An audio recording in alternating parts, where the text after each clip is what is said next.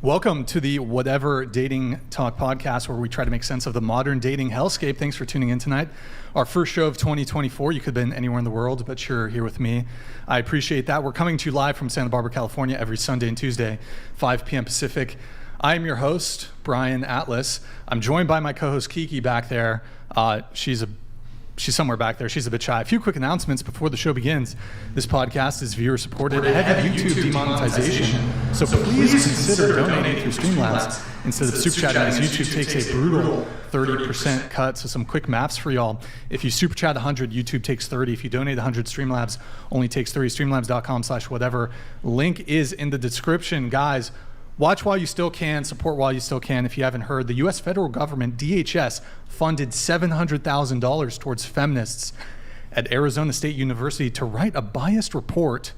And in that report, these feminists essentially want to counter the threat of the Whatever podcast because of our discourse on promiscuity and body count. Okay, this is bigger than the FBI NWA letter, so your tax dollars at work. Anyways, we have a big panel tonight, guys. So for the sake of a smooth stream, we've boosted the read and TTS triggers, and you can see all the details in the description. If the frequency of the TTS is too disruptive, too frequent, I might have to boost it.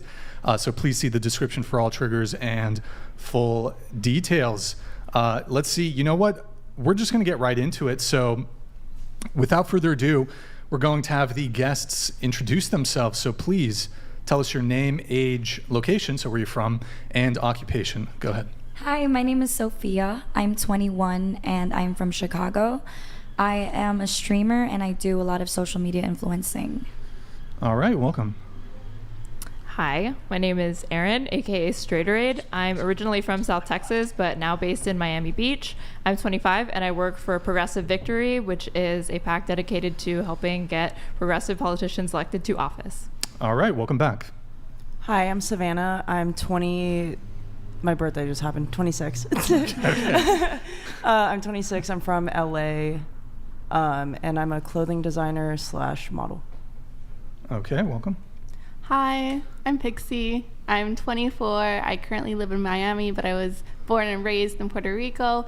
I also work with Progressive Victory in the streaming operations, helping connect streamers to legislators to help pass progressive legislation. So, yeah, here I am. All right, welcome back. Hi, I'm Angel. I'm 19. I do social media, and I am a piercing apprentice. Okay, got it. Hi, I'm Tina Snows. I'm from Dublin, Ireland. I'm 25. And I'm a content creator on social media, on OnlyFans.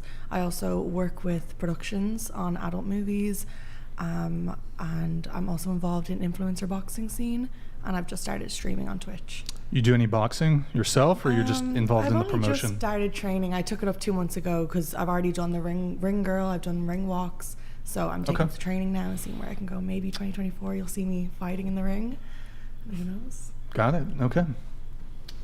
Hi, I'm Molly Little. I'm 20 and I'm a porn star and I do OnlyFans.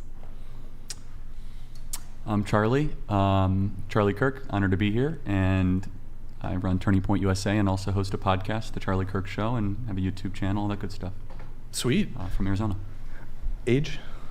I just turned 30, so I'm getting too old for this stuff. Oh, wow, okay. Well, okay. 30 and flirty. When was your birthday? October. Oh. Yeah. Great. So what we're going to do is we're going to go around the table once more. What is everyone's current relationship status? So are you single, talking stage, situationship, friends with benefits, relationship, married, polycule? How long have you been single if you're single? What's the longest relationship that you've ever been in? Starting with you, go ahead. I am single. I've been single for about, I would say, 4 months now. And the longest relationship I've had would probably be a year. All right.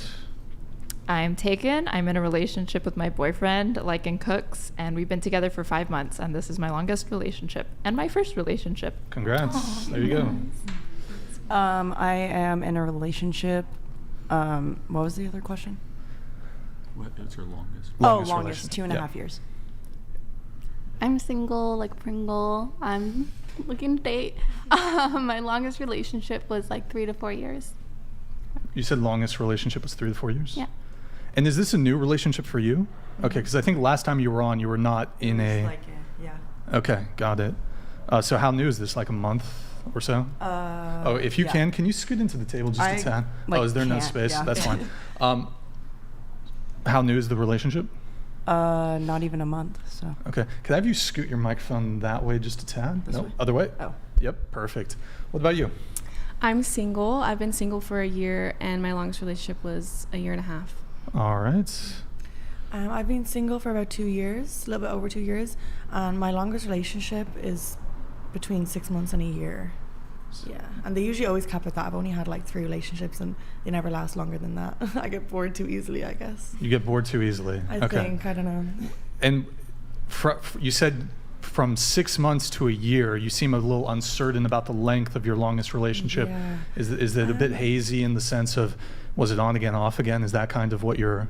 It wasn't really on and off, but it was kind of like we dated for 6 months, and then we were in a relationship Okay. for a couple more months. So the total of kind of being in a situation and dating and stuff Got it. can be up to a year, yeah. Okay. Molly, what about you?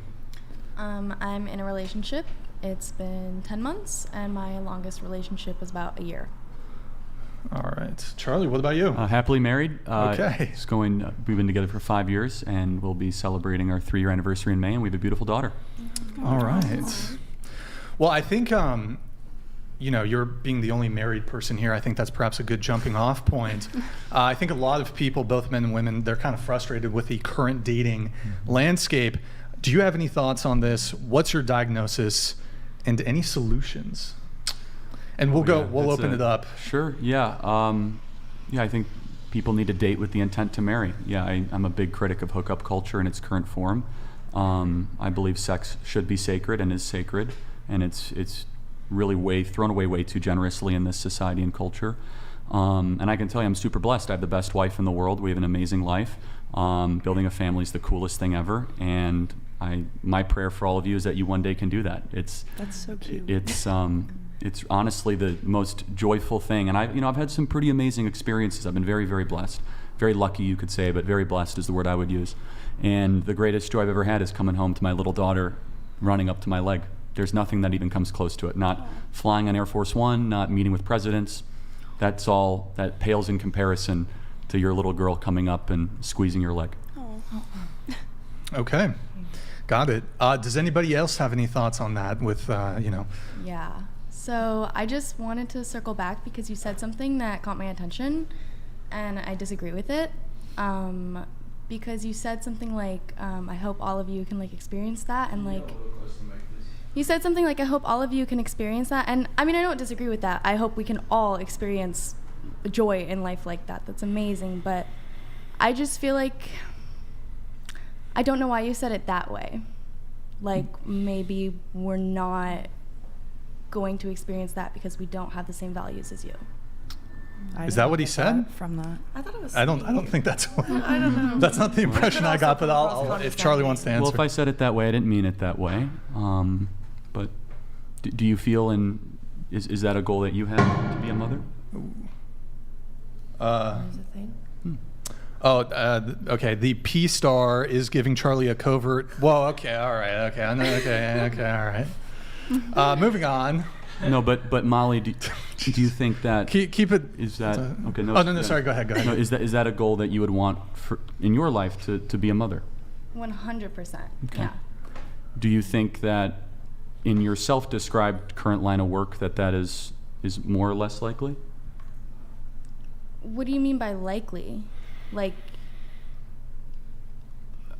mean, maybe you can tell me more about your line of work.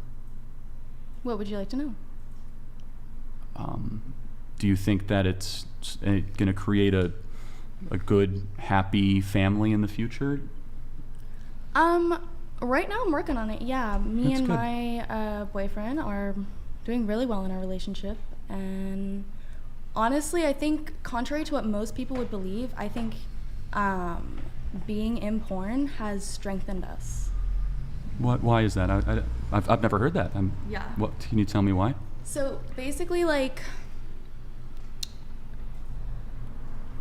being in porn and having sort of this open type of relationship where you can have sex with other people, obviously there are certain boundaries in the relationship, but it really makes you think about, what's important, why you love this person, and you start to really hold things true that are deeper than just sex. And I think that on top of that, you can share sex with other people together. And that's really bonding. That's really fun. Are you ever worried that do you ever get jealous of him if he has sex with other people? Yeah. Oh, you do? Yeah. So how does that strengthen your relationship? Because we're able to talk about it. And I think every time that I bring up a concern and he's able to soothe it and we're really able to like work on that bond, it just makes it stronger. Have you ever, when you were having sex, do you ever think it's more than physical? That maybe there's emotional and spiritual connections you might be introducing? No. So it's a purely physical experience. Yeah. See, for me, sex is more than physical. It's actually, that's the least part of sex for me because I get to share it with my soulmate. It's my best friend. It's definitely a big energy exchange. It's a big energy exchange. And so, Molly, I would ask respectfully, wouldn't you want to only share that energy exchange with the person that you love most and want to have children with? I think sex can exchange different types of energies. So like you can exchange an intimate type of energy, or you can exchange a really passionate, like horny type of energy. You can exchange dull energy during sex. You can exchange manipulative energy during sex. Sex can be used for a wide variety of things, and I think the biggest one is like marital spiritual connection, but you can't deny that there's other benefits to it as well. If you could be with your boyfriend currently, and I waved a magic wand and I said you can make $1 million a year and never do porn again, would you? No. Okay. Okay. What? Are you making more than that a year, Molly? Not yet. Oh, well Yeah. then, I mean, aren't you doing that? That's your profession, so I assume you're doing that to make money, correct? Yeah, 100%. Well, also But Charlie I'm just doing has a magical wand. That's not the wand. For the sake of argument. He's used the wand. You can make $1 million a year. Yeah. You don't have to do, the adult content. Well, the thing is, I wouldn't have to do it. That would be great, but I would still want to do it. Personally, like, I'm an exhibitionist. I love, like, putting my sexual self out there for other people to see, for other people to, like, touch themselves to, have fun with. Can I ask you a question? Since you're about presenting yourself to the world, do you have a good relationship with your father? Okay, here we go. No, I don't talk to him. I'm not surprised. Yeah. I actually think it's principled that you said you wouldn't give it up just for money, because that shows that you do it for reasons beyond just like financial ones. That shows you have like a genuine passion and interest in it. Grid 1 Motorsports donated $200. In other words, sex is whatever she needs to make believe it is at the time she needs to rationalize it. It's called whole logic. Oh. I wouldn't use that language, but Molly, what I would say is you seem like a sweet person. Maybe something to think about as the years go on, that maybe sex should just be saved for the person you love most. I would ask you or the panel, what would your definition of love be? Me and the whole panel? Or just anyone. I mean, that's just a fundamental question with dating, right? Is that a tough question, guys? Kind of, yeah. Yeah, it's a I feel very like love is complex complicated. answer. You know what? Let's go around the Sorry, I tables. don't mean to- Oh no, it's great. It's No, great. I- It's yeah. great. We'll go around the table. Do you want to answer? So your question is, what is love? Yeah, that's a song too. What is love? It's a good song. Yeah, It's a good or song. how would you define love? Because I think How do you that define love? Could we all agree that's probably a good goal of dating, to find love? Do we all Yeah. agree on that? Yeah. Yeah. Yes. So we'll start with you. We'll go around the table. If you guys want to give your answers for that, go ahead. I feel like love is an emotional connection between two people that value each other and accept each other for who they are. I feel like that's what love is. I feel like real love is when you find kind of, I guess, things you don't like about the person you're with and you still choose to be with them and grow with them either way. I feel like that's real love. I feel like that's more of a romantic type of love. I feel like love is something that's going to transcend just romantic relationships. And I would say it's like an emotional bond that exists between human beings. And I say human beings just to specify that I don't think it exists between people and things, because I think that's kind of materialistic. Flan Life, thank you for the gift at 50 memberships. Appreciate it. Sorry, go ahead, Aaron. Go ahead. Just that I think love is a connection that exists between people, not things, to get away from more like a materialist understanding of like people saying like I love my car, or I love this item or whatever. I don't really think that constitutes love, but other than that I would not be able to really define it. It's a question that philosophers have been debating since the beginning of time. I don't know that it'll be answered on this podcast. Hold on. Donald Trump donated $200. I'm pleased to announce Charlie Kirk as my that's a VP big pick. announcement. It'll be the best. Big. Trump Kirk 2024. Tremendous. We will make America great again. For the record, I'm not old enough. For the Oh, you're not record. old enough to be the VP pick. Okay. I thought we had a whatever exclusive here. Charlie Kirk, 35. the VP pick. Okay. Sorry, Aaron. Go ahead. No, just that. Oh, okay. What about you? I agree with both of them, so I don't really have anything else to add. Okay. All right. There's different types of love. Obviously, we don't feel love for our parents the same way we do with a romantic Sure. partner, friend. Or friends, yeah. Yeah, but with that being said, I would classify love as a deep connection and emotion that you share with someone, and also kind of like really hoping for the best for that person, for who they are and their future, and just like what you hope you can do together as well. Okay. I agree with them as well. I think love is accepting someone for all of them, not just the good parts. And I think that it should be like unconditional. If you're going to love someone, that it should be, you know, the good and the bad. That's a tricky one for me because I have a hard, I'm difficult to kind of deal with the term love and things around it. I'm kind of scared of it. But I feel like the main type of love that I like to focus on is just the self-love. Like as the rest of the girls are saying, there's so many different types of love you can find in a partner, but I feel like, I don't know, I couldn't imagine myself loving someone unconditionally, but myself, sure, I can find ways. Can I ask a question? Absolutely. Go ahead. Why do you think you're afraid of love? I don't know what it is. I think maybe the commitment. It's scary. And Love it's is like, scary. yeah, it's scary, isn't it? I Would don't you know. say other Well, people, are you afraid of love? I Do you feel like feel that way? I feel like people are afraid of happiness because happiness isn't long term. You can't stay happy forever, Yeah. especially with the person. It's not always going to be perfect. So I feel like a lot of people are scared of love because I feel like, well, let's say you're in a relationship with somebody, right? And I guess the best thing you can hope for is to end up dying together. It's no matter what, it's never like forever lasting. So I don't know. I think that's how it is. And it's also scary because, like, if you give more to someone and they, like, don't give it back, happens a like, lot. that hurts a lot. Yeah. I think honestly that's the most beautiful part about love, because true love doesn't really care whether you're loved back. It hurts yeah. if you're not loved back, but That's you're what I still mean, going yeah. to love that person or Yeah. yourself or whatever. But I think that love in general is just a deep understanding and acceptance of a human being. Yeah, the Greeks had 4 words for love. English has screwed this up. So in Greek, the first word would be phileo, which is the brotherly love, the city of brotherly love, Philadelphia, right? So we all know that what that's like to love a sibling, right? But that's a completely different type of love than storge in Greek, which is to love a child, which is my wish for all of you. It's a great thing, as I said. Also, there is eros, which some of you may have had before, which is erotic. We get the English word erotic from. But then there's this... You looked at me. Did you look at her? I did kind didn't. of glance Okay. right in her direction right as you said that. So. So, and then the last is agape, which I'm a Christian. We believe that's the highest form of love, which you guys mentioned sort of, which is you would give your life for that person. And that's a very hard thing, right? I would give my life for my wife in a second and for my child. And I guess my question is, and anyone can chime in, through the current hookup culture, OnlyFans, is it more or less likely to get towards that ideal self-sacrificing type of love? Yeah.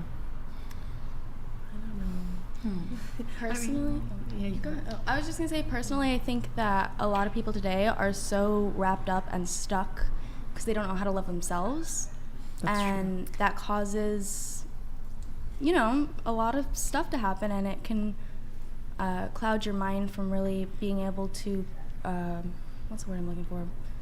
Pursue and look for a connection with another person.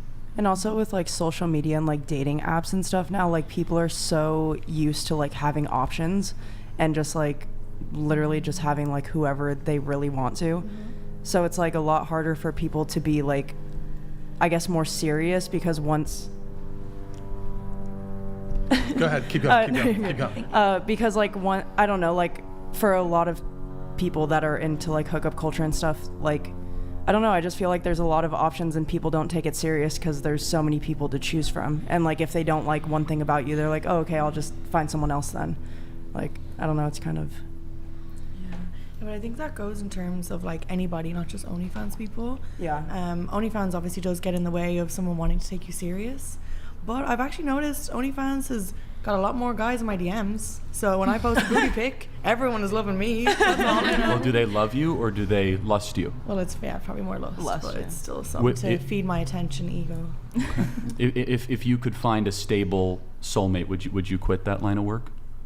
If you were totally financially supported, similar to the question to Molly. I mean, anything to make me stay in bed all day, I'll take it. So yeah, but in terms of a soulmate, I don't know. Like I'd rather myself be my own soulmate. Like I was raised by an independent mother.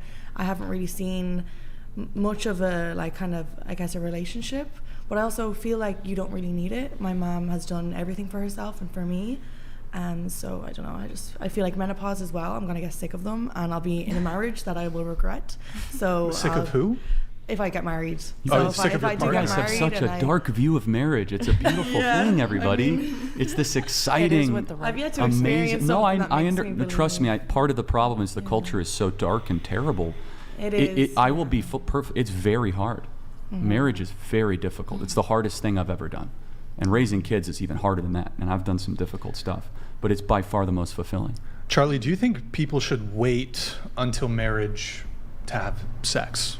Ideally, of course, yes. But I'm not here to judge people I'm not here to say that you're a bad person or whatever. I have my... Sorry, can I just ask? Yes, sure. Did you wait till marriage? Yeah. Oh, really? It was the greatest decision of my life. Wow, yeah. wow. Yeah. I would not be able. Imagine you waited till marriage and you find out they have a I had small- other... I would hate that. Like, I would be so But there's mad. more important things. I think more important things. Or that, yeah. Well- like, you can't leave it up to the marriage day, man. Sexual intercourse But is let's important. play the other side of it. Imagine going into the bedroom on your marriage night and knowing that you both have each other for the first time. You never had to Yeah. share that human being. Yeah, true. But then again, I lost That my would be virginity dope. to a virgin as well. Or so imagine I if they were kinda really already experienced and they were an awesome way and you guys also had a connection. Or- That would also be really fun. Or if they're a man, they might be thinking about other women for the rest of your relationship. I don't think men stop thinking about other women just because they get married. I that's- really think doubt men that. will do that no matter what. No, Yeah. men's minds are rather undisciplined. You are right. That is true. But they don't have other experiences or pair bonds, especially for young women, which pair bonds are a real thing, to compare that to. But look, I will go back to what I said. Sex is a very powerful thing. We all agreed with that, right? And I think you A have tool, one might even say. It can be used. It could be abused. It could be, but in its ideal, which I fully acknowledge, it's very, very hard to do. Very hard, very difficult. But should be a goal that I would like to see more people at least talk about in a non-judgmental way that is worth aspiring to. And it's not impossible. It's not impossible. It's not popular, but it's not impossible. Okay. Did you have a response, Aaron, or I thought someone over here had a... I don't think so. I feel like I had something to say, but Oh, did you have... Yeah, sorry, forget did you what have it more? Did any, if you could wipe the slate, I know this is hypothetical, if that's okay? Wait, I remember what Yes, I was I'm going to say sorry, now. yeah. You were saying that, like, oh, if you only have one partner, you're not going to think about other people. But I actually feel like that might make you wonder even more. Yeah. You'll be seeing all these girls online, you'll be watching porn, you'll be thinking about all these other things, and it's like all you have is one person. And, like, I don't know, I feel like that would kind of open up a lot of curiosity. Yeah, that would drive me crazy. I would like always be wondering what I was missing and like did I miss out on something good because I was holding out for something that maybe turned out not to be what I thought it was. Yeah, looking around, I can't say that I think I'm missing much, to be honest. Not around this table, I'm just Shots saying. fired. No, not around this table, I just say the country. No, just I in general. just in general, not around this table, I just, what am I missing? You know, I have and by the way, Is he missing anything? Yeah, what? Aaron, is he missing? I mean, if Maybe you're you wanna saying weigh in? that Sophia, she's like you the wanna best, weigh in? What's like, he? No, why I could be missing person, something? then no. Pixie, Not every is he day is missing? amazing, but Well, obviously, I no think one's you're perfect. missing out on some good threesomes. That's all I'm going to say. Okay. If that is the compelling argument, then I don't know why that's not working. Our audio. look, everything in life is a choice. I get to have a soulmate that I get to go on an adventure with and a beautiful daughter, and you get to have orgies. You can still have a soulmate and a beautiful family and do porn. So, Molly, I don't think you're right. And if it works for you, then you will definitely defy the odds.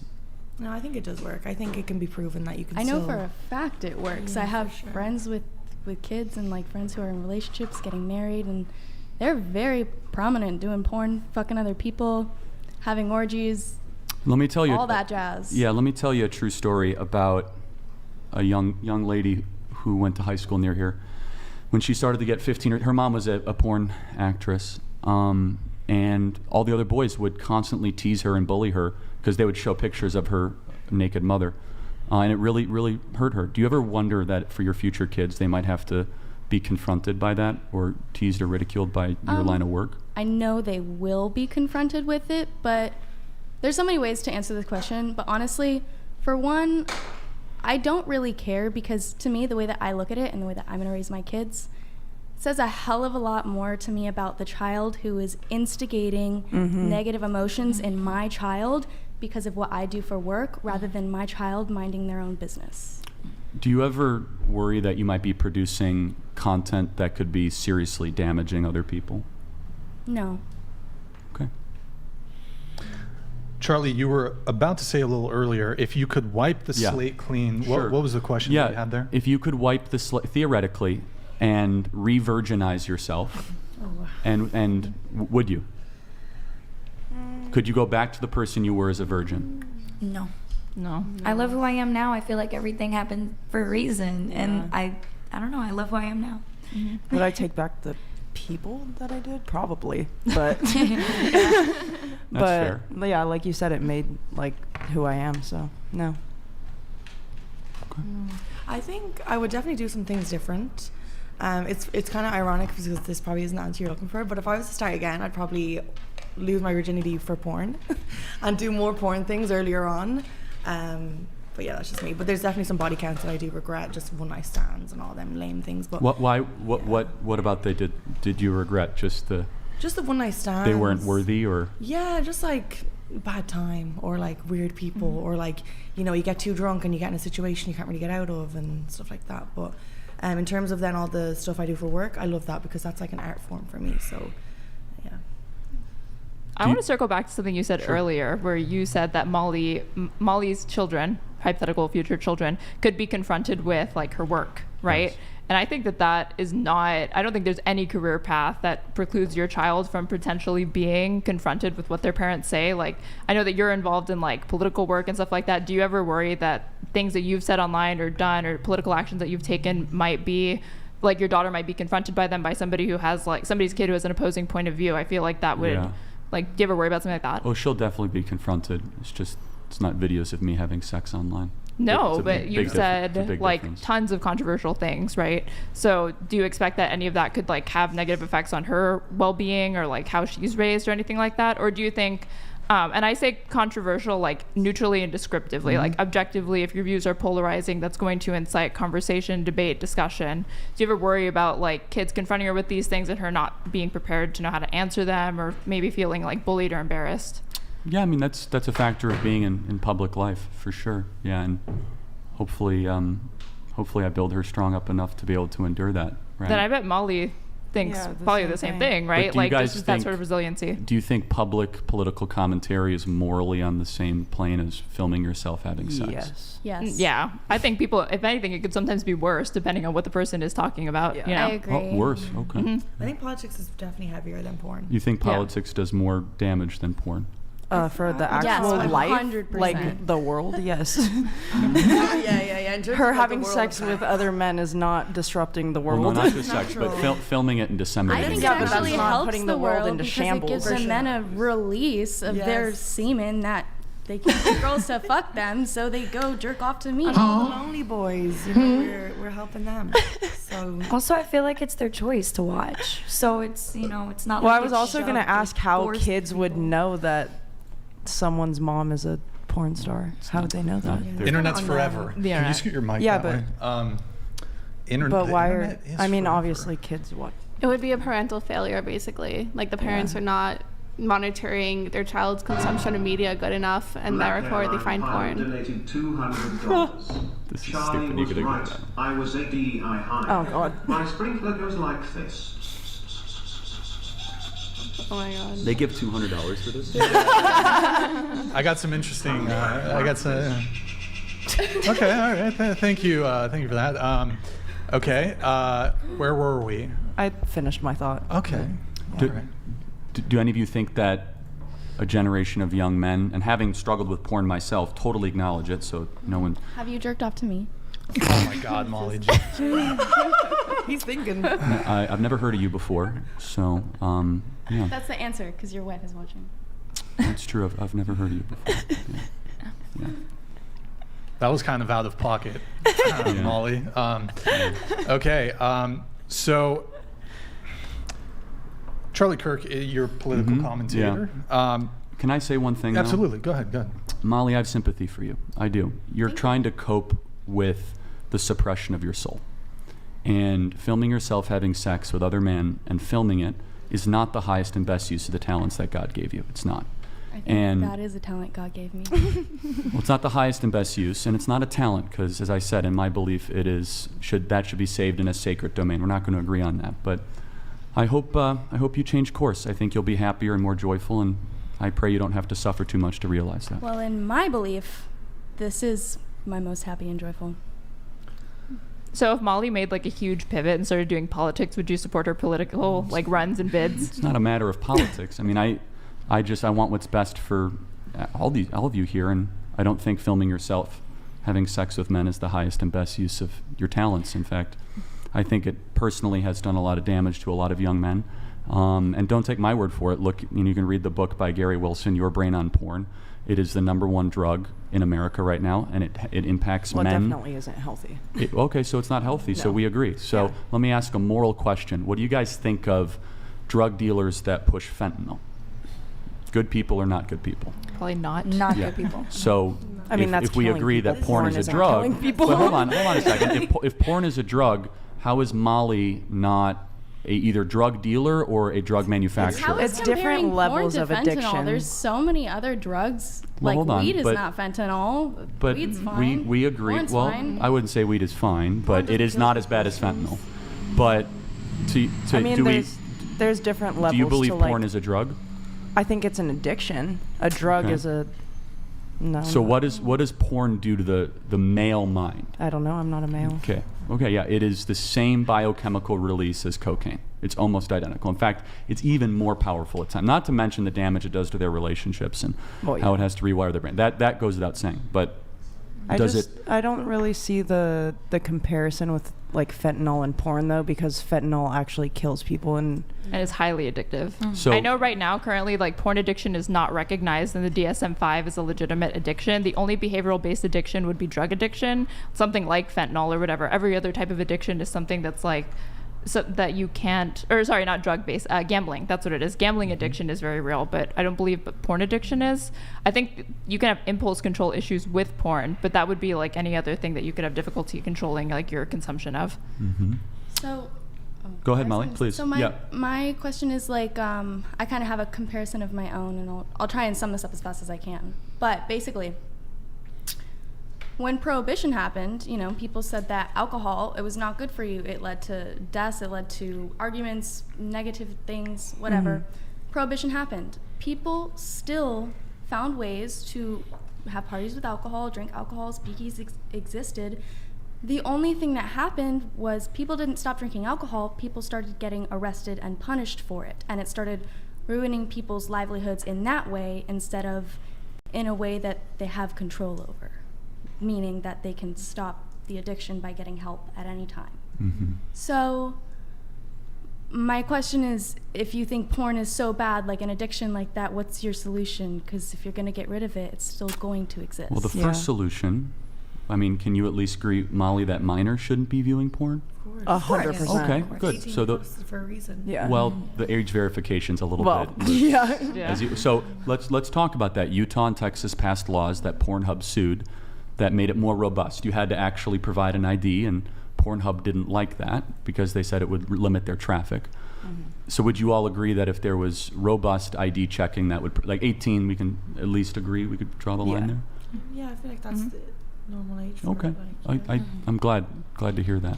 So on the other side, though, I mean, I think we have to acknowledge that the average American male spending anywhere between 45 minutes to 90 minutes on porn websites, it varies. I mean, this is a new phenomenon, and I just want to reiterate it, that highly interactive, three-dimensional video that triggers dopaminergic responses in the brain is unlike anything we've encountered. The science is still being studied, and Gary Wilson's book is phenomenal on this, Your Brain on Porn. In fact, it is the most used, let's just say product, we don't have to say drug, product for young men in this country. And I guess you would all say that, let me just ask you, how many of you are thrilled with the status of American men? You think that they're strong and confident and they tell the truth? I love an American man as an Irish girl, definitely. Okay, well then, you're the exception. They're all The Americans horrible. are silent. Okay, you see, yeah, but hold on, and I'm not going to say it's only because of porn, because that would not be fair, but porn consumption does not make better men. No, You agree? I agree 100%. So that's where I'm just trying to introduce into the conversation. You said, what is the solution?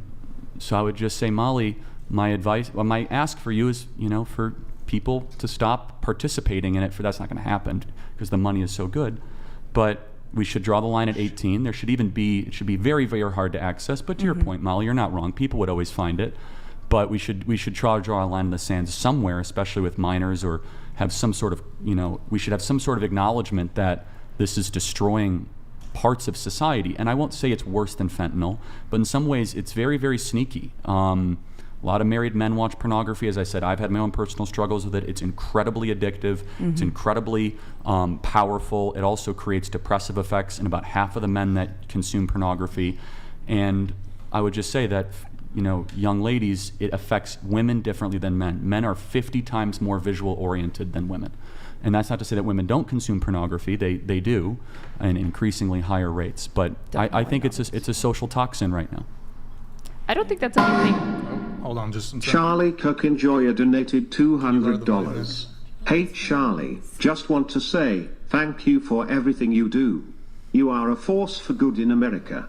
Great to see you on the Whatever podcast. Question, would you ever consider running for office? It's so scripted. No, not anytime soon. But thank you for the $200 to... Wait, I have a question for you, Yeah, actually, please, just sure. because I don't Yeah. really know who you are, but there's like a lot of You're very politics. lucky. You're very, okay. very lucky. I was just like, what do you do? Because I've seen, you've mentioned politics, and now that, what do you... I run an organization called Turning Point USA. I am a conservative, if you haven't figured that out, and a Christian, and I host a 3-hour show every day in my name. So Okay, cool. Yeah. Let's switch. I envy you that you don't know, but yes, I'm sorry. Totally fine. Let's switch gears a little bit here. So, going around the table asking all the girls here, would you date someone who does not align with your politics? So if you're a liberal, would you date a conservative? If you're conservative, would you date a liberal?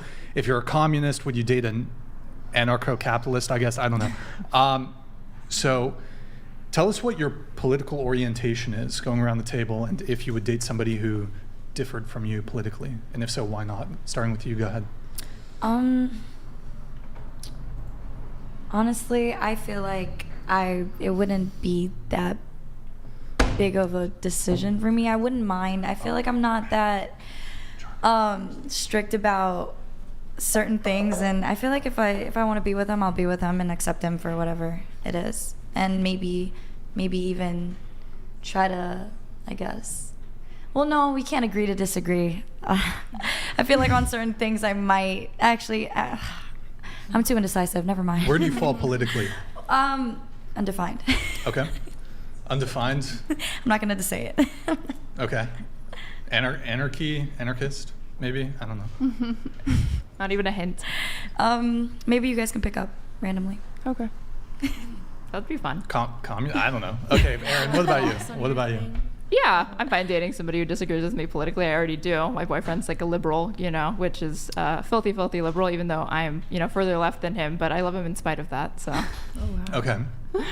So what if you were to put a word to how you would describe yourself politically? Are you a leftist? Yeah, I'd say I'm like on the left, and your anti-capitalist. boyfriend's liberal. Mm-hmm. Okay. What about you?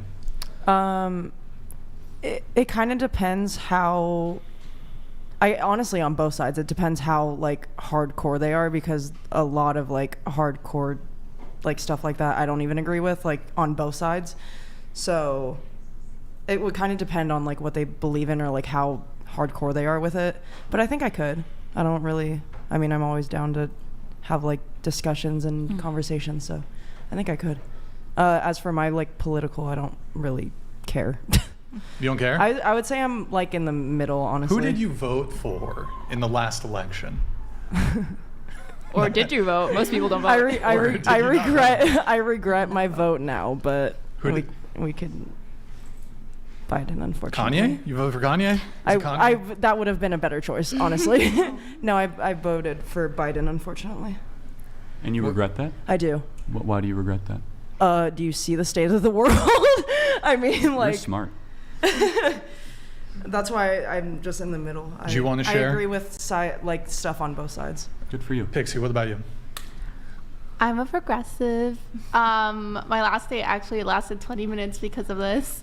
Oh, wait, we have the tweets. Nick, pull up her tweets really quick. I saw your tweets. Shit, the receipts. About that. We have the receipts. Nick, go ahead. How much money is in your guys' bank account?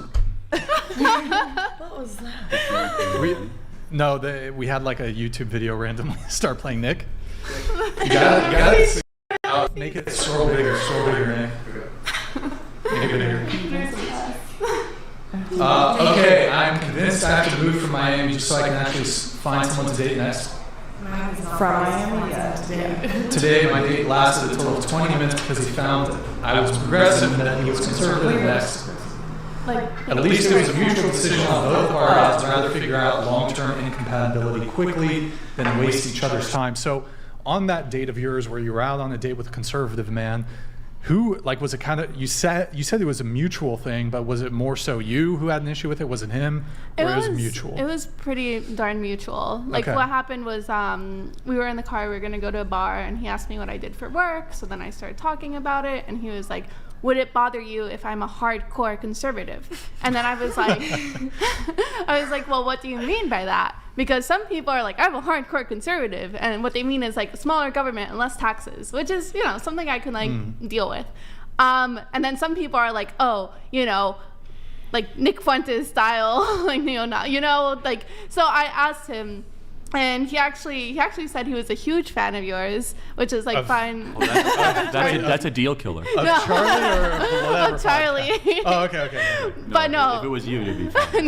No. But and he was saying like, oh, I just like, I'm really. Did he actually say that? Yeah. I like this. Huge fan. Okay. But he was like, I'm just like really hardcore conservative, and I was like, well, honestly, at this point, I feel like I would make you more upset than you make me upset. And you think so? Yeah. It seems to me that typically it's liberals who are not prepared to be friends with conservatives versus the reverse. I actually think they've done studies on this. It's conservatives typically, from what I've seen, tend to, while they disagree ideologically, liberals just will outright hate somebody who's a conservative and think they're like evil. I think no, I don't like that. I want to get to be friends with them so I can convert them into my leftist ideology. So how else am I supposed to convert them? Yeah, I come from a conservative family. I have a lot of close friends that are conservative. So to me, that's like, I'm not new to disagreeing with people. Like, that's just part of life for me. But yeah, it just like, I'm okay dating somebody who believes in like some different things than me. It just depends on what extent. Like, for example, if I want to have children in the future, and if my child, let's say, comes out as gay, and my partner's like, we have to send them to conversion therapy. To me, that's like a hard line. To me, that's like, no, like I couldn't put my child through that. We can maybe come back to that specific thing. But just curious, how did you meet him? Oh, Hinge. You met him on Hinge? Doesn't it allow you to disclose your political leanings on? Yeah, I disclosed mine. He didn't disclose his. Okay. So why did he go on the date? Yeah, if he had such a big issue with it. Well, okay. We'll continue going around. And then, did you have anything in response to her, Charlie? Or No, I actually think you guys made the right choice, believe it or not. I think you have to have value alignment. I think you have to have worldview harmony. That you shouldn't date or marry people. I mean, you have kids, or are you going to have kids, or are you going to raise them religious or not? I mean, just the amount of daily questions that come up in a marriage is, I mean, it's 500 a day. And if you see the world differently, then that's a recipe for disaster. So I actually think you guys made the right. I think you should end up, if you end up marrying somebody who sees the world the way you do. Yeah. It would make you a happier marriage and a What if it happier was just one issue? Like, if I'm assuming that you're anti-choice, right? Or pro-life? Well, yeah, pro-life. Yeah. Okay, Thank so you. if your wife is not pro-life, but everything else you guys agree, would that be a deal breaker for you? That one would be a deal breaker, yeah, because that's not like taxes, right? That's not like, hey, you know, I believe in a 35% tax rate and I believe in a 20% tax rate. It's like philosophical Yeah, variance. that's right. Okay. That's correct. Ryan, I actually have a tweet up that might relate to this conversation. What do you mean? You want to see the tweet? Is it? And wokeness. It's about how women are becoming dramatically more left wing. Dramatic. Sure, we can take a quick look at it. There's a Oh, graph this as one. well. I think I saw this. Young women are becoming dramatically left-wing. Young men are becoming more right-wing. This is happening on every continent. So there's South Korea, U.S., Germany, UK. Scroll down just a tad so we can see the UK here. Okay. Yeah. So I'm curious why, and I'd love to, I mean this like non-sarcastically, I'd love to learn why do you think that trend is? I think it's because one side. Wait. Okay. So left is. I'm not like that's a huge okay. politics That's all right. person. So young women are getting more in like the Joe Biden direction of the Democrat Party, Okay, that's or what I figured. progressive. Okay.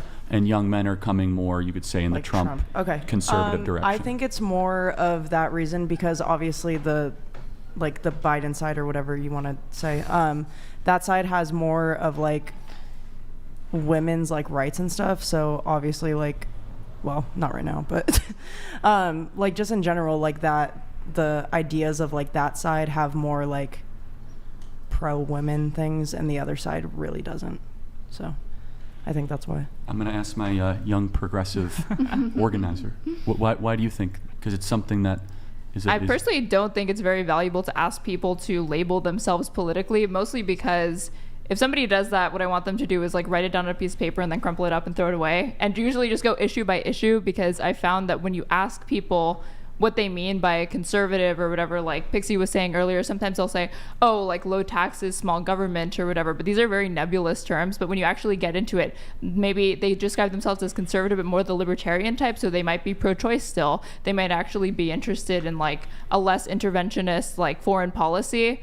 And then at that point, those are some like liberal tenets to me. So I don't think it's very useful to even try to like have people do that. Or you might even find some liberals that are like anti-union, for example.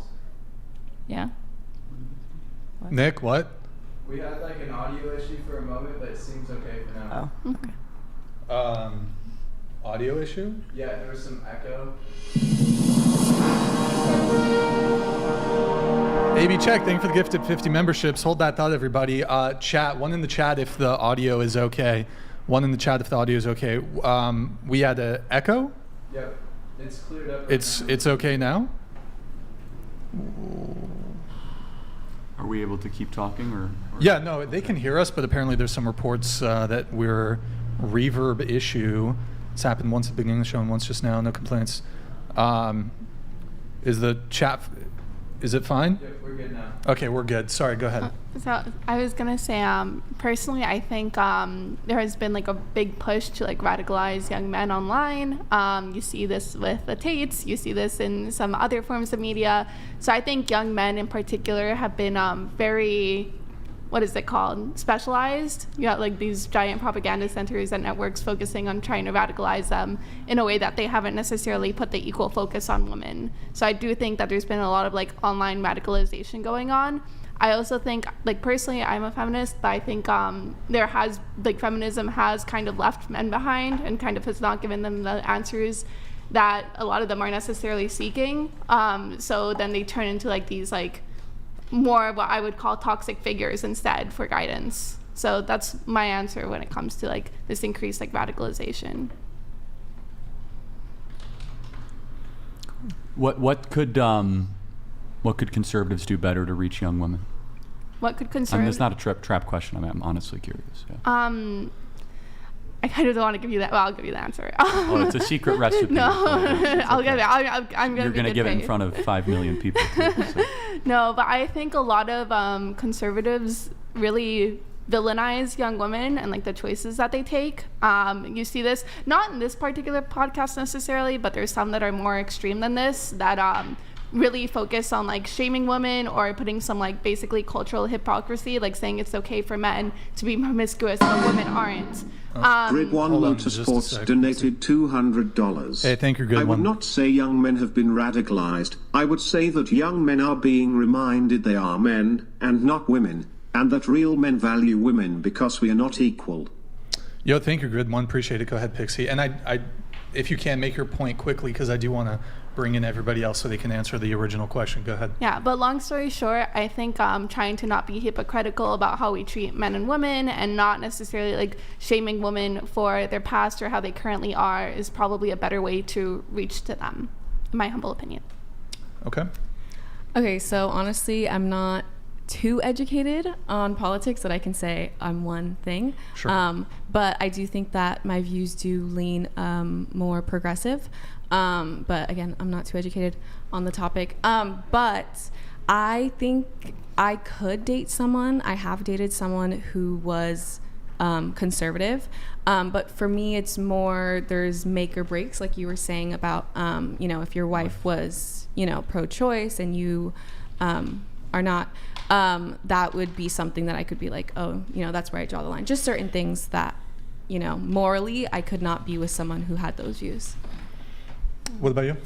I'm not really big into politics either. I don't really understand it. All I know is that I'm pro-choice. I like equality. But yeah, I don't know. I do agree though that your partner, you need to have the similar mindset.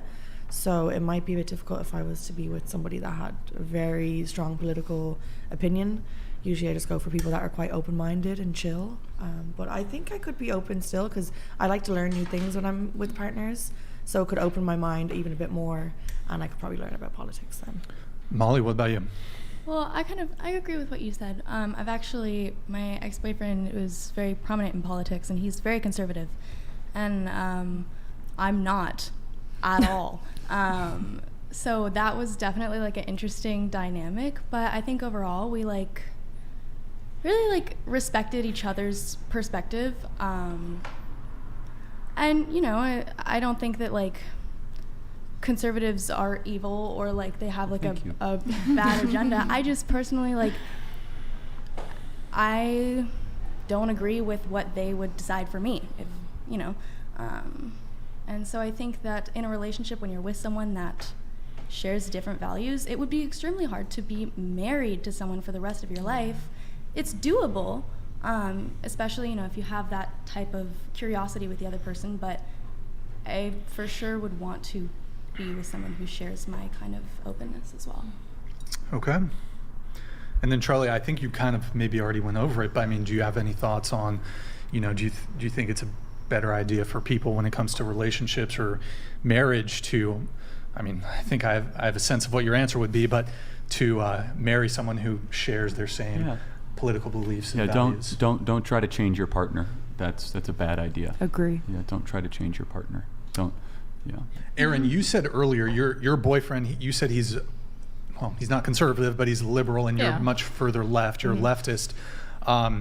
And you said you would, when it comes to perhaps people, you would be friends with someone who's maybe more conservative, so you can shift them more left. I said that tongue-in-cheek, but you said that. I was going to ask, have you shifted your boyfriend more left? I wish.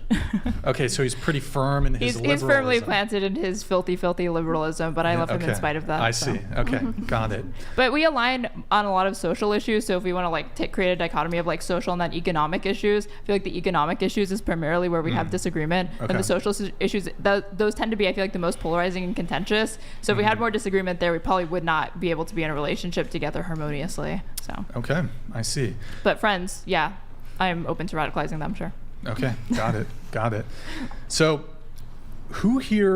I'm curious, who here considers themselves a feminist? Maybe just show of hands.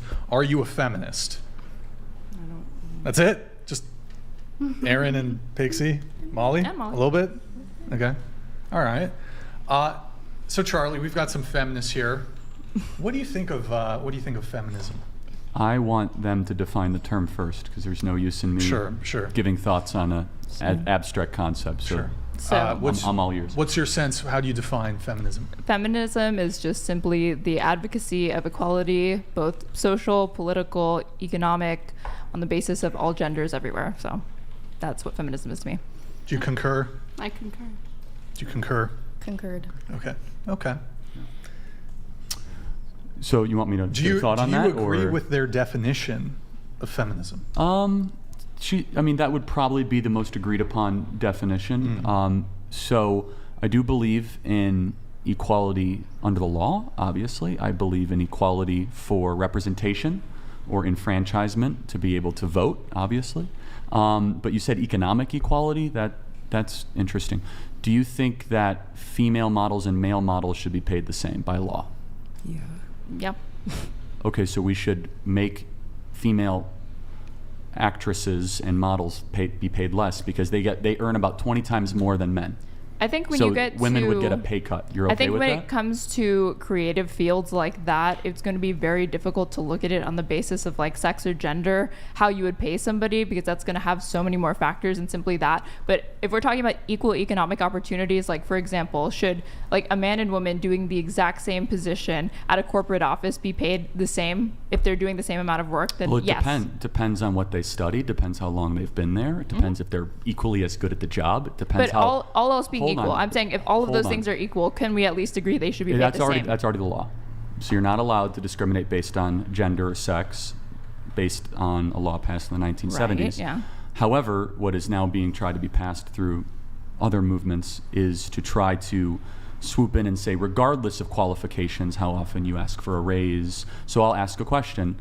Why do you think, for example, the average male, it looks as if they earn more than an average woman in a city? Is it because of sexism or other factors? I think sometimes implicit bias can be one factor among many, but like all the things that you mentioned earlier, different qualifications, different business acumen, skills, work output, numbers of hours work could all be things that impact pay. Right. So and like studies that like focus on the gaps between men and women like do make note of these differences. Okay, SkizTech, thank you for the gift of 100 subs. Charlie, do you have a response? No, I hear that. I do want to actually get back to even more of a fundamental question, and I'm sorry I didn't ask this. Sure. What is a woman? Oh. A woman is somebody who presents as our social conception of womanhood. So you acts in such a way. So Pixie, just can you answer that question without using the word woman or womanhood? It's because basically it would be a functional definition. So as a society, we have an understanding of what woman is. What It's is a that? man. Yeah, that's basically. I am a man. Well done. Can you elaborate? XY chromosomes. Okay, but the problem with that is that I didn't check your chromosomes before coming in here and calling you a man, and you didn't check my chromosomes before coming in here. Or genitals. Or genitals, calling me a woman. So let me just play this out. So first of all, you can't give me a definition without using the word woman. That's a functional definition. Yeah, sure. Do you know what functional definitions are? I'm very well aware, and you should have a functional definition for the most important question in civilization, No. right? Well, the point of a functional definition, functional definitions are a definition that is by the function of something. So, like for example, No, there's an objective 1 equals definition. 1 is one is a function of 1. Do you understand what I'm trying to say? Yeah, I do. So then, can you give me an objective, a functional, utilitarian, any sort of biological definition of what a woman is? Because how can we debate feminism if we can't agree what a woman is? I would even I feel like Pixie's definition absolutely satisfies the definition of what constitutes womanhood, but I would define it only slightly differently, which is that it's a person who performs a set of social roles that are typically associated with feminine characteristics, but not necessarily, because there are even cis women who fall outside of this.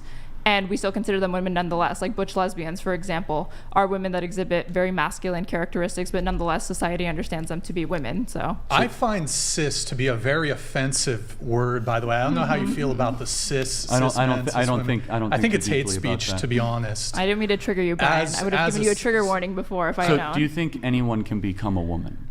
Yep, but not anyone will. Okay, so then at what point do they become a woman? It will depend on where they are in their gender transition for the most part. Does it require drugs to become a woman? No. Personally, I think it's a mindset. It's a spiritual energy. It's the vibe that you give off. You know, like the vibe. Before we continue on, I want to just give everyone an opportunity to answer totally fine. To answer Charlie's question. I know you two had already answered. What is a woman? Starting with you, we'll go around the table. Go ahead. Can you skip me? We'll come back to her. I'm a woman. That's the best answer. That's the one that Ketanji Brown Jackson should have given in front of the Senate. So come back to you? Or? Yeah, come back to me. Come back to me. Let me brainstorm on that. Go ahead. Same. I'm a woman. What is a woman? I don't. What about you? Can I have you tilt your mic down just a tad? Of course. Perfect. Go ahead. Right there. Yeah. I'm a woman, but I also do think that a woman is someone who identifies as a woman, and that's that. I mean, theoretically, it's someone who's born with a womb, but this generation obviously has proven that men can turn into women. So I'm not discluding that. I still think that they should be perceived as what they're portraying themselves as. But technically, I still think trans girls, they are a version of a man, but they can still be classed as a woman, which is a bit tricky, but yeah. Molly? I'll say the same answer. I think what constitutes as a woman is the energy that you give off and that you want to put out into the world. So if being a woman or a female is a mindset, can your age also be a mindset? Can you choose to be, can you just say, I feel 14, which is a classifiable mental condition, by the way, So I will say, yes, I know people that act way younger than they actually are, and they love acting way younger than they actually are. And I know people that, act way older than they are, and they pride themselves in that. And I think... Okay, fair enough. So if a 35-year-old man claims he's 14, should we have any problem if he wants to have sex with another 14-year-old? No. I'm not saying that you should... Probably should have a problem, I think. No, I'm not saying that they should be able to have sex, but they can state, I feel 14. Right. They don't have to state that. Okay. Grid 1 Motorsports donated $200. The man who owns it paid himself 1.3 mil a day last year. He loves feminism. Today men acting female can be better women than real women. Feminism has failed you. How can the patriarchy help you today? That was beautiful, Grid 1. Thank you. Appreciate it. Yeah, he's so going back. But if your identity is an energy or a feeling that can change, why would it be wrong for a 35-year-old to say he's 14? Therefore, because he's not.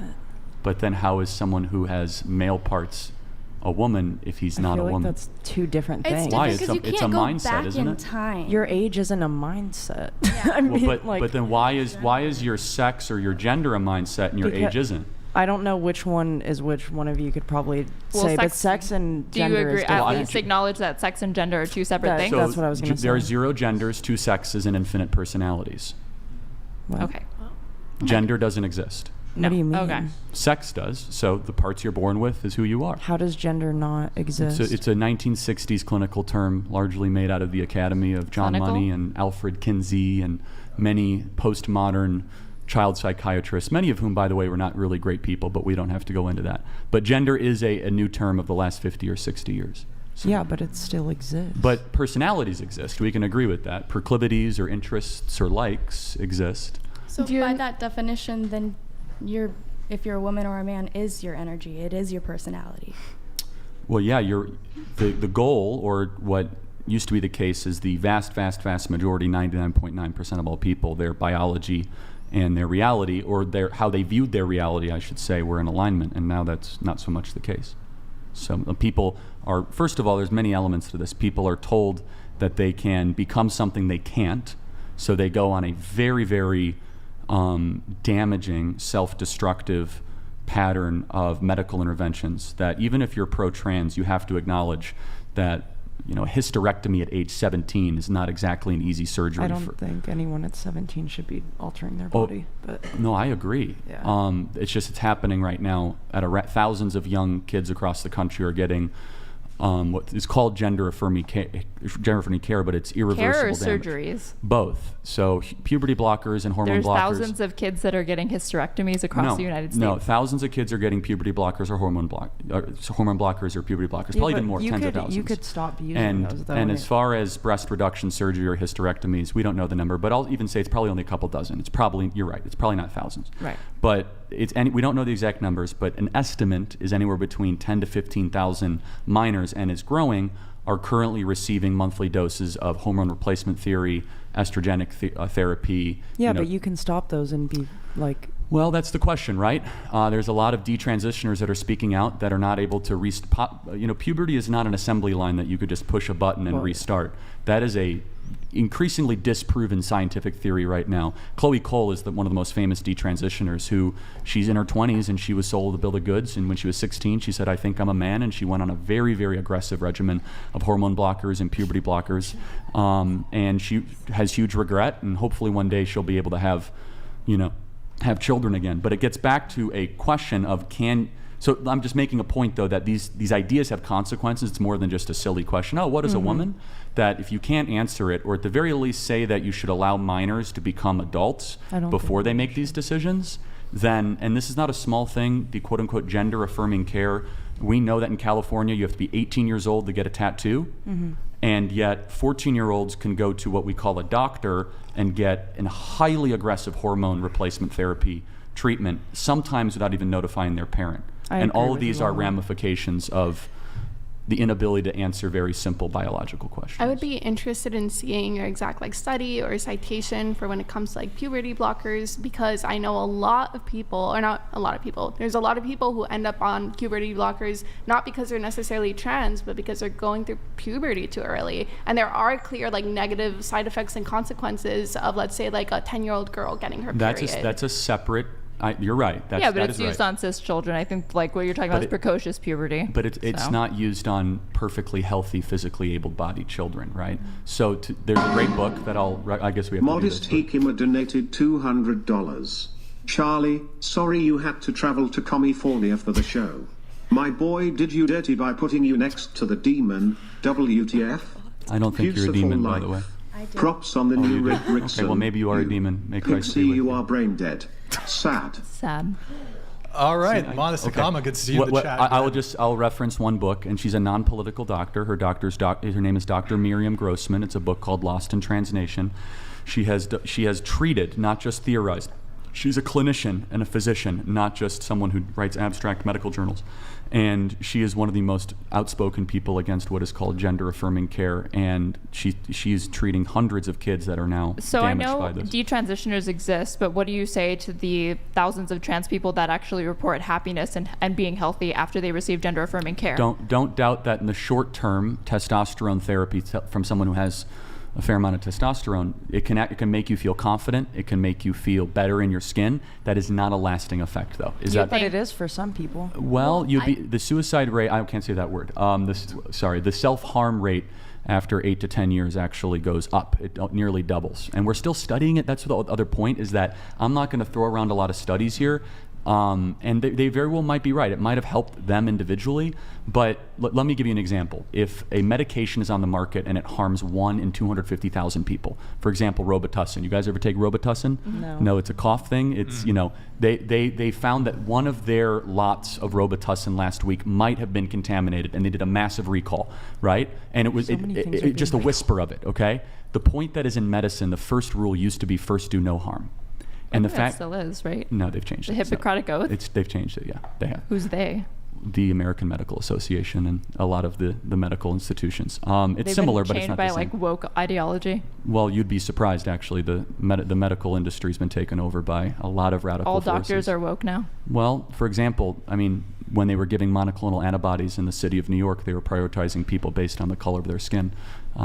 Black individuals in New York got monoclonal antibodies above their white counterparts. Was it based on the color of their skin, or like maybe their background related to like their socioeconomic status? It was racial, but I don't want to get too deep into that rabbit hole. But the point that I'm just trying to make is that in medicine in particular, you must have a cautious approach, even if there were pluses and positives, which might very well be true. If there's even a 1%, a 2% adverse event, you pull the drug immediately, because you first do no harm. If there's something that is actively damaging a society, and it's now a certifiable fact that we see thousands of young kids are being told that they can transition, when in reality they have other underlying issues that we should address. Depression, trauma, anxiety, or they're on the autism spectrum disorder, and they get mislabeled on whether a TikTok video or some sort of other thing makes them feel as if they might have, a transgender issue, when they very well might have other issues that need to be addressed. 1 in 27 men young boys are autistic.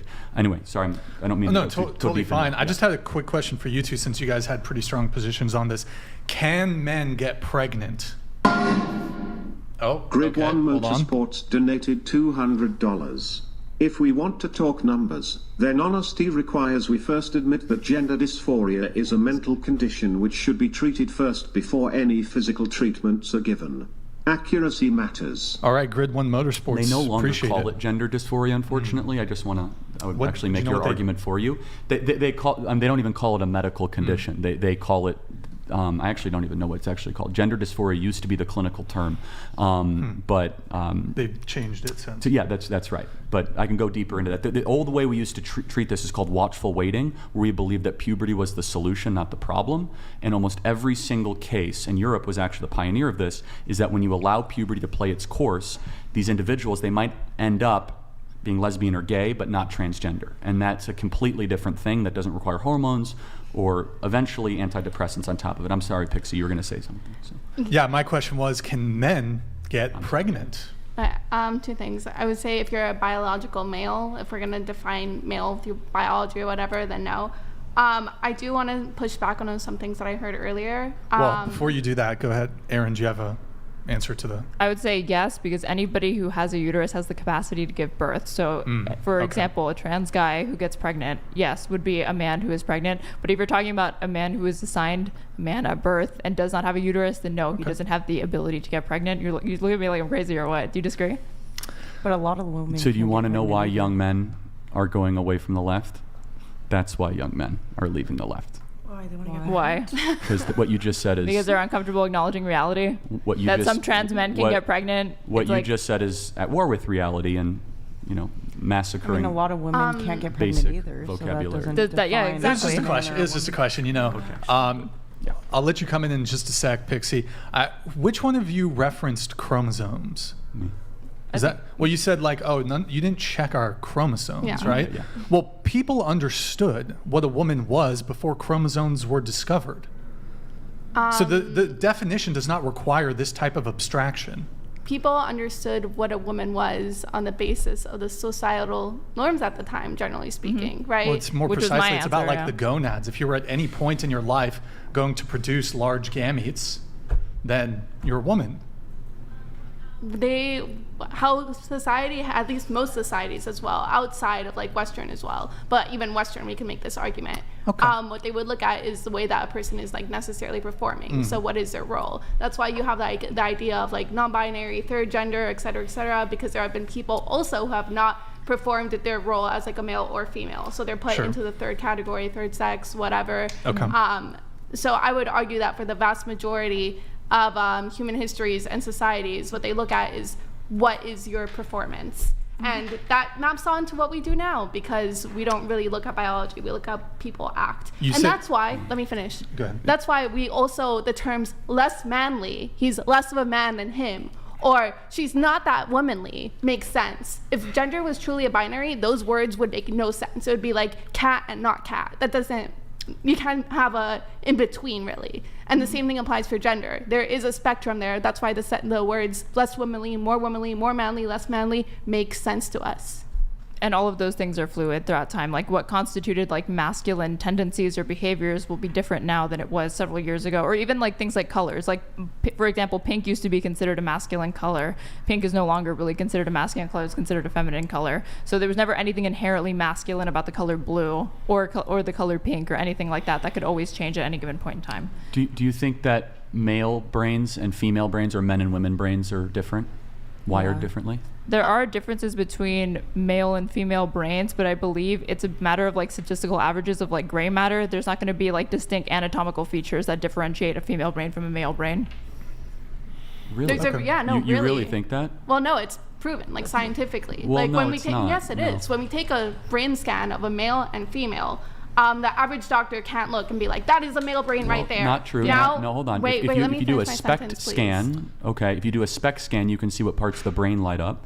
And in a woman, the basal ganglia and the amygdala is far more active, which is the inner thought matrix. Women have a far busier inner thought life than men do. Would you guys agree with that? I agree. Right, I was but- gonna say it's very. So that's not true. It's very Wait, well known I that like can finish. men generally are more on the logical side of things and women are more on the emotional side of things, and I think that has a big role, or the way that our brains are wired has a big role to play. I'm not saying that if you took babies who were completely unmolded that their brains would look different, but I think as we age, living in the gender that we are given, our brains become attuned to certain things, and that's why parts of our brain Like light up. piggybacking off of that Yeah. point, I don't doubt that the studies that you looked at did find differences in like brain mapping scans between men and women, but the key thing is that they looked at men and women. So that's already a brain that's been subjected to a lifetime, or not a lifetime, but like decades long So do you- socialization. let- so I that just wanna socialization is make going sure- to impact it. If you looked Sorry, I don't mean at to like a interrupt, brain yeah. scan of like infants, for example, like a male infant and a female infant, it would be like how different would it really So- look? Do you think it would look significantly different? No, it's not even close. Of course it's different. And I can prove it to you in two ways. But the first one, do you guys know the John Money gender experiment? No. So, okay, I'll just really quick. John Money, who is a total creep, he believed that this is before we mapped the human genome. Okay, this is before we even knew about chromosomes. He said that men and women are blank slates at birth, and he said that they're formed through the toys we give them, the colors we appropriate to them, and they're blank slates. There was these identical twins. One of the twins burns themselves terribly in the genitals, and he said, raise that twin as a girl. And basically his entire life he was tortured, and awful story. Eventually rebelled against John Money, and this twin eventually was told that, hey, you were born a boy but raised as a girl, and even had a vagina put onto you artificially. And he was like, instead of being mad, he was relieved, because he said, I knew I was a boy all along. So there's no clinical evidence to support that. Secondly, though, it's a funnier one, okay? Do you hear me out? And I think this will resonate with all of you. Harvard University locked a group of men in a room alone, 100 of them, and a group of women in a room alone, okay? And they said, what did you think about for 30 minutes? The men, no surprise, sex and sports. The young ladies, what did they think of for 30 minutes? They replayed conversations that they had in the last couple of days. Real. For the record, a man has never replayed conversations that they've had. Do that? I Our do that brains, all the time. our I do that brains are too. different, everybody. Do you really not do that? I feel like I overthink No, of everything. course not. You don't Hold think on. about I'm making- conversations. You've never had like a shower arguments or like shower thoughts or anything like that? No, and that's not society, my friend. That is biology. You are wired to have those rethought. We aren't. It's not a learned behavior. It's not about dolls. It's not about dresses. Our biology, our brains are made differently. You've I don't really think never anyone's thought about a disputing that we conversation have after? like different. We don't Yeah, no, replay I any agree with that. conversations. Ever. Men I don't. agree with never that, but like done that. The thing. Really? where Am I trans? trans Because people- sometimes I will. You gotta go on Very hormone rarely blockers. though. Yeah. Very rarely. Sometimes occasionally. Men are I'll very replay forward conversation. thinking. What is next? The job, the interview, tomorrow. And not saying women aren't. Women are very reflective. That's why females are better at poetry. Women are better at the more relational type aspects of being a nurse or an elementary school teacher. Again, that's not learned behavior. There is a biological element to it, and it starts with, we don't even understand the brain as much as we can. We understand like 1% of 1% of it. But I think that study and your reaction affirms it. Because if I had a group of men around you, like, what do you think of when you're alone? Like, I'll just think of the NFC Championship game, the stock market, and all the women I've been with or the women I want to be with. It's a little different. Do you think if they had conducted the study in a different country, that the men and women would have given these same answers? Yes, I think that these things are universal. And I mean, I can't say to that. That would be my speculation, that the men in Iran are thinking about soccer and Persian women, and the women are thinking about, what's going on in their local neighborhood. These things transcend continent, they transcend culture, and we know that because one of the arguments that you were making is that, at the fundamental root, these are learned and acted, these are put on by Western society, but you go into African villages, like very poor third world African villages, they don't even have a term for transgender. The idea that a man can become a woman or a woman can become man, this is a uniquely Western phenomenon that is born out of the academy, born out of college, that I will say, and I think we could agree, is largely they prey on people that have other underlying issues, and then it gets built on top of that. Autism spectrum disorder, depression, anxiety, some other sort of bipolar, schizophrenia, trauma, things of that nature. There's a couple of things to push back here. Brian. If you can, quick. I don't mean to monopolize. I'm sorry, Pixie. No, it's okay.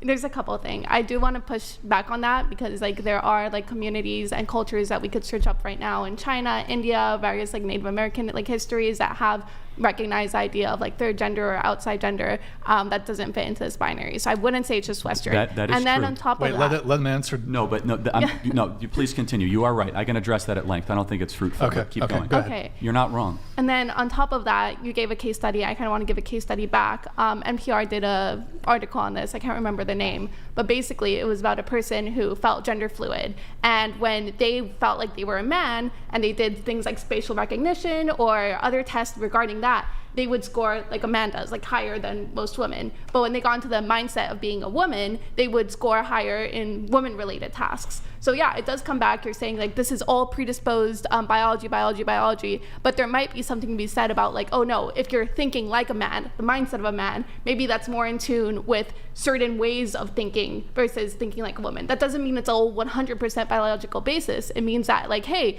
if you're raised to think in a certain pattern, you're going to perform in that pattern. I agree. I mean, if a society can mold you, of course, but you're dealing with very powerful raw material that's underestimated in the current cultural conversation, and you can only guide that raw material so much. So let me ask another hypothetical. I'll just tell you, if I sit down with men, what do they always talk about? They talk about macro concepts, big things, stock market, sports, things that are very, let's just say bigger than individual.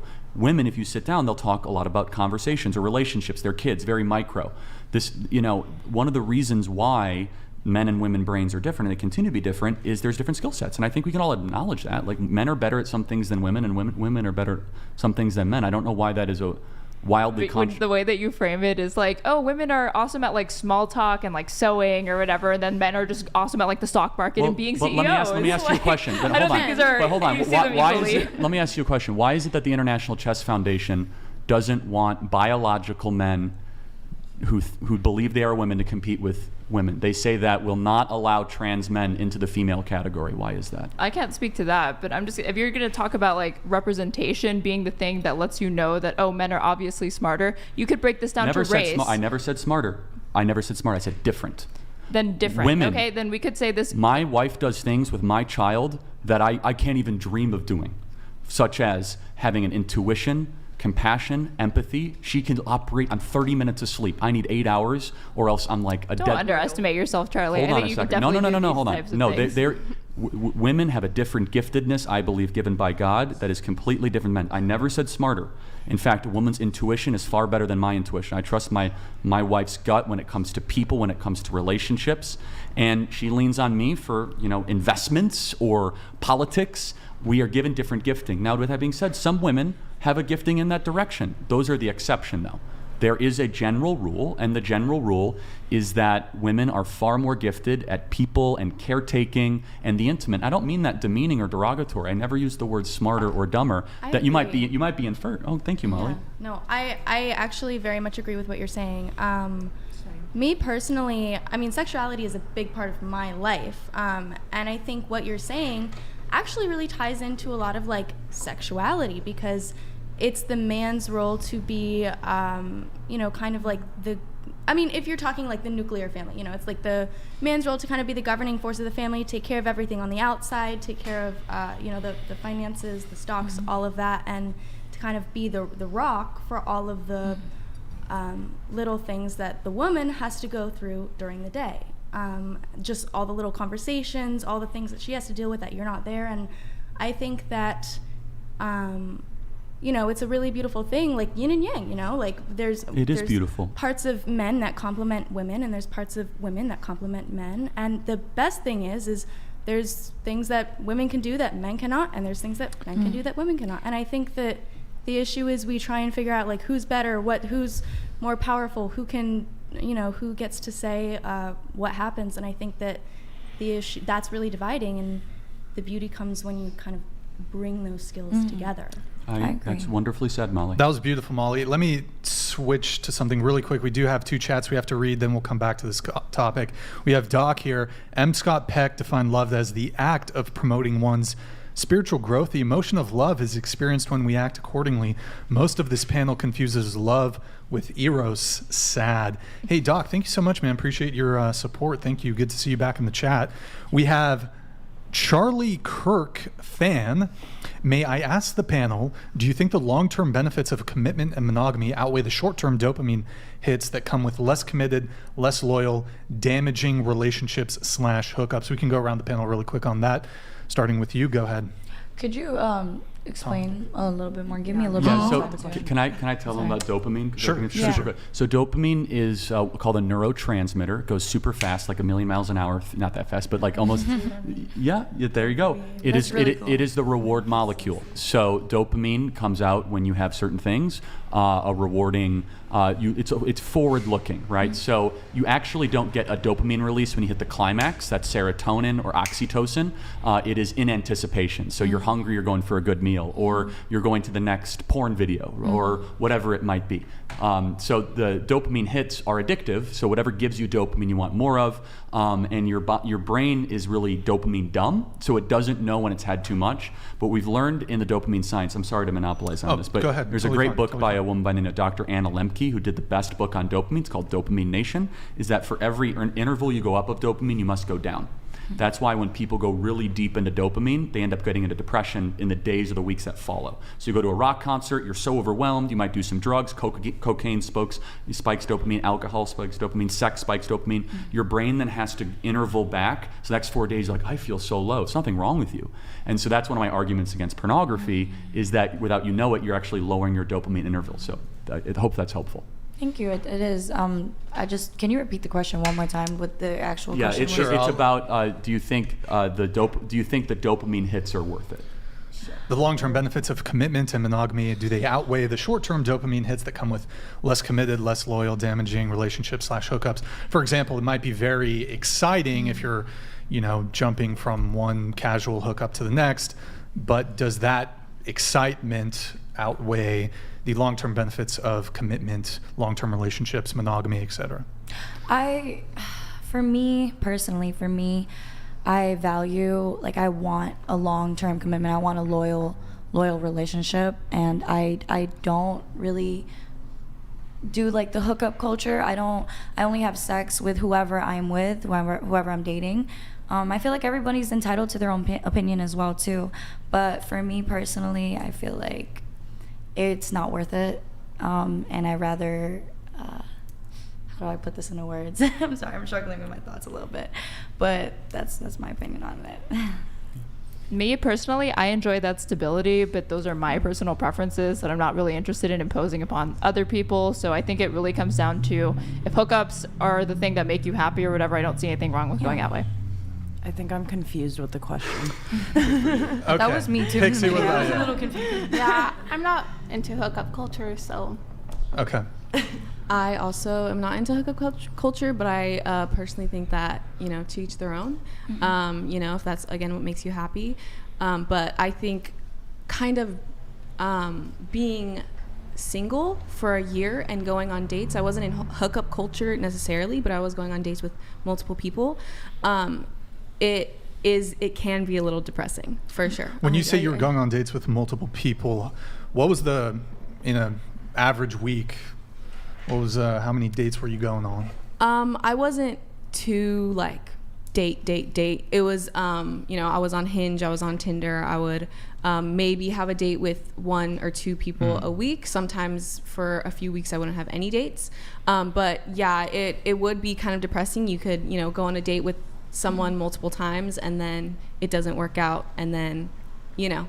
But I do think I do want something like long term, because I don't think personally that is good for me because of the person that I am. So Sure. Yeah. What about you, Tina? Long-term commitment kind of feels like prison to me. Alright. So I'm just chilling, doing what I want to do. I'm not a big fan of hookup culture, but obviously I do it for filming, so that kind of gives me what I need. But then I'm chilling. Nick Schmexy donated $200. Oh. Hey Brian and Charlie, Thanks, Nick. will you guys post the stream after? I haven't been paying attention because I'm whacking off to Angel and Sophia. Welcome to the Whatever podcast, where we should probably moderate these. Appreciate it, Nick. I do have I mean, you all deserve better men than what America's producing. You really do. I mean Subscribe. that. You deserve better men than what this culture is producing. Okay. Well, Tina, coming back to you really quick. I mean, in some of your pre-show notes here that you provided, you said, for example, that you guess you always end up sleeping through friend groups. Hot take could be that you're all for open, non-traditional relationships. You said at one time you left a guy asleep in your hotel room to go hook up with 3 other guys. Girl boss. There's more there. I can read more. You also said commitment to one person is difficult for you. Yeah. I suppose it's good that you're at least self-aware. Do you care to elaborate a bit on that? On which part? I don't know. There was a lot out there. The story though, yeah, I did once leave a guy in my hotel room. He fell asleep. He just kept dragging on about how I do OnlyFans, and you can tell that he was getting turned on by it. And my biggest ick is when guys are like so interested in what I do for work, because that's my work. So when I'm talking to you about it, I'm just talking to you like it's my work. So if you're like talking to me and you're kind of getting excited, you're thinking you're gonna hook up or something, I'm just like, I'm so turned off. Yeah. So luckily he fell asleep in my room. Luckily. I went for a shower because I was like, if anything's gonna happen, I may as well shower, be fresh anyways. I wasn't really into him, but I was like, sometimes you just have to put up with some things. But when I was in the shower, he fell asleep, and also while I was in the shower, I got a text from another guy that was in the hotel. There was an event going on, and he was like, come say goodbye to me. And I was like, okay. And I went up and we did our thing, and then while we were doing our thing, his coach and his manager were like knocking on his door to try get him to get on his flight because he had an early flight, and then they just joined in, and I like got a text then from the guy that was asleep in my room, and he was just like, did you leave? And I was like, yeah, I had to go say bye to a friend. And then I never heard from him again, but that was good though because he was a weirdo. Haram! Okay, so that's pretty interesting. We'll come back to that later. Molly, did you have a response to the chat that came in? Yes. Okay, go ahead. So, for me, I think that relationship stability and those little dopamine hookup hits come together. I kind of utilize both. So for me, like, I have sex for work with people that aren't my boyfriend. So, like, yes, it is very chemically draining after you have an orgasm. And, like, obviously you're tired. You're depleted of all of those crazy dopamine whatevers, and you get a little sad. So after my scenes, when I'm driving home, the only thing that's like, oh, like I'm not gonna be alone, like I'm gonna have my boyfriend, like we're gonna hang out and he's gonna love me, and like he's gonna be so proud of me because I did work today. And yeah, like it all just kind of ties in. Like if I didn't have those little dopamine hits, I would feel like I was in prison, and I'm sure he would feel the same way. So it all works out. Oh, we have another one coming. Modest Hikima donated $200. Charlie stole my usual question of what? Even wearing my Matt Walsh flannel NWTF. So, spawn of Satan, how much more traffic do you expect to Europe from nips rather than wearing clothes? All right, they're spicy tonight, Modest Hikima. Thank you, appreciate it. About 3% more traffic. About 3.5% more traffic is what Molly's expecting. Yeah. Charlie, it sounded like you were about to come in on something. Do you have something quick on that? No, just look, dopamine is a very serious chemical. If you mismanage it, it could lead a lot of people to self-harm and to depression. And so, but there are ways to healthily manage dopamine. and it is ways such as fulfilling work, purpose, relationships, a spiritual life, eating healthy, intermittent fasting, cold water exposure. So just be very careful for whatever it's worth. Not that you're going to listen to what I say, because if you start to overindulge in cheap dopamine hits, then you're going to need a bigger and bigger dopamine hit, and then eventually you get to a place where you can't hit that high again, and then you crater and you crash. And my prayer for all of you is that you don't have to live through that, because it's pretty dark. I want to bring it back because the trans topic came up before, and if I can try to relate it to dating here, I do want to go around the panel on this. Do you, and I mean this could go both ways, but to the panel, do you object to a man not wanting to date a trans woman? Do you think that would be transphobic if a man did not want to date a trans woman? Starting with you, we'll go around the panel. Go ahead. I don't think so. I don't think it would be transphobic. No, and any trans advocate who says that it is like a psyop there to make trans advocates look bad. I don't think it's transphobic at all. It's perfectly fine to have genital preferences. Okay. Same. Pixie? Everyone's allowed to have whatever preference they want. Okay. I agree. Yeah, I basically agree as well. I just think it's preference. Concur. Okay. All right. Fair. You don't need to know my answer. Now, how about this, though, to kind of take it to another layer? You know, dating apps are incredibly popular. Most people are meeting online nowadays, on dating apps, social media, whatever. Do you think that somebody who's trans, whether trans man, trans woman, do you think they have a duty to disclose, for example, on a dating app, a duty to disclose that they are trans? And if so, at what point should they? You know, for example, should it be on their profile, during messaging, before a date is scheduled, on a first date, second date, before intimacy, after intimacy? Any thoughts on that, starting with you? Personally, first off, I hate going first. I get a little nervous sometimes. Yeah, no, it's tough. You're in the hot seat. I'm in the hot seat, but I don't mind. Well, personally, I feel like they should definitely before intimacy, definitely, and also maybe even before like they start building an emotional connection. Because if you want somebody to really accept you and love you for who you are, you should, you know, be honest and come out with everything. That's what I think. Any thoughts? I think that they should, but for that trans person's own safety, not necessarily for the benefit of anybody else. And as far as I know, most trans people already willingly disclose this because it's obviously something that's going to come up very quickly in their dating life. So, I mean, but I have a why question not both? Porque no los dos. Well, can I ask you a question? Sure. Do you think people should disclose their race Should they disclose their race? on a dating app? I'm not totally sure how that's relevant, but Wouldn't you? I think isn't their race to some degree Race or ethnicity? Evident. Race / bit. ethnicity. Like, should a mixed person say that they're half black? what? I mean, I'm not really understanding does the that- question, but Which part? well, if they should disclose if they're half black. No, I'm asking I if mean, you think that like people should disclose like race, ethnicity, like if you are half Chinese or if you're half black or anything like that. No, I mean, this is not a topic I've really given thought Erica to, but Kirk here, I'll Charlie's let this- wife donated $200. I love you, babe. I'm so Dear proud boss. of you and so blessed to be your wife. Great discussion. Is that actually Erica? She's very busy right now. Okay. All right. Well, thank you. you, Maybe, whoever that maybe is, Erica. or Okay. Erica. All right. Wait, what's that? Is it? Yeah, It's her. Oh, okay. Hey, Erica. What's up? That's cute. W's in the chat for Erica. That's cute. We love W's you, in the chat. Erica. But you haven't given it much thought, but what's your Sure. gut reaction? Should they disclose? Well, Race, ethnicity. I'm wondering, I'm thinking, I'm not on any dating apps currently, but I do think on Hinge, for example, there might be a section to, and I'm trying to recall if there is something where you can actually put your I think race, like there if you're is. Native American, if, should somebody have Yeah, to? but should they? I don't think so. Why not? Why not?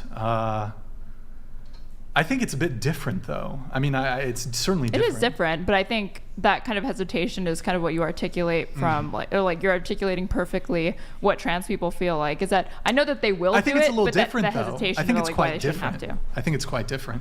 But what I would like to allow everybody else to answer the question. So, I forgot the question. What? Oh, if they should like disclose. disclosure at what point should it be? I think up they front? should only for like. I mean, obviously the safety of them. I think. Okay.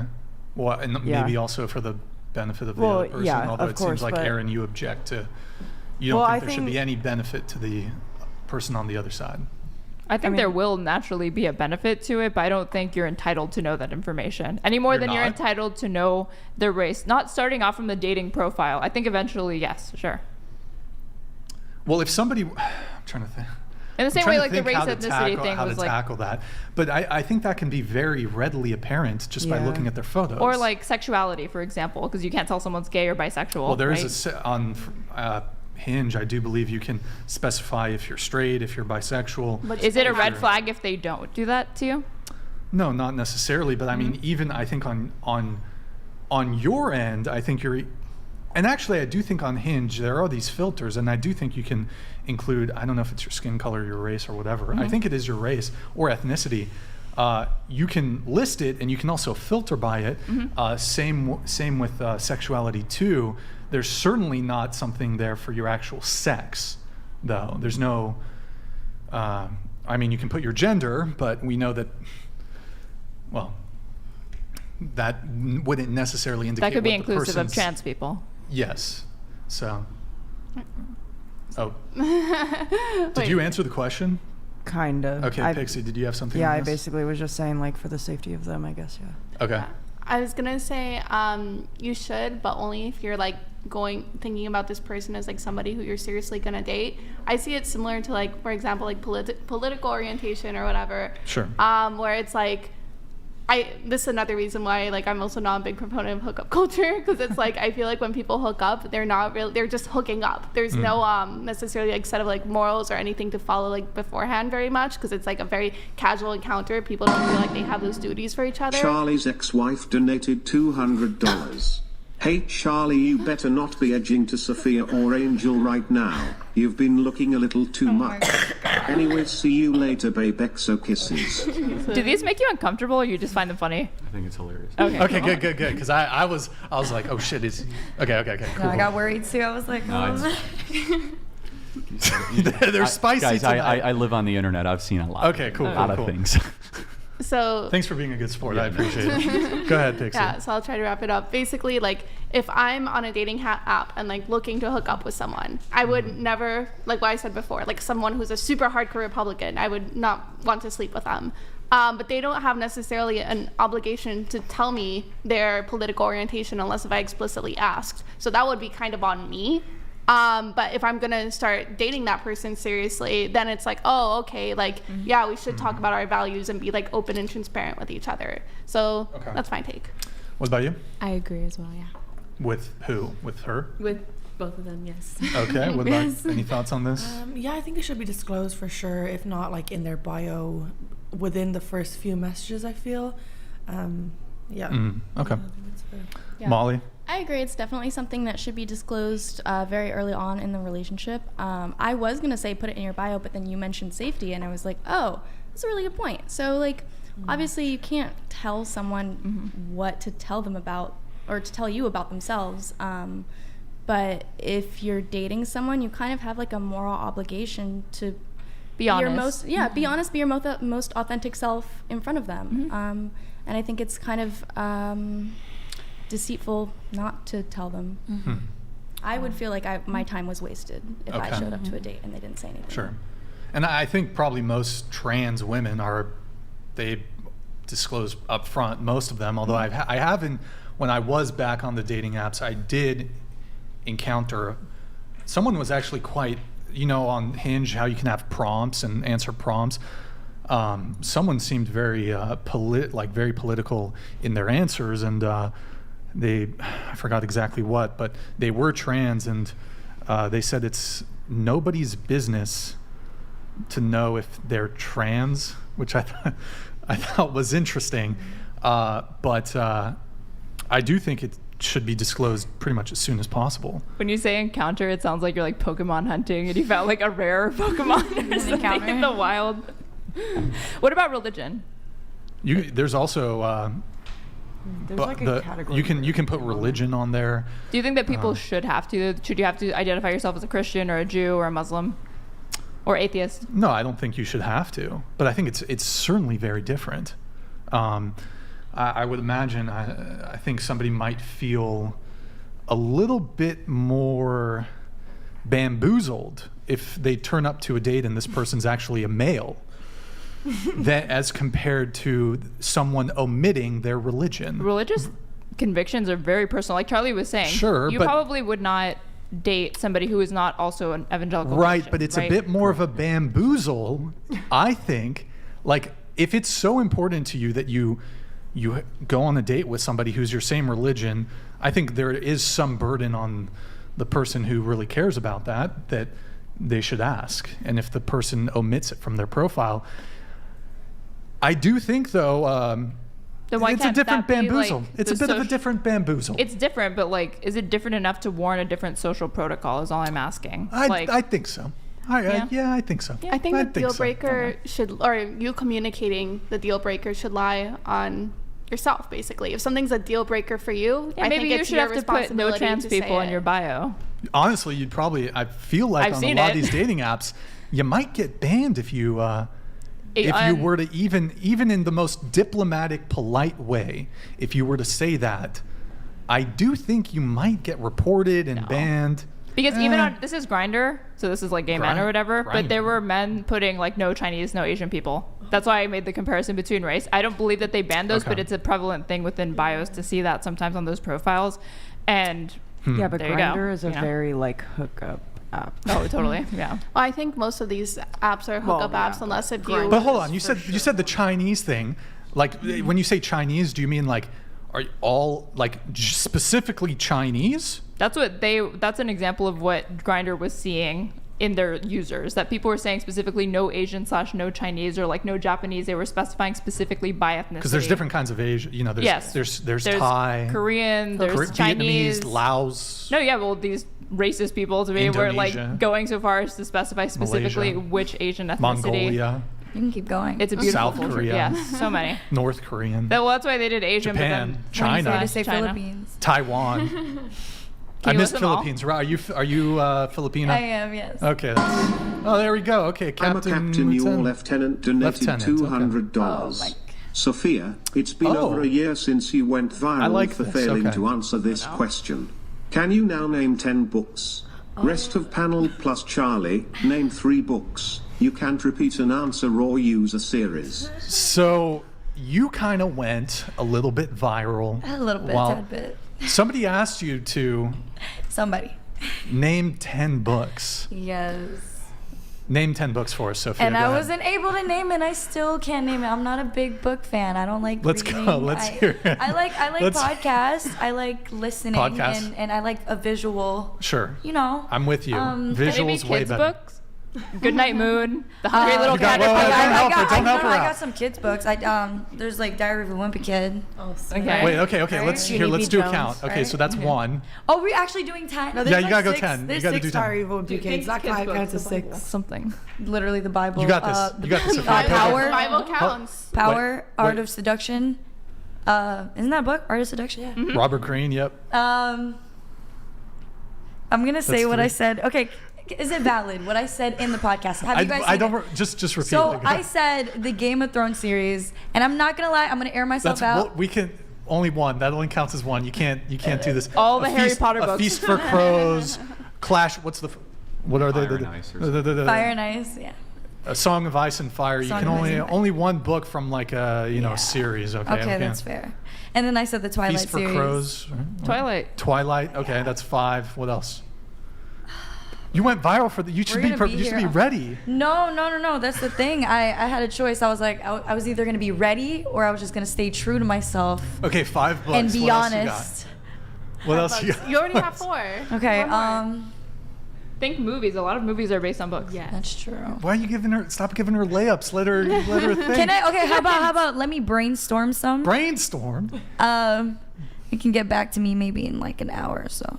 Or required reading in school. How about 3 more? Just 3 more, and then we'll move on. 3 more? You guys really want 3 me to more name 10 books. While 3 you're more books. brainstorming, Think I'll of- just say that the average American has not read like more than a book in the last year or so.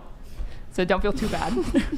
That's an indictment of like everyone in this country. To not be just you. fair, a lot of people came up to me saying like I can't name 10 books on Spot either. And a lot of people. Maybe it went viral because Wait, it's relatable. can you name 10 rap artists? Oh yeah. Oh yeah. Go. Easily. Lil Uzi, Cardi, Lucky. Man, there's so many. Okay, Nicki. Nicki. Wayne, Kanye, Bae's husband. God, I'm on the spot right now. I hate being put on the spot. This is why I should stop doing podcasts. Jay-Z. Jay-Z, Cardi B. Cardi. Oh no, not Who this. does Cardi have beef with right now? She said. Yeah. Autumn. Is Ice that Spice. 10? Has that been 10? Ben Shapiro, he raps now. Yeah, rap god Ben Shapiro. There you go, beautiful. Okay, moving on. She made her. It was a good effort. It was a great effort. A for the effort here. I'll Okay. take the A for effort. All So right, now it's Brian's turn. Name what? 10 countries. Name 10 Oh, no, yeah. countries. Yeah, come on. You were doing all the Asian ones. I just thought you were really Should I ready start for with this. Azerbaijan, Austria. Let's maybe B, Burma. Armenia. Is that still? Wait, is Burma still? Yeah, Burma. It's also it's C, Cameroon, Cambodia. Let's go to D, Denmark. Let's go to F, Finland. Let's go to G, Germany, France, Luxembourg, Liechtenstein. That's my personal favorite. I've been there. Liechtenstein. The Netherlands, the Gambia, Russia. Beautiful. Is that 10? Was that 10? Yeah, I think that was that was Flying past colors that. Thank here. you. Okay, that's. I wish I could answer that confidently. I think his strategy of the like A, B, C is like I think helpful. that is smart. It helps out a little. Okay, all right. Wait, so we were on the. I think we kind of finished this. I'm a books. Going back to politics a little bit here. Going back. Would you date somebody who's pro-life? Starting with you. I know it's hot seat, but. Oh man, why do I always gotta go first? Yes. Into the mic. Yes, Okay. I would. Yes, because you can be pro-life and still pro-choice. And there's as long as they're pro-life and not anti-choice, that's to me the key distinction. Wait, I'm a little. Can you clarify? I'm a little could you be confused. both? I'm a little confused. There are plenty of Democrats. If you poll Democrats, like for example, like a lot of Catholic Democrats, are Joe Biden, our own president, personally is pro-life, so he would not feel comfortable probably having a wife that submitted herself to procure an abortion, but is okay with it being legal. And I think that's the important distinction, not whether or not they personally are. So yeah, sure. I can agree with that. Yeah, I think generally. I don't know. It depends. If they're super pro-life to the point where it's like, oh, the mother's health is at risk and you still shouldn't abort, then I'm like, whoa, slow down there, buddy. I don't know how I feel about that. Okay. But without those extremes, yeah. Sure. Yeah, I agree about the extremes. If they are too extreme, then maybe no. But I would still date someone who's pro-life if they weren't too extreme. Okay. I'm kind of the same. I don't think it becomes a problem unless I get pregnant unexpectedly and then I don't want the child. But I'm sure if it was a good relationship anyways and I get pregnant, I would want the child anyways too, even though I am pro-choice. I don't think it gives that much of a conflict, obviously depending on the circumstance. But Molly. I agree. You can be pro-choice and pro-life at the same time, and that is really the only way that I would be able to be in a relationship, because I'm pro-choice, but I can also respect that the person that I love is not. Okay. Charlie, any thoughts here? Yeah, I'm just curious. When would you guys say human life begins? That's like a philosophical question for the ages. When there's a heartbeat. Just casually asked. When there's a heartbeat. or no, I guess in the see, uterus. now we have 3 different answers. Yeah, actually, so we have I will presume a group of women, because you all self-described as women. I'm kidding. When does life begin? Heartbeat. I'm gonna still say at birth, even though I know that your cells can be forming a brain and stuff in the uterus. But yeah, I think you're not fully a human until you're born. Okay. And you said heartbeat, right? Okay. I think it's very difficult to answer. I think mostly consciousness and personhood is really what people are seeking to identify. And I believe, I'm sure you happen to know, how long is how many weeks was a full term of pregnancy? It's a good question. I know very well. It's about 38, 39 weeks. 40 is like at the furthest of gestation. 40 weeks. So as far as I know, around 30 weeks is when you see typically like most development of the fetus has taken place. So Way- I would say way like early- around way there. earlier than that, but yeah. No, I mean, so heartbeat is right around 6 weeks. Brain waves are even before that.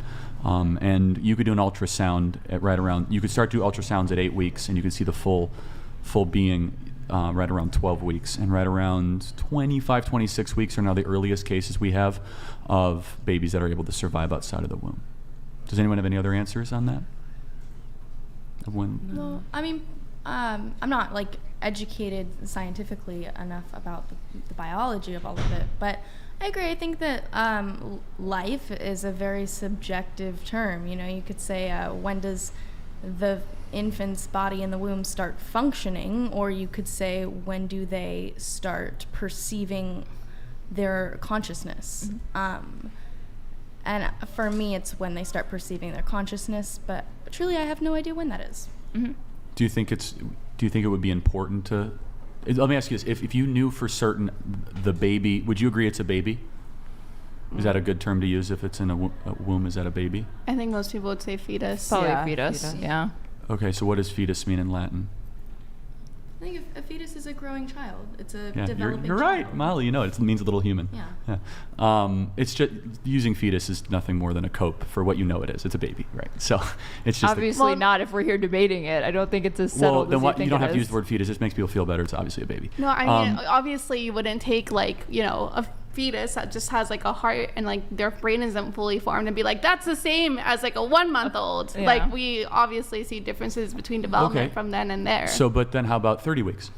That's where it becomes a lot more contentious. But the point being is that we don't look at a fetus from its beginning stages and be like, yeah, that's the same thing as my like 3-month-old Well, cousin. hold on. That's a 9-month-old is not the same thing as a 1-month-old. Okay, and right? So you can go through the progression of development continues. The question is, when does it start? Yeah, that's $1 million question. I agree with that. So Do you think conception? Of course, that's the only answer. Most women, I don't believe, even know that they're pregnant before 6 weeks. But So like around like the heartbeats Yeah, and but stuff like that. the knowledge of your pregnancy doesn't mean that you're not pregnant. No.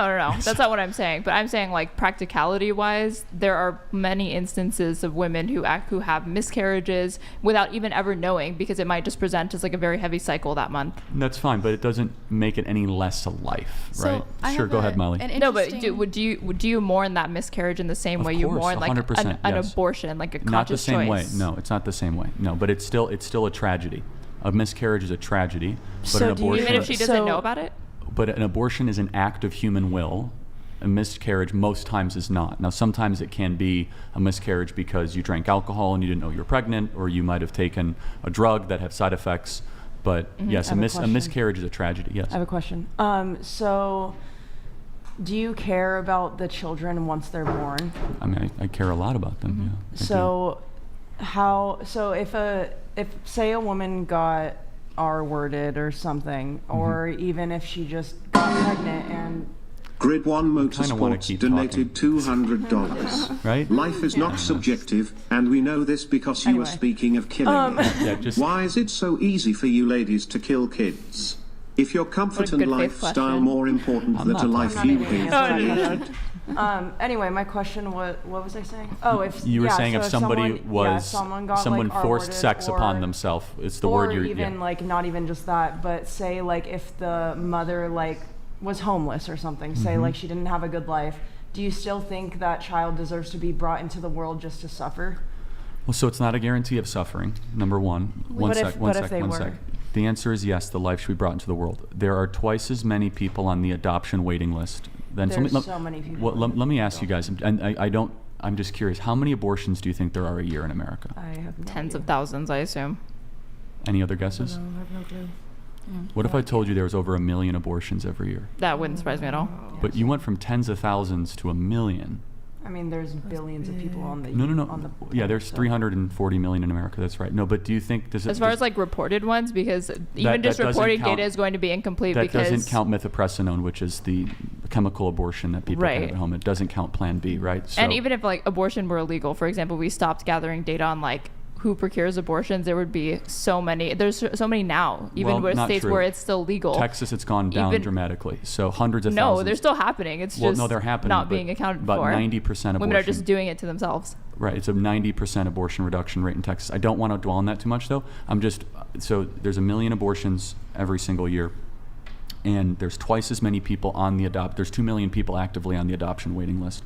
So there's really no such thing currently, there could be, but currently, of an unwanted child. So there's 2 million people wanting to adopt, and there's 1 million people that have abortions every single year. So there's twice as many people that want to get a child. Now, there's a longer conversation about making it less bureaucratic without allowing bad people to adopt kids for bad reasons. I'm perfectly open for that conversation. But to answer your question, I don't love the premise. It's a really good question because a lot of people have it. I don't necessarily believe being born in poverty is a death sentence or is a reason to terminate. Of course not. No, but abortion is a death sentence. So I don't think poverty should give you a death sentence. Would you say abortion is murder? Oh, of course, 100%. Do you think that people who procure abortions, women specifically, Yes. a woman who procures an abortion should go to jail for getting one? Absolutely, yeah. They're the moral equivalent Wow. of Auschwitz. Really? Yes. I kind of want By the way, millions of women are, No, are not the basically women. the same as like Nazi Not the women. death No, camp guards. the women are victims. They're lied to. 90% of women do not see an ultrasound before they have an abortion. They have no idea what's happening to them. They're the victims here. It is the abortionists that are doing this. But let me ask you, and I mean this, have you guys ever seen an abortion on a video? Wait, no, I'm sorry. If women are the victims here, why should they be jailed?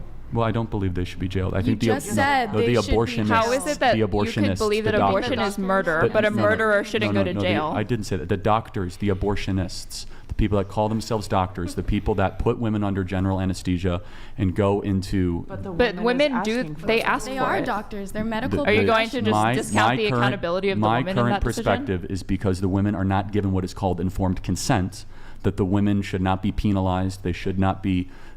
They shouldn't be penalized. In fact, they should be given grace from a system that has lied to them and has misled them. They are not given the full picture of exactly what's happening to them. Informed consent has not happened, so these women are the victims. The abortionists, one second, the abortionists are the ones that know exactly what's happening. And if you haven't seen a video of an abortion, I'm not going to say anything too graphic. It is one of the hardest things to watch. The baby fights, the baby struggles, the baby dodges, the baby avoids. They break the neck of the baby. They euthanize it to the spring. It's not a joke. Sorry. And then they tear it limb from limb through there. If you're trying to tell me that's, That's like a If you're talking about, they're called no. dilation and extraction abortions, No. then yes, Hold it on can a look second. like that. But if you're talking a baby about, has a backbone at 6 weeks and a spine. It has a complete figure. It's small. It's like probably as small the as size of like a grape, yeah. Yes, but by 8 weeks or 12 weeks, and you're talking about. But the vast majority of abortions are performed in the first trimester.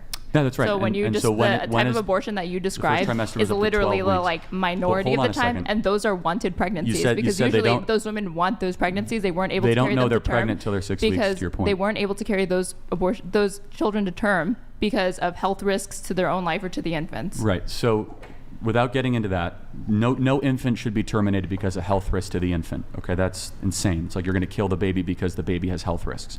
That Not doesn't- just health risks. These are Oh, let me ask you. these are medical. Hold on, Down syndrome. like Should we stillbirths abort or Down syndrome kids? No. Iceland has. They said if you have Down syndrome, you're done. So that's not a new phenomenon. They have gotten rid of Down syndrome. If you have a DNA test of Down syndrome, they abort the kid. I think that's cruel and unusual. That is. Yeah. Okay, we agree. Good. I think there are frivolous reasons to procure abortions, but I don't believe that just because there are frivolous reasons to get them, that means it should be outlawed. But should murder be outlawed? Yeah. Okay. But like you were saying, Then you even though you believe that those women have a hand in committing the murder and infanticide they basically don't- of their own children, they They shouldn't go to don't jail. believe that they have not been given informed consent. Do They you don't have know that what's opinion happening with to them. people who are addicted to drugs? Do Do you think only drug dealers should go to jail, but not Well, people who it actually de- try to buy drugs and Well, consume it depends. them? It depends what drug it is. It depends the category, the class, the Is there a repetition. single drug where you would say that somebody who is buying and consuming drugs that they are addicted to should not be going to jail, but only their drug dealer should be going to jail? I mean, I think fentanyl and heroin potentially, but it's a completely separate issue because a lot of people know the informed consent of heroin and fentanyl. It's not. We have PSAs, we have billboards. Stop using fentanyl. Stop doing fentanyl. How many times have you heard that? Have you Tons, ever? but they have a Hold on, chemical hold on a dependency second. now that prevents them Hold on from a being second. able to make that How choice. often have we ever had an honest conversation with women in this country saying that having an abortion increases the chances for depression, anxiety, medication dependence? So does having a kid. Well, hold on. Having children carries all of those So- same risks. You think having children? that goes into it. You think having children No, is? don't mischaracterize me. No, that's not true at I'm all. not going to When- say that women- having a child necessarily gives you depression Women who or have any children- of that. That's what but she it said. It can Yeah. come with it. It Like can. postpartum depression, for example, is Is extremely it common is among young men. temporary and short-lived, and obviously Not always. For Some some people people last years. So is the depression That's from temporary and short-lived. That's not permanent. You Yeah, think but when you're years in that, of living you're with not- postpartum depression can simply constitute a temporary medical issue? Let's theoretically even grant. So you're saying because of potential postpartum depression or financial burdens, the moral answer is allow women to go in. No, that was never to my clinics. argument. This had Okay. nothing to do with morality. This was a completely separate question. I'm only saying that I feel like you're trivializing and downplaying how serious conditions like postpartum depression can be when you want to write it off as No, like a it's temporary obviously- medical it's obviously issue real. when It's- it can be years-long battle, Look, especially if it's having left children is a untreated. serious choice. So what percentage of abortions, according to the Guttmacher Institute, are not rape, not incest, and not life of the mother? What percentage would you Probably say? the vast majority. 97%. Yeah. So is abortion now birth control, yes or no? No, I don't think so. I think But- that's situational to each and every Molly, person. do you think that birth control, it could be called birth control in certain Because situations? you're talking about over 1 million abortions, but there's tens of millions of women that are on birth control, that are that have IUDs, that take birth control pills. So obviously, that's not the only reason why. But it's a Or form that's- of birth control. Is It's it not? a form of birth Because control, they're sure, not, but they're- you acknowledge that it's acknowledge not it. the predominant form of birth control. Well, no, I didn't say that. Hold on. I said it's birth control. Yeah, but we're not disagreeing with the category. Hold on. I'm talking So about the therefore, prevalency if of it. it's birth control, then why would we allow it to continue if it's not? If you put the rape, incest, life of the mother, which we can debate. I which didn't. But no, I'm going to put that aside for a second. Then why should we allow a horrific procedure to continue that has such heavy and dire consequences and results in a child not being able to live outside of the womb? Because that's You're somebody's loading it choice. so much by Horrific. saying a Okay. horrific Subjective. procedure. Hold on, Most so- women who procure abortions actually report being happy long term because they made the choice, because there's many different reasons why women get abortions. Some women aren't in a financial position to have a child at that time and actually decide to have children later. How'd they get pregnant? What do you mean? They had sex unprotected So or wait, an accident. So they want the orgasm without the responsibility. Do you think the majority of women are having orgasms in sex? Are you serious? Have you seen the studies on orgasm gaps between men and women? I'll be honest. So they want all the pleasure. They want all, but it's you want all the loose lifestyle, but none of the don't want a kid from responsibility. Now you're framing it like the punishment for having it should Hold like on, it's a orgasm should be punishment? punished. No, the way that you're framing it, which No, is it's that not a punishment. oh, you It's want the called a cost. loosey-goosey parts of sex, Hold like on. the orgasm, If but you- you don't want the responsibility of a child. It's like, yeah, some people want to be able to have sex. Okay, no, you and, articulate it not have perfectly. kids. I'm going to be able to have sex how I want, and if I have to go put a dagger through, or have someone put a dagger through a child for me, then so be it. Sure, think? I guess. Okay. Yeah. No, that you're being morally clear, and basically it's my body. I can do whatever I want with it, even though. Let me ask you a question. Even though, like I said, if most women it's- don't regret their abortions Okay. at all. Like the vast majority of women report happiness Yeah, and being okay with their decision. I I'm find sure that you think hard that to they're believe. lying or they're Wait, indoctrinated I have a or question. wrong So, or but delusional. if it's yeah. not your DNA, how is it your choice? What? If it's not your DNA, why is it your choice? It is. No, Because it's Your the child baby has to has its carry own the DNA. child It's to already in gestation. your partner's DNA, and then it forms into It has its own unique DNA that's not yours. Here, It's part this of is- your DNA. It's this is 50-50. my It's half. Oh, so should the man then be able Hold to on. have veto power over abortion? Well, the point is the man isn't the one incubating the child. So But I thought if it's about my- DNA. If you but get I never made the DNA argument. You did. The argument that I was going to make was, or I was going to ask you the question, do you think another person has a right to your life and your body? Does another person have a right to? Well, technically, because abortion was legal when I was in utero, someone did have a right to my life and body. Okay. And my mom chose life. Praise God. So did all your moms. Yeah. My mom the actually wanted an argument. abortion. Are you glad that she didn't have an abortion? No. So you would rather be dead? I don't know. I mean, life can be If difficult. she I'm not didn't gonna exist, be, I'm you not would gonna not be be that able deep. to even Send know an what you asteroid on never, that one. Yeah. what you never materialized. A couple people wanted to come in really quick. It looked like you wanted to come in. I'd like to give you an opportunity to speak. Then I think you had more Pixie than Molly. Go ahead. It was just backtrack just on what he was saying Go for on it. not wanting to have the responsibility. I think that's really, I don't really think that makes sense because I don't think sex is just for reproduction. It's just like asking you, like every time, I'm not trying to bring in your wife, but every time you have sex with your wife, it's purely for reproduction. I feel like that is very inaccurate. So I mean, it's hard to expect everyone who isn't in a marriage to just not have sex just because they don't want to get pregnant or just because they don't want to have that responsibility. Wait, did you even make the argument that sex is purely No, for... I didn't. I don't think you did. But Angel's making a good point, and I want to give her credit for this, which she's saying, and it could be misunderstood that I was saying sex is strictly for reproduction. What I was saying is that everything in life has consequences and choices, right? Correct, And yes. at times, the mainstream predominant narrative is that sex comes with almost no downsides, and we're going to give you either the technology, the procedure, or whatever to try to limit those downsides. But the difference is that when my wife and I have sex, if she results to be pregnant, which she did, is that we live with that consequence, which happens to be a positive consequence, right? A huge blessing. Now, I understand what I'm saying is very, very radical and very unpopular, but the ideal should be far less people having premarital sex and trying to have sex within marital guidelines, or at the very least monogamous guidelines, okay? So that if there was to be a pregnancy, that baby could be loved and cared for and brought into this world. I understand it's a hard ideal to even grasp and comprehend in a world where everything is very sex positive and sex abundant, but it's an ideal that I defend nonetheless. I mean, I don't think there's anything that's in contradiction with being sex positive, but also wanting to help prevent unwanted pregnancies. I would just say to those women and those people having sex that you should be using birth control and family planning methods to make sure that you don't have any unexpected pregnancies that you don't want to have, to skip the abortion part altogether. I don't think anybody loves their abortion. I only said that people just don't regret them. Are you guys familiar with what's happening with the chemical abortion craze that's going on right now? The pill that... No, not the pill. That's different. I'm talking about where they're mailing chemical abortion packets. Oh, yeah. Where women are bleeding out and emergency room visits are up nearly 300%.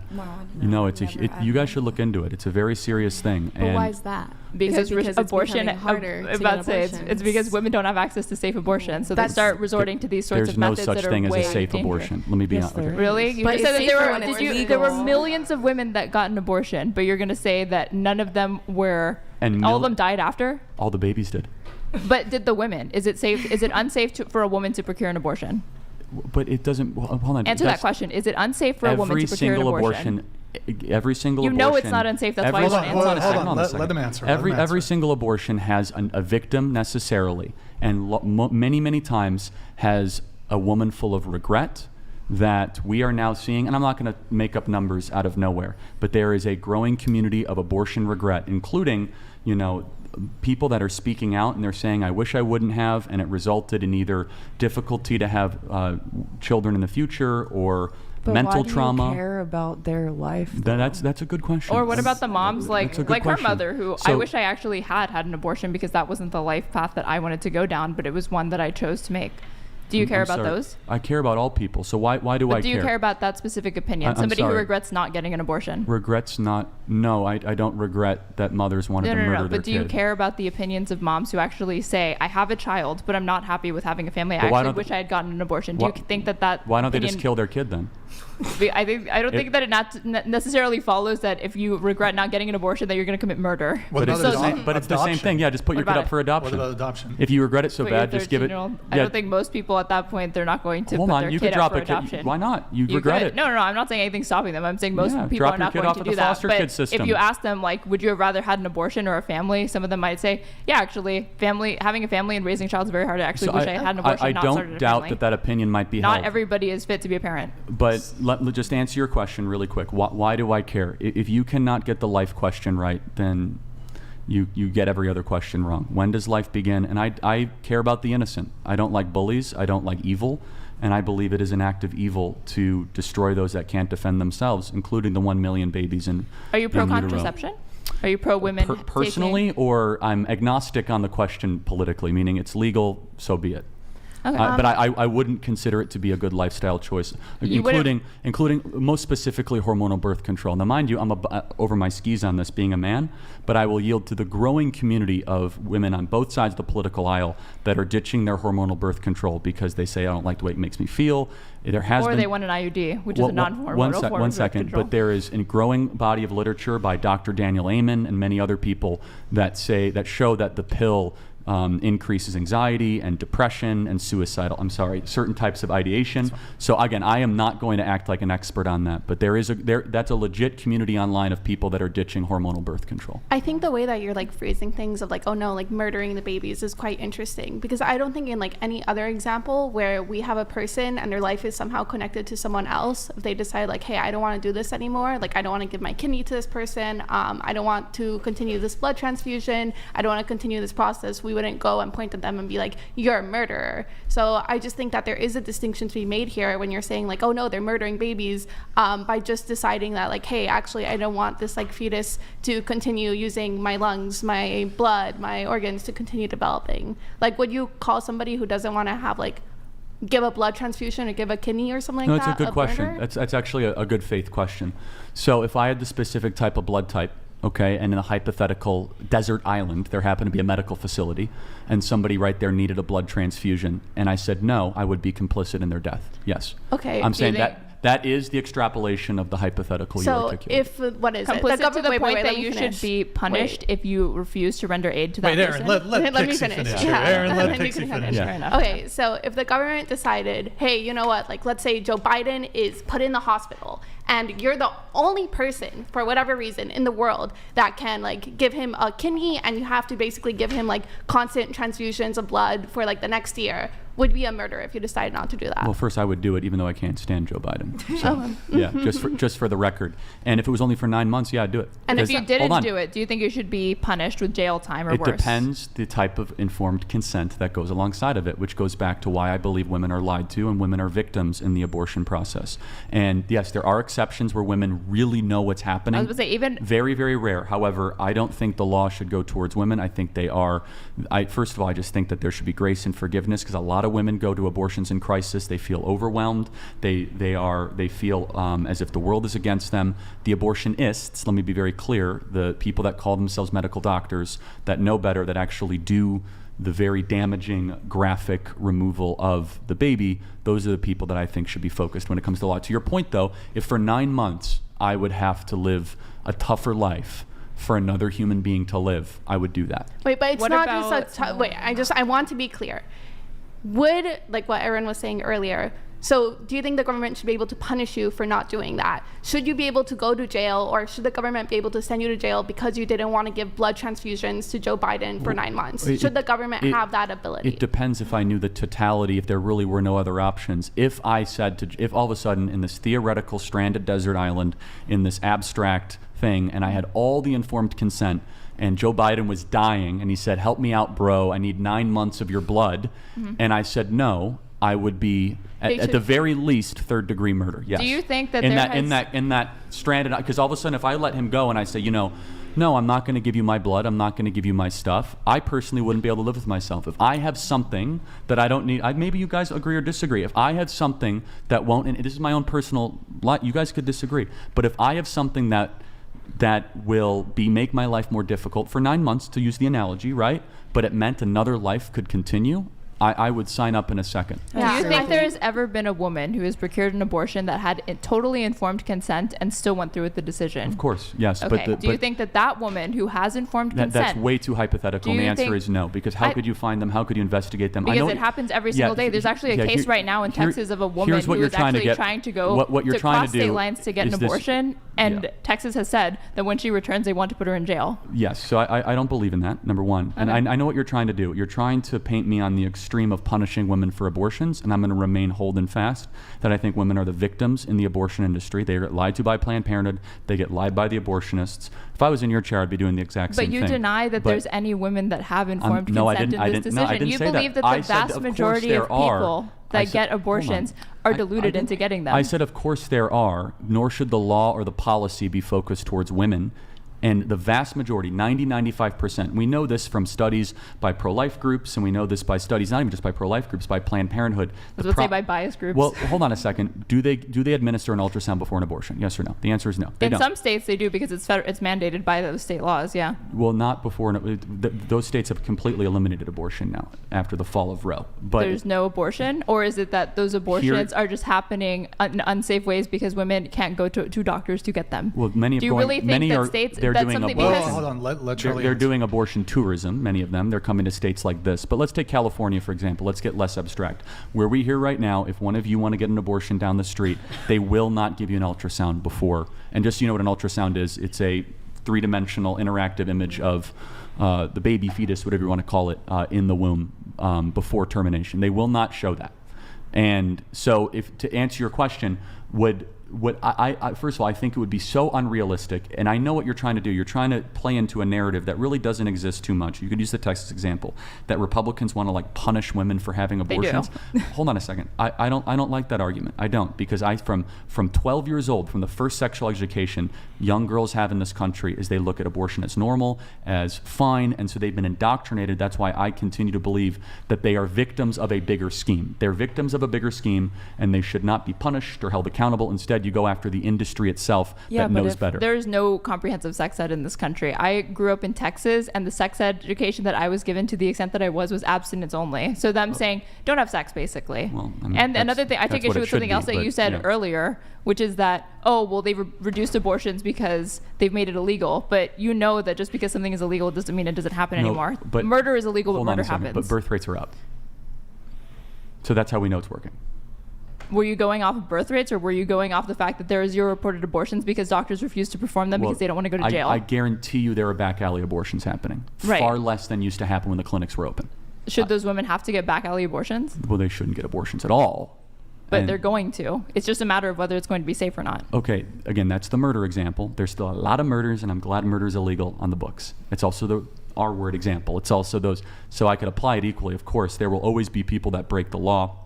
And there will always be people that produce the most graphic, horrific content, illegally online. That doesn't mean the law should not exist. The law needs to be a reflection of morality, and most importantly, the fundamental principle, the defense of the innocent. How about liberty? Shouldn't it be within people's purview to engage in like family planning or make those decisions for themselves? What is liberty? Liberty is a concept that has been hotly debated by many political theorists, scientists, philosophers. Yeah. But liberty is one having the autonomy and self-determination to be able to make as many free and fair choices in their life and society as possible. Fair. And so if liberty hurts somebody else, is it still liberty? No, because now you're infringing upon other people's liberty. So it comes in contact with other people's rights all the time. Right. So we have clarity but not agreement. I view abortion by being a violation of the liberty principle because there's a victim. You don't view it that way. So we have reasonable fundamental disagreement. Yes, we have reasonable disagreement, but there's obviously a victim, right? There's a baby that needs to be scraped aside, cast and put into a trash can. That is a victim. Therefore, it's the violation of the liberty principle that you articulated. Brian, I want to ask you a question. Do you think that it's consistent in Charlie Kirk's... Yeah. Do you think it's consistent in Charlie's philosophy to say that a woman procuring an abortion, which is akin to murder, should not have to go to jail even though she's effectively murdering her own child or future child? Well, truthfully, I'm not really well versed on this topic, so... From what you've heard so far, do you think that if somebody conflates abortion with murder, that the person who gets guy. one... I'm the dating guy. Yeah. But, it came up. Sorry, repeat the question. Just do you think it's consistent in someone's philosophy to say simultaneously that abortion is murder, but that the person who actually asks for that murder effectively should not have to go to jail? Do you think that's consistent? Or do you think that doesn't make sense? I'm not even following. Sorry, I've got Think about it. If somebody conceives of abortion as murder, yes. Do you think that if they engage in getting an abortion, aka murder, they should be excluded from going to jail because they're just a victim? Do you think that's consistent? I don't, honestly. You're not representing. You're not representing my argument. That's my answer. There's an important wrinkle that you're missing, which is that the woman, in my view, in any objective analysis, does not get the full picture of what's being done to her, the full picture of the being inside of her. So that's a very important element you're missing here, right? But I was saying that even if in the cases that they do, and they choose to get an abortion, should they go to jail? And you wouldn't engage with the hypothetical. I want to see if Brian will. So let me be honest. If they did engage in that and all that, there should be a national forgiveness for those women. And that's what I would say. And in those very rare cases, because what we're talking about is improbable, it would be, first of all, insanely unpopular, and I'm very aware of that. But I offer grace and forgiveness to women that have had abortion, not to the people that have conducted them. Oh. I do want to move on here a little bit because Charlie has to leave in about 15, 20 minutes. So last thing on the abortion thing, just really quick, and I think we might have touched on this before, I guess just for Pixie and you, just since you guys seem the most vocal on this topic, do you think that a woman not being financially ready is a valid reason to get an abortion? Yes. Yeah. All of you? Okay. Yes. What about parental responsibility? Maybe they could be financially ready, but they just don't want to the increased burden, I guess, to be a parent. Is that also a valid? That's valid. Valid reason. I don't think the government has a right to basically dictate your bodily autonomy. That's Yeah. where I draw the line. I- Even so if I have a- another being sure. is dependent on it. So I have a question for you. What do you say to a man who is not financially ready or who is not perhaps not ready for the parental responsibility? What do you tell him? It's his choice too. Should he have not had sex? Is that what you tell a man? No. No. I think they should have been more careful, but I wouldn't say overall that they're irresponsible for engaging in sex. Accidents happen No, with but everything. what is the outcome for a man who is not financially ready or does not want the parental responsibility? Paper abortions. They call these paper Well, I abortions. think You can write away your men's parental rights advocates prefer, I believe that the term is legal paternal surrender. Legal paternal surrender Is the solution to this, Yeah. where men can surrender their rights and any claims to parenthood of that and child. they wouldn't if have to they so pay choose. child support. Right. Yeah. Yeah, exactly. I think that But is the. Do you think that that's It's an imperfect solution, but it's the closest thing that you could get because you would never have the say over whether or not somebody carries a pregnancy to term. Somebody else. Okay, Pixie, any thoughts on that? Yeah.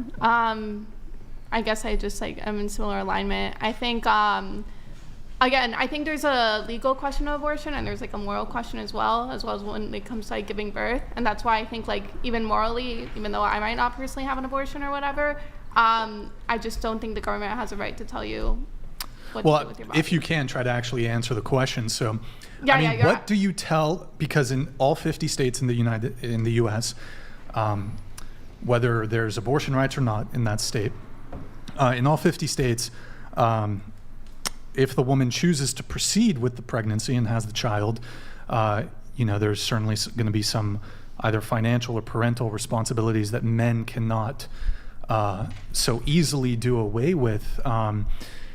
Do you think that it's? I understand what you're saying.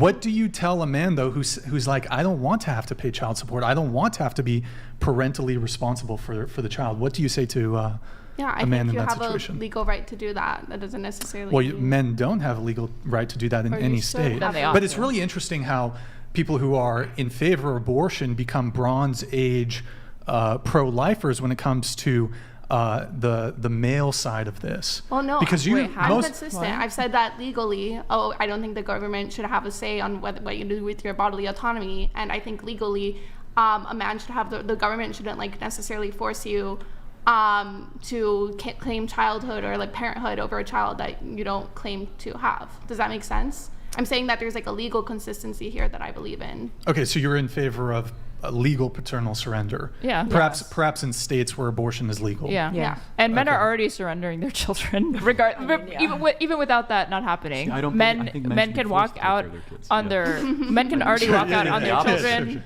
Men can walk out on their children. They already do. I think it would be better. Of course. But I don't think. Yeah, I think there's a difference between moral and legality, and that's where I think we would agree. Yeah, men are already doing this. I think it would just be better to regulate it and bring it above board and make it a formalized legal thing. Yeah. So I have a question. You're obviously very pro-life. Are you a vegetarian? I am not a vegetarian. Yeah. Okay. I'm vegan. Doesn't sound even very though I'm pro-life. Slay. Well, a cow is not a human being. But it's a What life. is a life? It's not a It's more human life life. than a I think he's uterus. pro-human. Hold on a second. Pro-human life. You do know Human that supremacy. vegetables are alive too. Broccoli screams when you pull it from the ground. So, True. and by the way, there is a moral difference between a cow or a salmon or swordfish than a human being. I don't think she was equating them, but she was just saying that they have the capacity for life, I think they're suffering, still alive. I think That's why I said, a cow. hold on, go rewind the tape. I said, when does human life begin? I did ask that question, right? No, I don't think she was calling that into question. I think she was just asking, was do just you saying in extend that to general, animals? Because most people pro-life. won't No, extend that to I do animals. not. No, Animals I are think life. that we as human beings have supremacy over animals. Yeah, we should watch and care for animals to the best of our ability, so we should kill them humanely. But What is this? Come on now. That's what what are the you abortion saying? argument. well, hold on. You made abortion. Wait, if you really think a human life and a cow is similar, then A that's, cow is better than a human life. Let me Similar just as say far as that. moral worth Cows and are moral so consideration. I don't think that there's going to be a comparison as far as in the way that you're making, I guess. But people feel this attachment to animals already, like they're pets, right? Like a dog or a cat. Honestly, if you ask most people, would you rather save a stranger in a fire or your pet, your dog or your cat that's in a screwed up fire? morally. Most people would say, No, I'm you're going to right. say my pet. Yeah, because that's screwed up because they follow their heart, not their head. Why? know. My I have a cat question. matters. Wait, Well, You shouldn't Following follow up- your I, heart. really That's quick, but I do a want to bad idea. move. No, you move are on. right. Most people would save their dog, or a Yeah. stranger went drowning, they would save the dog. You're Yeah. right, and that's If it was their dog. that is a I think yes, if it was your just a dog they didn't and know a they wouldn't. stranger. But to answer your question, no, I'm a meat eater and I'm proud of it. He's a proud meat eater, folks. Oh wait, really quick. You asked if I would date a pro-lifer, Lila. Who comes on your show? What's her name? Lila Rose. Lila Rose. Oh, she's I been would on date Lila Rose. 3-4 Okay, times. I will Wait, become huh? pro-life for you, Lila. You're beautiful. so. All right, I'll let her know, and perhaps Yeah, well, there you she's go. married. Okay, all right. Let's pump the I brakes. missed. I pump the brakes missed here. my opportunity. So a couple. I think some of you raised your hand when you said you were feminists. Do you guys believe in the patriarchy, Yeah, of course. the evil patriarchy? You know, I don't know much about It's conspiracy. Same. It All I is. know is men and It's horses. basically QAnon for liberal feminists. Didn't Sorenbra, or sorry, Chase, like he thinks that patriarchy is the natural state of the world and should be brought back to that. So how is that QAnon if it's like people within your own group believe that? Acknowledge- I disagree with Chase about a lot of things, and Okay. I mean That he's been a recurring guest on the show, but he's not. His views are not A reflection of whatever. necessarily representative of whatever. So But do you think that the like tradcons or people, I don't know, I think all tradcons believe in this, but a lot of them who claim like patriarchy should be the state of the world. Do you Yeah, like the believe they're patriarchal family QAnoners? structure. I think there's certainly some merit to it, but I do everybody, and also I think people have different definitions of what that is. I mean, I certainly don't think that we live in a patriarchy currently. I don't think there's patriarchy. Do you mean the United States or globally, or both? I mean, I think it vary based on the country. That's a good question. For example, the United Kingdom has, for the past 200 years, for most of those 200 years, has been, maybe it's even more, has been under the rule of a queen. Mm-hmm. It was monarchy, but I mean, I'm not super A sovereign. Yeah. Yeah, I'm not super well educated on the. It's more a figurehead, but still. Yeah, exactly. But going back to my question, patriarchy. You guys believe in the patriarchy? Is there patriarchy? We believe in that patriarchy. Well, what about the other panelists here? Sophia, don't really is there know what it patriarchy? You seem very I'm about to use the strong bathroom. opinions on the patriarchy. Oh, do I really? Is look there a like that? patriarchy? Can Fan I of use the the bathroom? This The is the patriarchy is play. dictating. Loose Pussy Energy Jesus. donated $200. Brian, how are you not going to invite Josie when you got Destiny's Librarian on? Oh. Josie greater than Screechy 4 eyes. Alpha Joe Dirt, Lrin, Feminism, 304s Okay. and Simps. Okay, all right. Hashtag stole my audio fingers number 8 at 18. Hashtag I want the smoke. Okay, LP. I got like 5 minutes. We can wrap it up. Okay, Start to yes, land the plane. definitely. Yo, LP, thank you, appreciate it. Okay, so I think I wanted to do one thing with Sophia. Yo, Sophia, can you wait like 5 minutes before you use the bathroom? I'm sorry.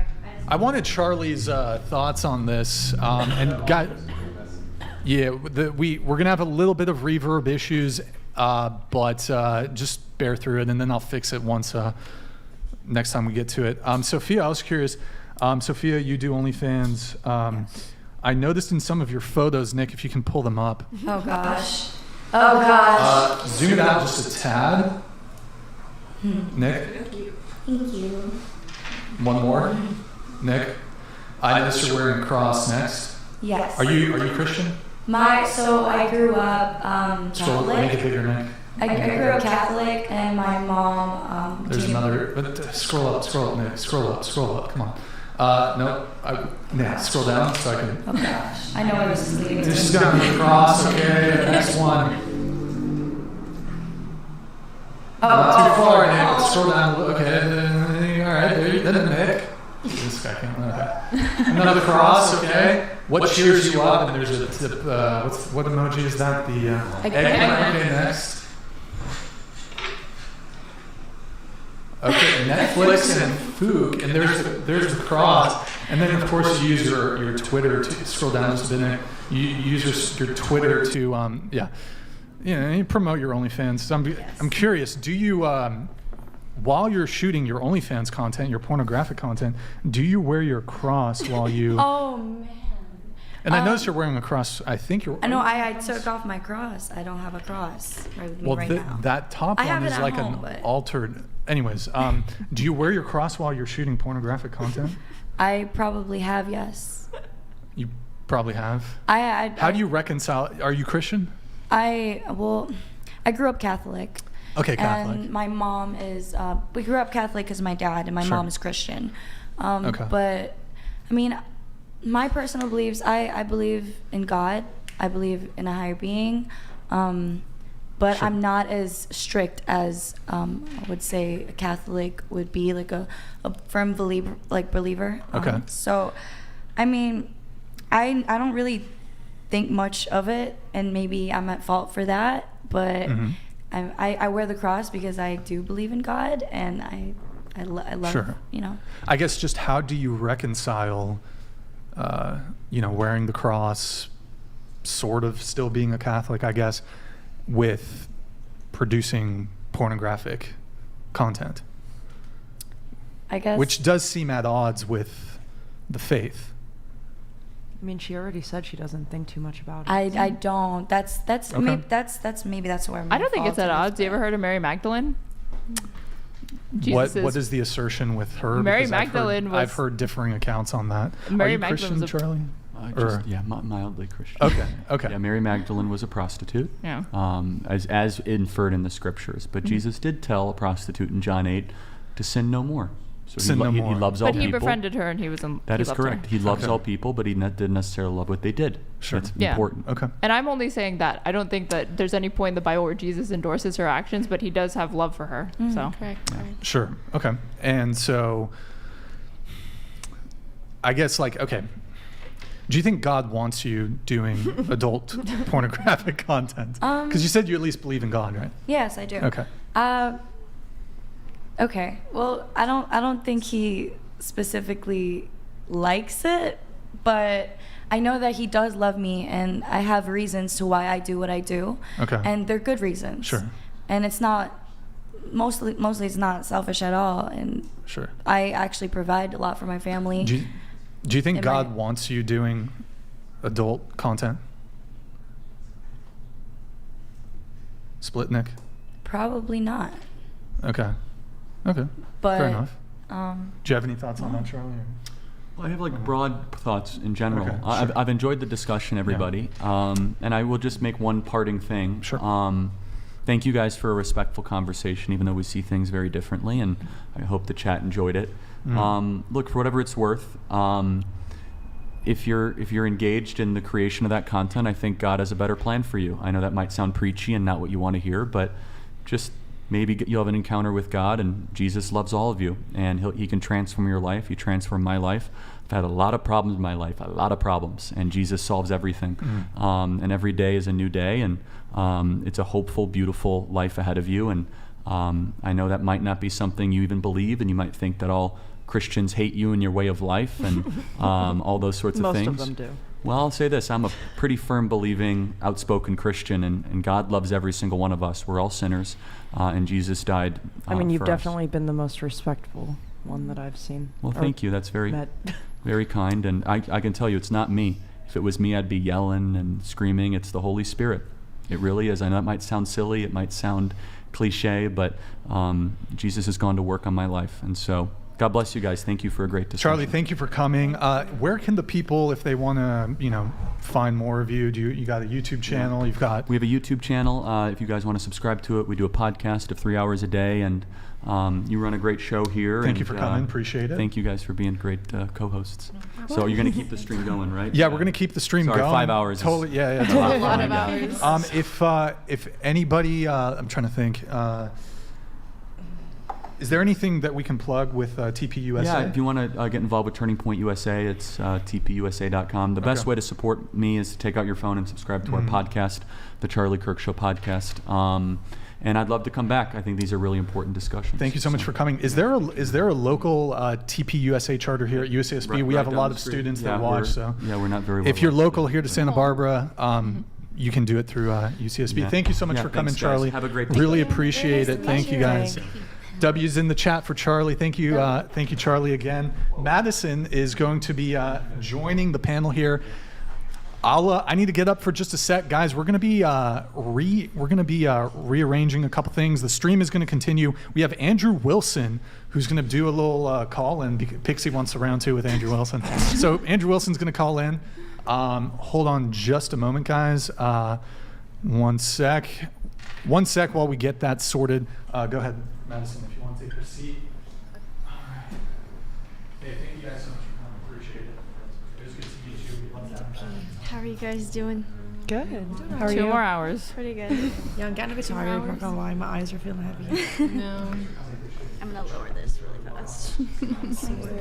We're only halfway through. Are we? What are we supposed to Are we talk still about now? live? Yeah. I wouldn't say there's No, I think really we're like we're still live. If they killed it, I don't think they'd be able to restart. Yeah, it. however long it's happening. I wish you could see the chat. That'd be fun.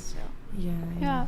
I wanna read chats now. I'm curious. I know. They're all probably like these dumb hoes. 304s.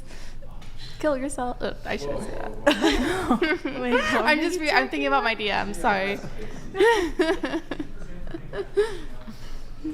Nick, can I get a seat booster?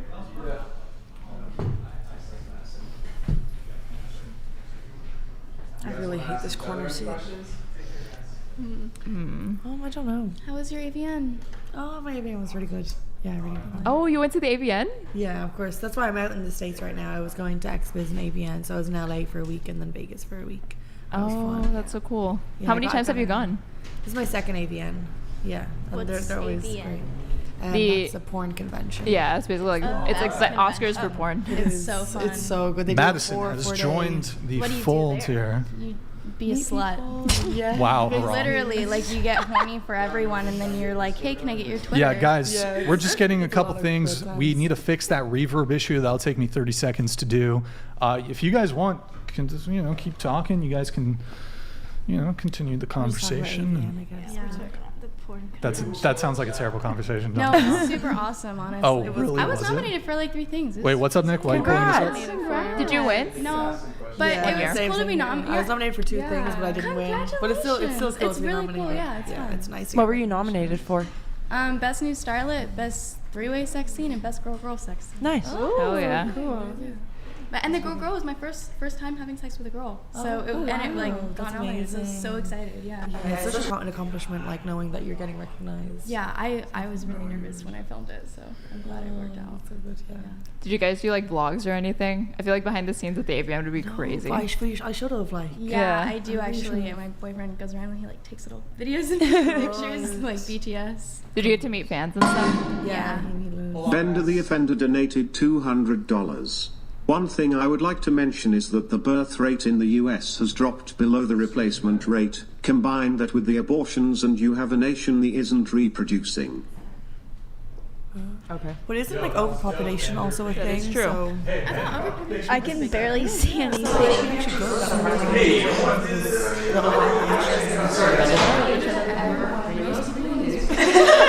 Chat, we're getting audio. They're like.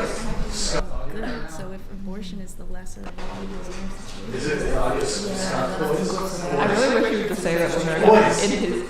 One in the chat if the audio is scuffed. Hold on. If Charlie had it his way, I feel like women would be going to jail for abortion. he said that. He did say that. He said it just I heard that. So anyway, like, Wait, I can't say that. That's not what I said. I took it back to say that. Yo, is there reverb? Yo, chat, is there reverb? One in the chat if there's reverb.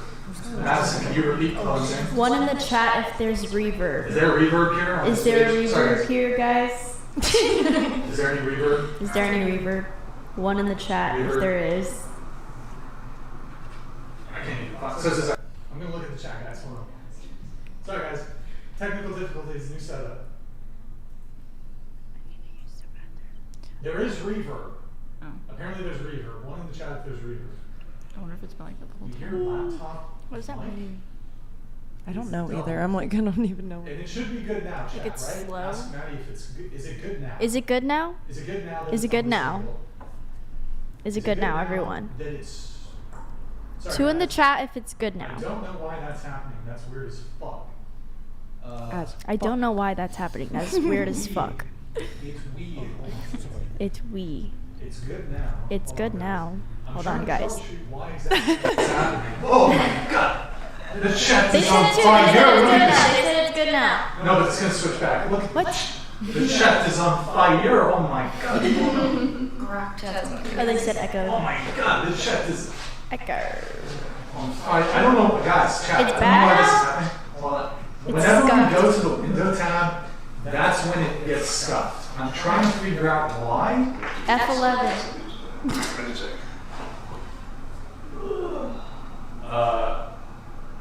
It's super weird, and I don't know why it's doing that. Reverb while tabbed. Yeah. Fuck, I don't know why it's doing that.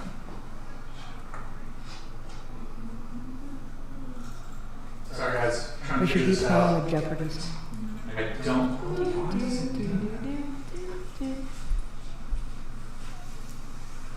Echo's on. Switching to computer mic. Wait, what? Madison asked one in the chat if it's. Go to Rad. Oh, I see. Hold on. Whoa. Oh shit! What the fuck? Oh shit.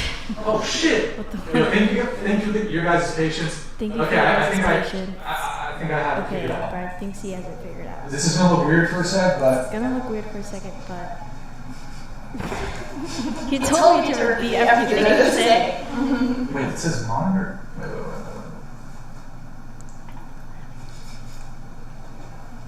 What? Nice at that. Okay, boys, hold on. Wait. Oh, they can hear you. They can hear you. What? I don't even have to be talking. Okay, wait. Oh, wait, hold on. Hold on, guys. You guys can talk, by the way. Hello? You guys are boring. Everyone can hear you. Hear me? It's No, fixed. it It's says fixed. fixed. It's all Is it fixed good. now? It's all Yay. good. It's Okay, I better. figured it out. I'm the technical genius. W's in the chat. Oh my god. Okay. Sorry, guys. We're going to do a call-in, too. We're going to get... Wait. I call next on bathroom, guys. Shout. Okay. All right. there's a whole world. We're going to get Andrew in the chat. All right. Thank you for your patience. We're probably siphoning Thank you for your siphoning patience. off. Sorry about that, guys. I figured it out. All right. So, wow, you guys lit. The man leaves and conversation dies down. You know, No, it's- I thought that the talking was gonna patriarchy interfere wins with you guys again. being able to Same, tell. yeah. You guys could have kept the conversation going. Is all I'm saying. There was no topic. Look at this taco fillings. Normally we don't. Okay, thank you, taco. Appreciate it. Okay, guys, we're gonna try to get Andrew Wilson on the line. Let me just check. We're gonna do a call in on Discord. I'm trying to think if. Wait, hold on. Sorry, guys. One sec. We are doing a transition period. It's a little difficult when we have one guest leaving and another guest coming in. So, who do we have missing here? Oh, we have Tina. She's coming back. One sec, guys. I'm just checking on Andrew. We're waiting on Andrew. Working on some computer issues with Discord. How much longer are you going? Sorry, what's that? Should I wait till we get figured out to go to the bathroom? To go to the bathroom? Are you asking me permission to use the restroom? Yes. Patriarchy once again. Like, should I wait Do- for him do- to join, or should I Oh, just Andrew? go right now? Do you, Yeah. you need to use the bathroom. Yeah. Oh yeah, just go. Yeah, you're good. Aw. Okay, you have my permission. think you're trying to get I everyone grant it. together. I'll grant your. How gracious. I'll grant it. All right, we're guys. Andrew Wilson. We're just waiting on him to get some things set up on his end. We're gonna get him called in here in just a sec. While we do that, I do want to, Nick. I'll do the promo now, guys. Boys, skipped over it during the introduction, but. We have channel memberships. To become a member, hit the join button. Tier 1 is just $5 a month. You can also gift memberships. We're also live on Twitch right now. Pull up another tab. Go to twitch.tv/whatever. Drop us a follow in the Prime sub if you have one. If you have Amazon Prime, you can link it to your Twitch. It's a quick, free, easy way to support the show every single month. We've got merch, shop.whatever.com, stuff you can wear to not be naked. Don't be a criminal. Get some merch. Follow us on Instagram @whatever. Any girls who want to be on the show, DM @whatever on Instagram. Hey, AB Check, thank you for the gifted 20 memberships. Appreciate it. Any girls who want to be on the show, DM @whatever on Instagram. If you can make it to Santa Barbara, if you're interested in sponsoring the podcast, you can also DM me here @whatever. Follow me on Instagram, BD_Atlas.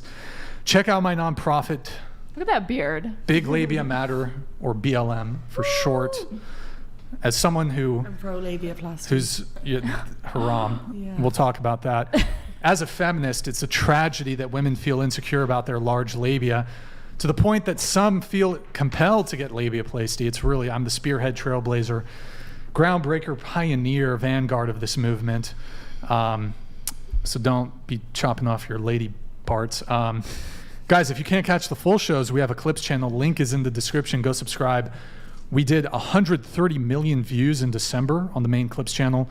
So go see what the hype was about. Links are below.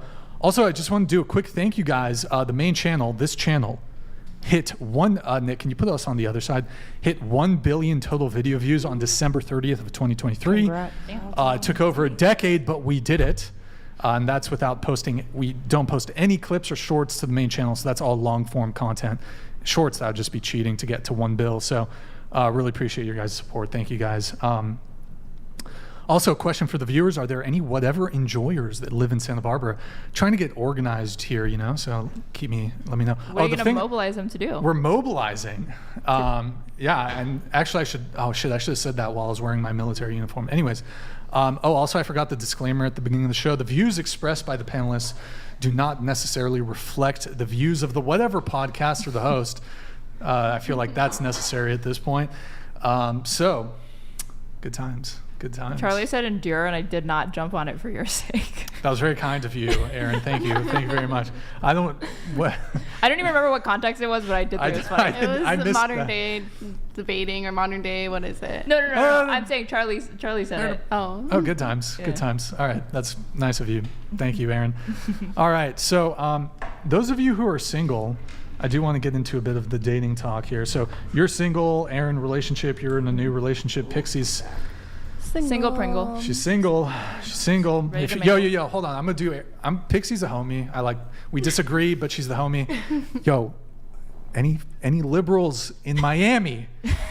Get in her DMs. Watching this pod. Get in her DMs. She's single. She's ready to mingle. I like tall, nerdy guys. Tall, nerdy guys? Yeah. Same. Huey from The Boys. Wait. Oh, I got the perfect guy. Wait, Nick. Pull up Zach. Do you know who I'm talking about? Pull up Zach for me. You know who I'm talking. Zach. Zach. Yeah. I got a guy for you. Oh. You down? Wow. I mean, he's tall and nerdy. And that is my criteria. Let's see. Okay. You're also single, correct? Single. You're in a relationship. By the way, Molly, I think we should bring your boyfriend on the show. What do you think? Yes, 100%. And this is the same guy He's you've always been dating, so much funnier right? than me. He's so funny. Perfect. Yeah.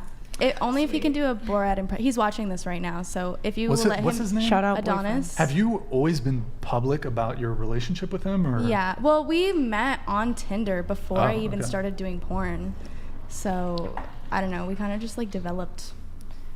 Oh my God! Did a bunch of people recognize you on Tinder, or no? You hadn't done it yet. I was 18. I had just turned 18. Oh, okay. You got it. You got it, Nick. She's got it. Wait, how old are you now? I'm about to turn 21. Oh, okay. He's gonna turn 21. You got Zach? You got Zach? He's got Zach? Okay, here we go, Pixie. Let's see. Don't show the, scroll down a little bit so we see the photos. You got it? Okay, all right. Oh, scroll down. You got to scroll down a little bit, Nick. Yeah, put us on the other side. Put us on the other side. And it's probably going to be left small or something. All right. This is Zach. Very dear friend of mine. Dear friend. Scroll down, Nick. So he's tall and nerdy. I think he's 6'5". Okay. That's good hair. He does have good nice hair. He's a sweetheart, and he's super liberal. So you'll love that. He plays World of Warcraft. He's a fucking Giga Chat on World of Warcraft. I don't know if you play any World of Warcraft. My boyfriend was in his guild. Based.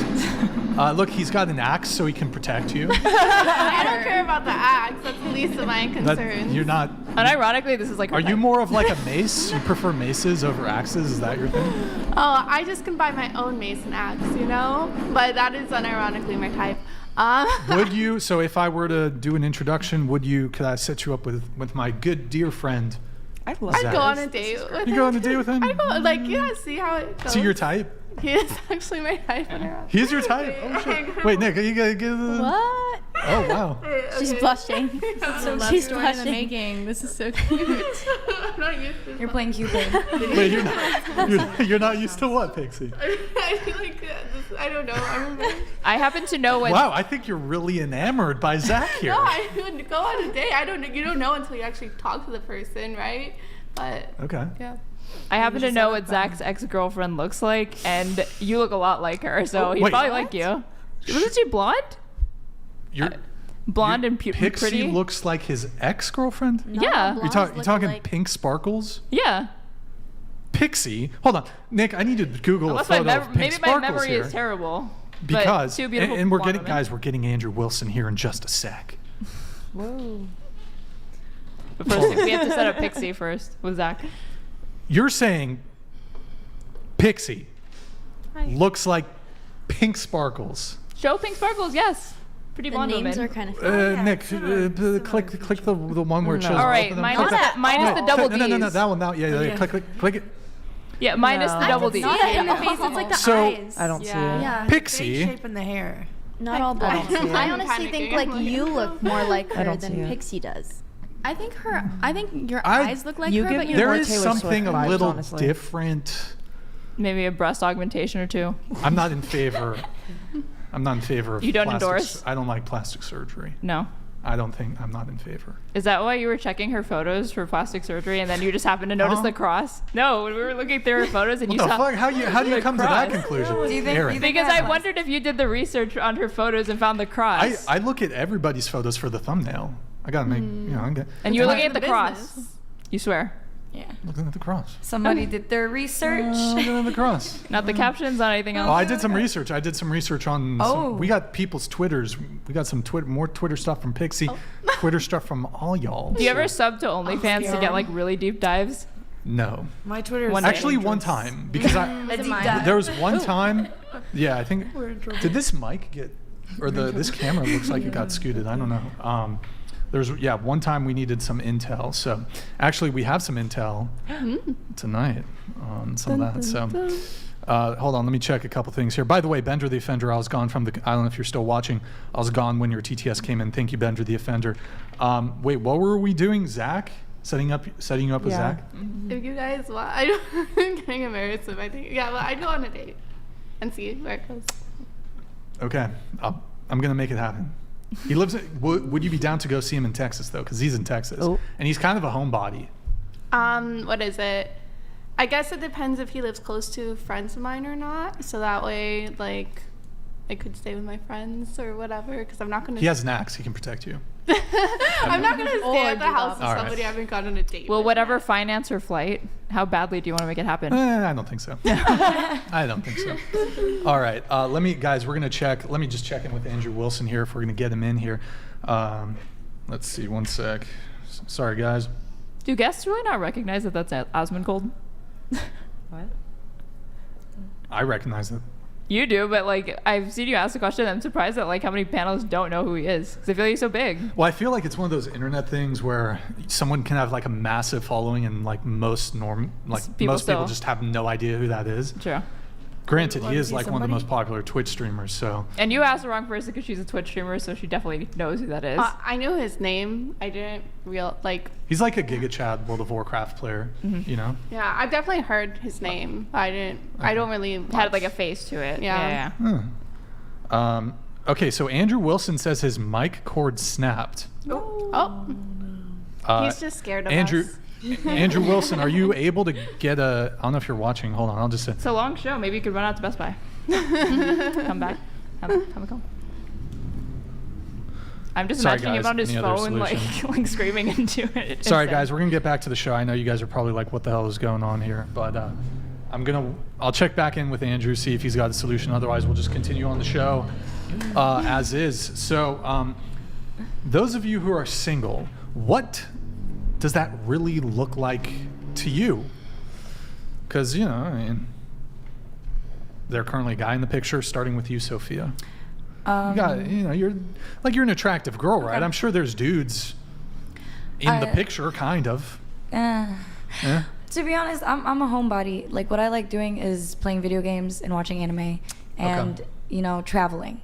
Sure. So being single for me is just basically learning more about myself that I didn't even know. Like, I'm finding things out that I didn't even know if I was in a relationship, I would never find out. you know. I feel like spending time alone is just the best thing in the world, so I love being single. It's fun. So there's nothing. Like You're a guy. celibate. Are you celibate? Oh, I'm celibate. No, I'm not. Really? I'm not until I mean, it's Are just you involuntarily celibate? Okay, all right. What? She's Who definitely said- not who said involuntarily. yeah? Come on, Aaron. There's no way she's involuntarily celibate. I'm very picky. You're so picky. I'm very picky. Yes. Voluntarily, Very, very a picky. bull cell, if you will. She's a voluntary. How long celibate. have you been celibate for? Stop the cat. Ever since I broke up with my ex like 4 months ago.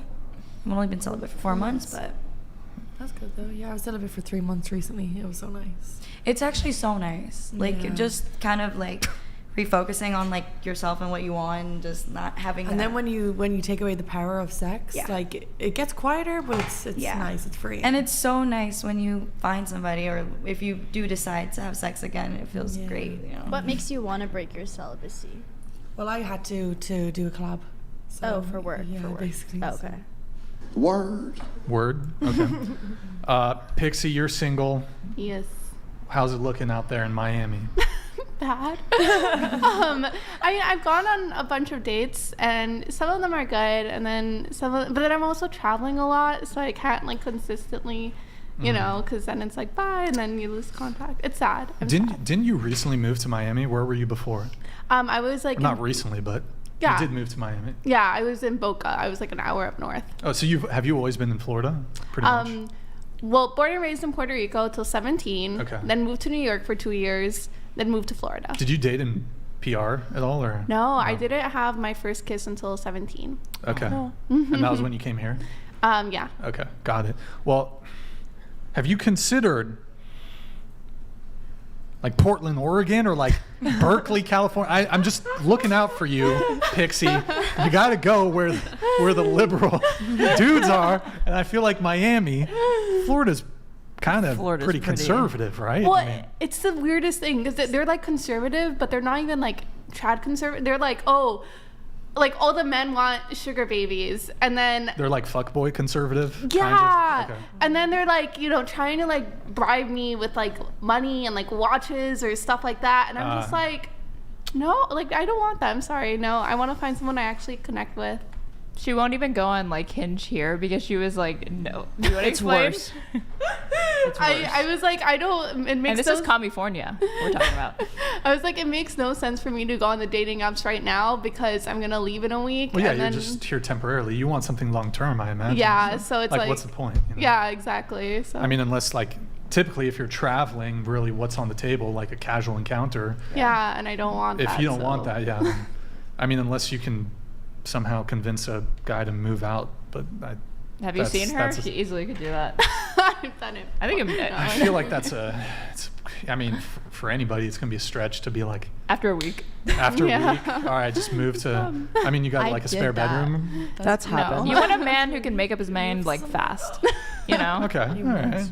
Haven't you ever heard that like, oh, women decide, or like, I don't know if it's women. I feel like the saying is women like, oh, they decide if they want to have sex with a guy within the first like 5 30, minutes. yeah, Yeah. 5 minutes, I've heard something that. like that. Yeah. Do you think that there's any validity to that or no?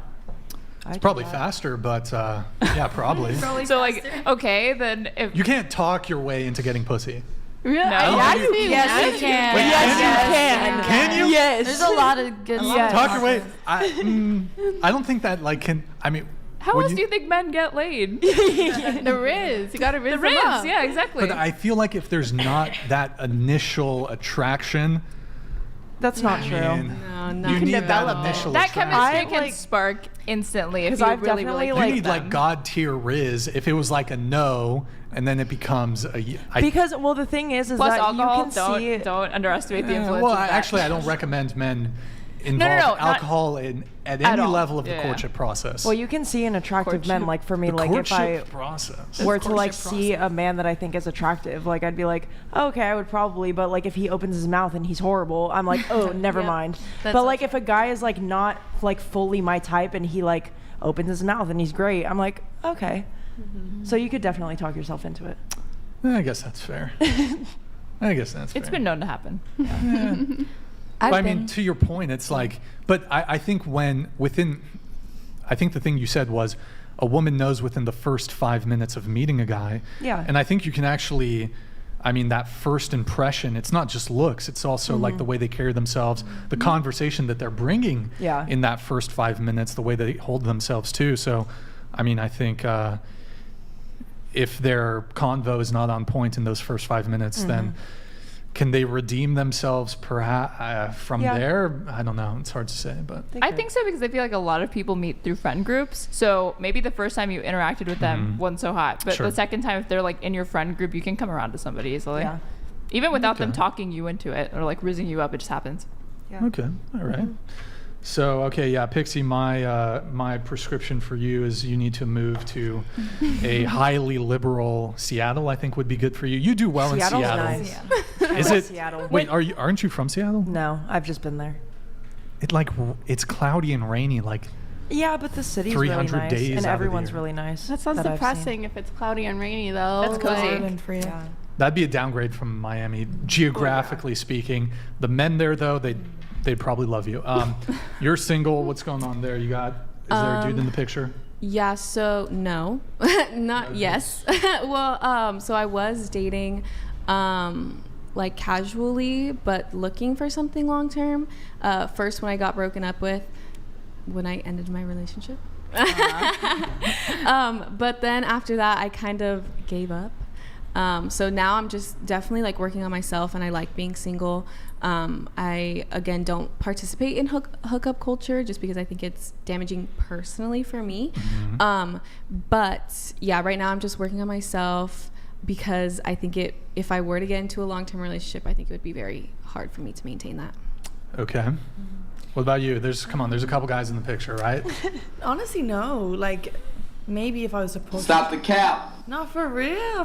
Majority of my intimacy is work. Okay. Which Molly? is sad, Oh, well, yeah. Molly, you're in a relationship. Okay. But All yeah, right. no, I'm alone most of the time. And then Well, let me ask the girls here who do OnlyFans a question. So, does it hurt your bottom line if your fans, and this is actually more broadly speaking, even if you're not doing OnlyFans, but you're a content creator, does it hurt your bottom line if people know that you're, as a woman, streamer anyways, that you're dating a man? And I think the answer is yes. Yeah, I think a little bit. It depends. Yeah. So isn't it the case that various female streamers and content creators and women on OnlyFans do in fact have long-term romantic relationships, but they actually hide that in furtherance of well, because it for the gives the sake of people their that are income. subscribing to you the idea that they're dating you. I feel like some subscribers might even like it more. Yeah. Yeah. I'll pull it back up. For me personally, like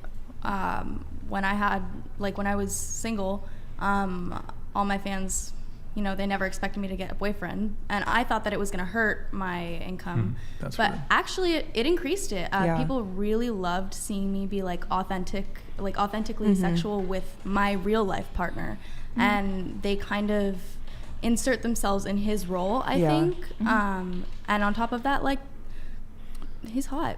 Guys are bisexual. They like him too. Hold on, guys. I need to check something here. I never thought about it that way. That's really Okay, interesting. Because I've definitely heard about guys liking. I don't know women why more, it's knowing not they have a boyfriend and triggering. quote, unquote, cheat. Wait, okay, why could this now? Did I break something when I fixed the other thing? I don't think so. Nick, is the volume? Could you check the volume down there? Your setting for that said monitor only.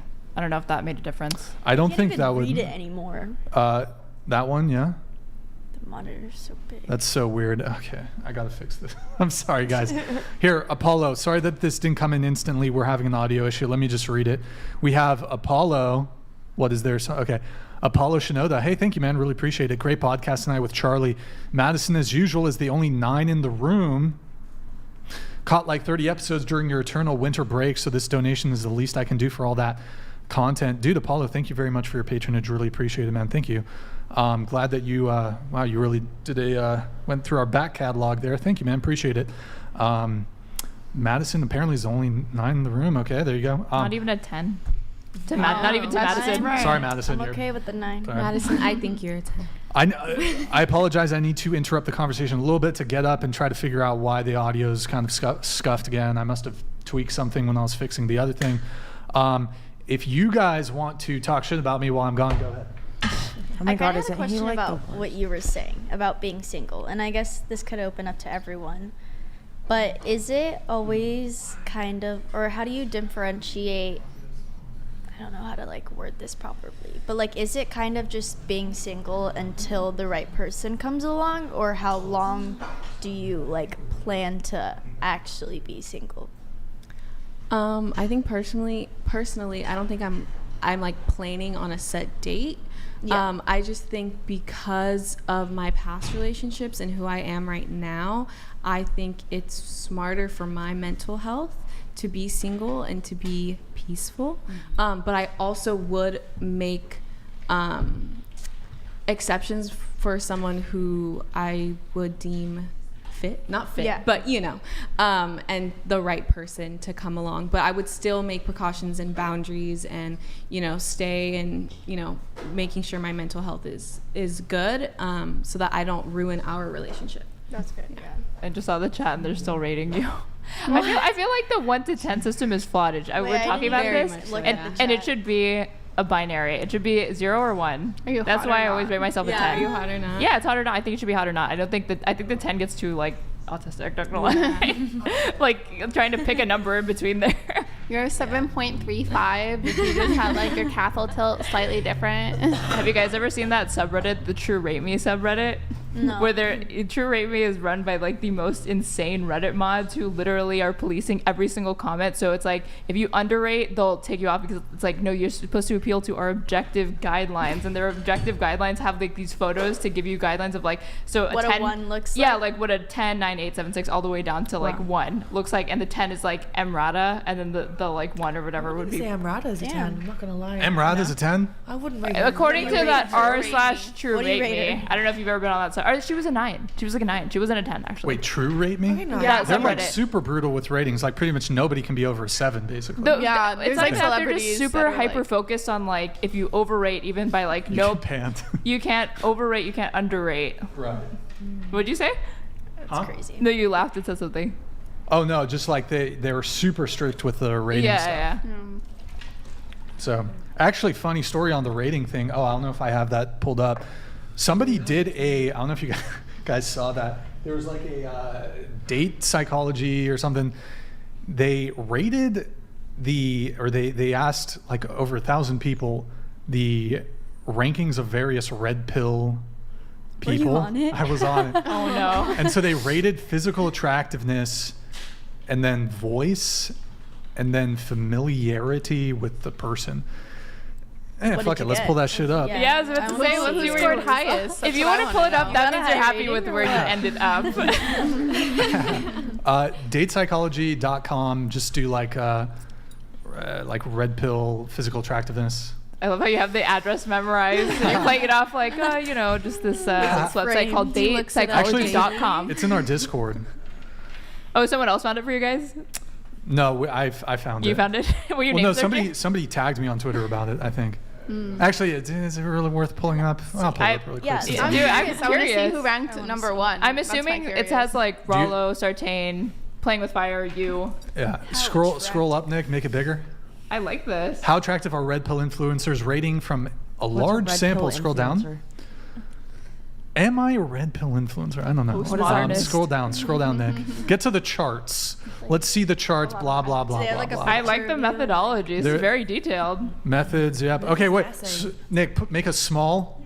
Is this left? Oh, this is a. Wow, you're number 1. You're number 1. Wow. Yo, right small. Switch us right small. Right small. Andrew Tate's a 7. Apparently, but here's the thing. This isn't like a W because it's on a score of a 7 point. So like 3.4 out of 7. That's like I'm mid. So it's not like a big W, but like I mean, But you're my number Well, you one beat out of everyone all else. of well us. myself. True, I did. There's a curve. But I do rank myself to like 5, sometimes 6. Right now I'm a 5. I'm a 5 right now. Yeah. So this actually checks out. You made the It top checks 5 in out. all 3 Wait, categories. scroll up a little so- bit, Nick, so I can see it a little bigger. No, like I like zoom how in. Andrew Tate's the least vocal Zoom in. attractive. I know. I feel bad for poor Australian Man, kings. a little bigger. There we go. Okay, there we go.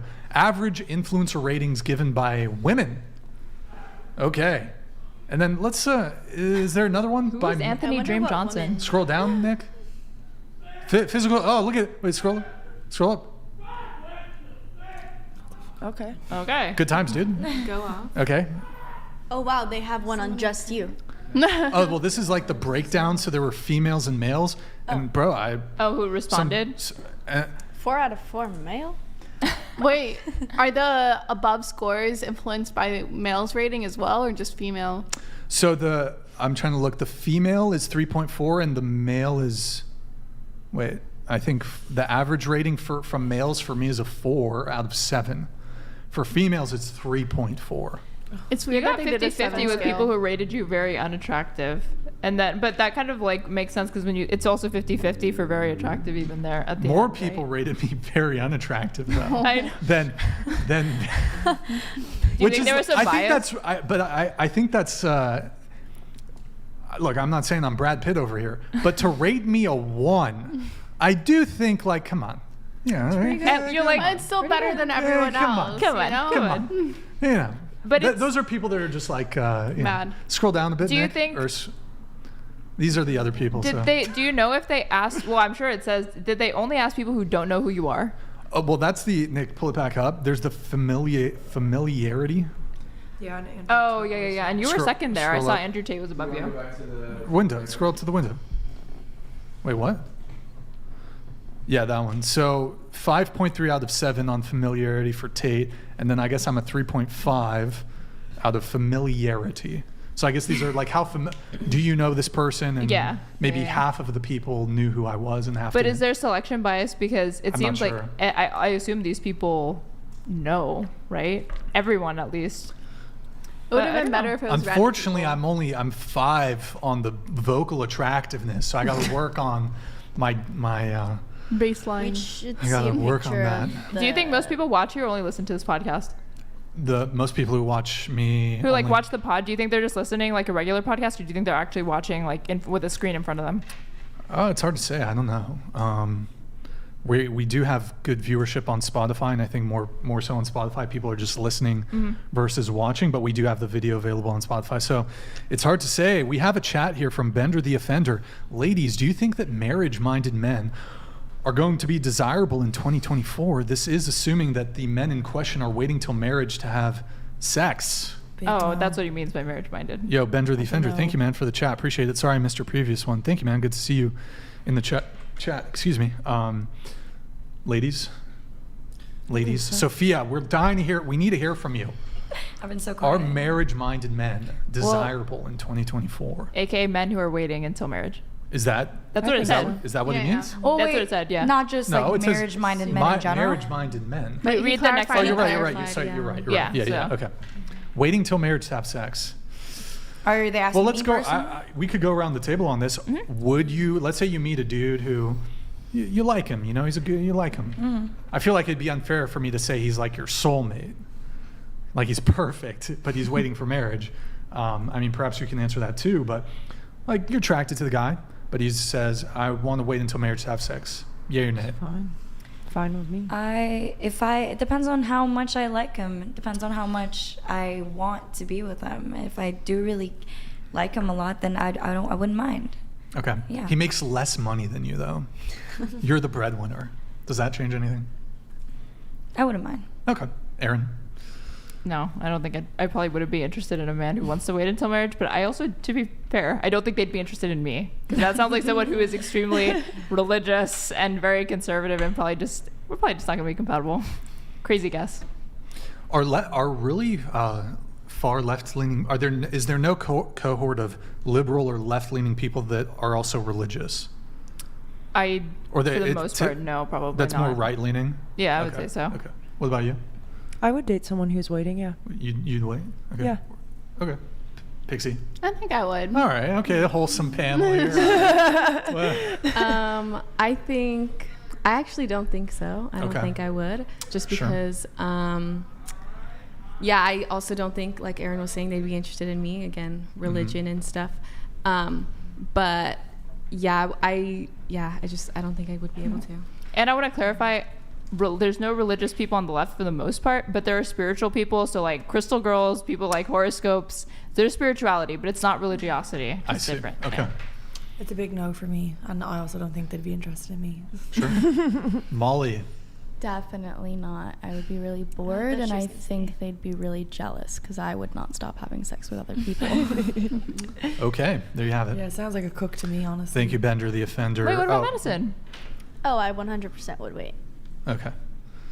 Good to know. Good to know. We have some pre-show notes here from everybody that we're going to get into. So, or was there something else that we were? The tweets. There's the tweets. Oh, no more Oh yeah, Twitter. we got some tweets from you guys. No more Twitter. I'm so scared.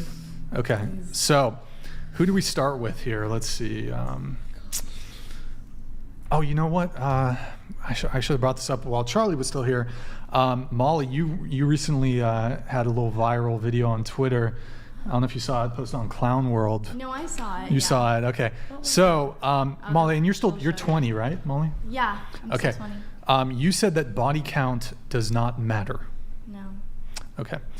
And in the clip, you say your body count's over 100, and part of that, I assume, is because you've been involved in traditional porn. Almost all of it's because of it.